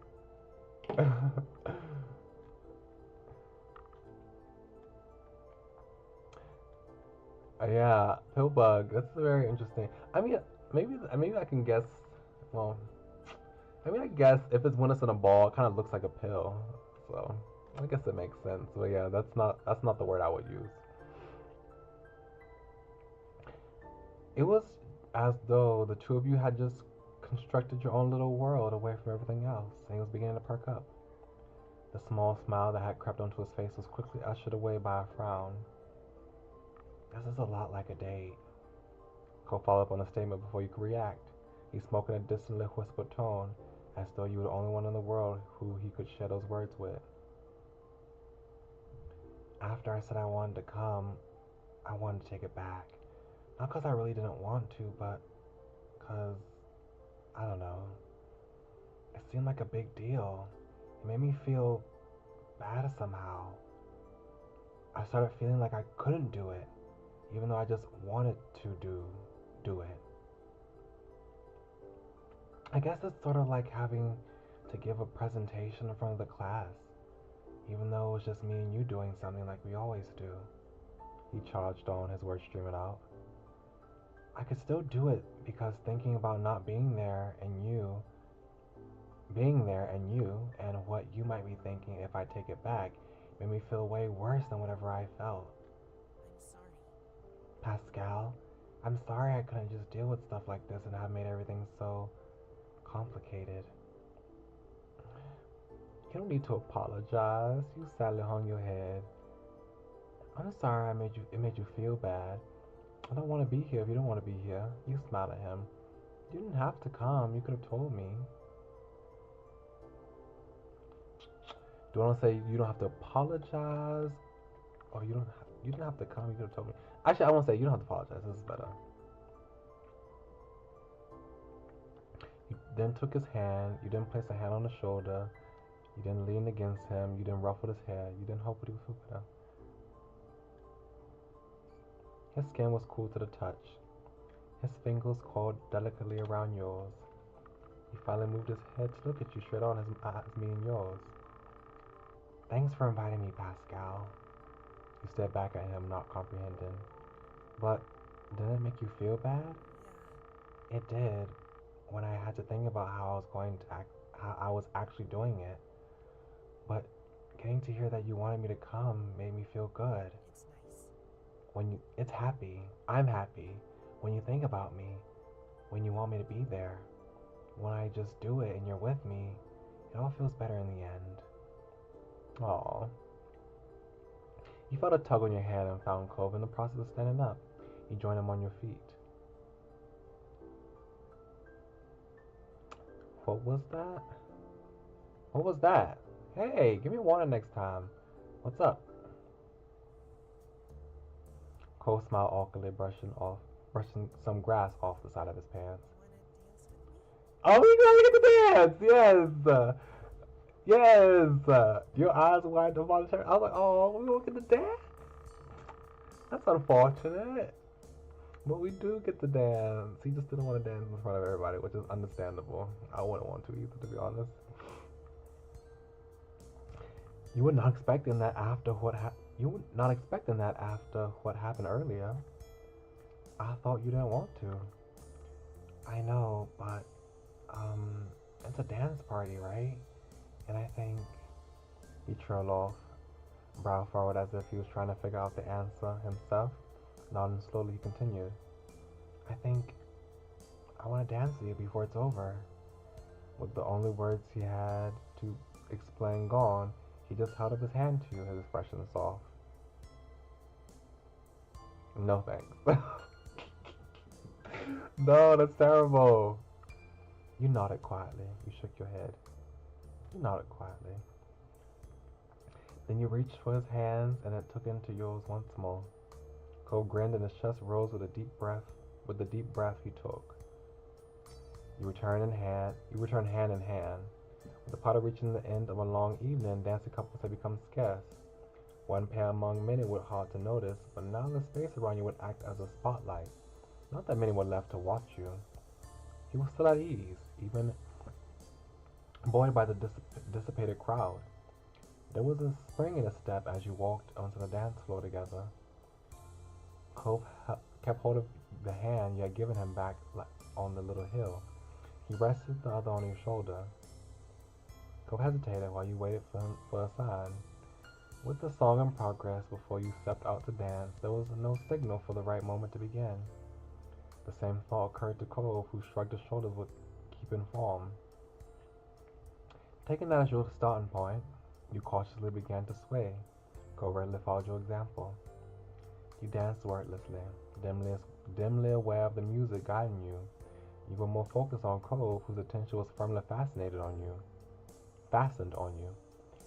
He didn't look down or away once, not even when your knees knocked against each other and you both briefly fumbled your steps. Instead, he smirked. He wanted to take this dance in stride in more ways than one. You were utterly at peace, safe, and relaxed in his presence. The little slip-up, the whole evening really, only served to underline how nothing could dent the foundation of your friendship. All too soon the song reached the conclusion. You could have continued quite contentedly for some time more. You and Cole let go of each other, though your feet remained rooted to where they had been when the song finished. You heard your name called out, and that brought the dance truly to an end. You both spun to find Mom yelling for you and Cole. Beside her, Ma was shaking her head. It's time to go home, Lonnie. I had to get a hold of them somehow. What did you want me to do, sneak up on them? Her chosen method was admittedly better than that. You still cringed at how unaware you had been while she announced her arrival. Cove looked so embarrassed to be caught that you worried about him making another dash from the party. Despite Cole's reaction to the scene with your moms, to you it had been a perfect ending to the evening. You were so glad you got the chance to dance with Cole before the night was over. And it definitely was over now. You didn't need to say anything to Cove. The two of you marched wordlessly over to your parents, who were still bickering playfully. Standing shoulder to shoulder, your parents surveyed you and Cove. You wondered if they were checking that you were returning Mr. Holden's son in the same state he had left the house. That was quite a night. That was quite a night, huh, gang? Wasn't it just? Cove managed a subconscious smile. Yeah. Ma was smiling too, with a expression so soft it could have cradled a newborn chick. That's quite the expression. Good. Well, we better ready ourselves to get back to Elizabeth. If we're lucky, the house might still be standing. Oh, shush. You spotted your mom playfully laughing at the comment. You cast one last look at the party. You saw people exchanging farewells and suppressing yawns. Most of the faces were happy ones, despite the weariness that was starting to creep in. Cole's head was angled away from you. As you watched, wondering what he was looking at, he came around and met your gaze. It was strange. Though it had only been a few hours of your life, you felt a little older as a result of the attending party. It was like a step away from the world of your childhood, where dressing up was reserved almost exclusively as a form of play, towards something new that you hadn't yet grasped. Turned away from the final moments of the party, you shelved that thought for another time as your mom eagerly led the way back to the car. As you and Cove tailed after him, you felt childlike once more. And that is it. Those are all the moments of step 2, at least for Cove. So, yeah. We'll be going to step 3, which is, I think, young adulthood, adolescence, something like that. So I'm curious to see how Cove's going to be. Yes, I'm gonna continue to the next step, and I will save right here. I'm curious to see how Cove's going to be. Oh, this is the last day of summer, so but we'll read that next time though. So yeah, we have to read this first, and then we'll watch. We'll go into the next step. Well, yeah, that was nice. That was nice. I enjoyed all those moments. I needed that this week. As I said earlier, in the stream, I had some stuff happen throughout this week that made me feel sad, a little down. So I just needed a little soft, cute, fun game to cheer me up and make me feel more, happy. So I'm glad I had that. That felt real nice. I'm glad to see Cove again, hang out with him again, make memories of him again. That was nice. So, on Sunday we will play again Forest of the Drizzling Rain again, and then Monday, we'll be starting Doomsday Dreams. So I can't wait to do it on Monday. And then on Wednesday next week, we'll also be starting a new game, a new Ultimate game called Nameless, The One Thing You Must Recall, which is a favorite of mine. I really love that game. I never played it myself, but I watched the whole playthrough of it a long time ago. And I want to relive that because it's so good. It's so good. I'll talk more about it as we get closer to Wednesday. And then the rest of the week will be the same. So yeah, I hope that you were able to finish up your homework, Gabriella, and I hope that you had a nice meal. I hope that the burger and the rice and the soup tasted well. Yeah, Nameless. Yeah, I'll talk more about it on Monday after the stream, like after we finish like the first part of Doomsday Dreams. I'll talk more about Nameless. But yeah, I really hope that y'all will join me for that game because it's really good. It's really good. Like even let me read you a comment from that game. Oh, not game, from the reviews of that game, I should say. Nameless, The One Thing You Must Recall. So it's an ultimate game, right? With a female protagonist and male bachelors, like most ultimate games are. Oh, hold on a second. I have my browser set to Japanese. I need the English reviews. Oh, here we go. But yeah, this is one comment that makes me laugh. This was posted in 2015. So someone said, "I'm a straight male. Played and loved this game. No regrets." Yeah. So I feel like that should speak volumes on the game. I really like that comment. That comment's funny. But yeah, I have some homework to do, so I'm glad that we finished up before 10, since I can um finish that before midnight. So yeah, thank y'all very kindly for coming. Much obliged, and hopefully I will see y'all very soon. Y'all come back now. You heard me.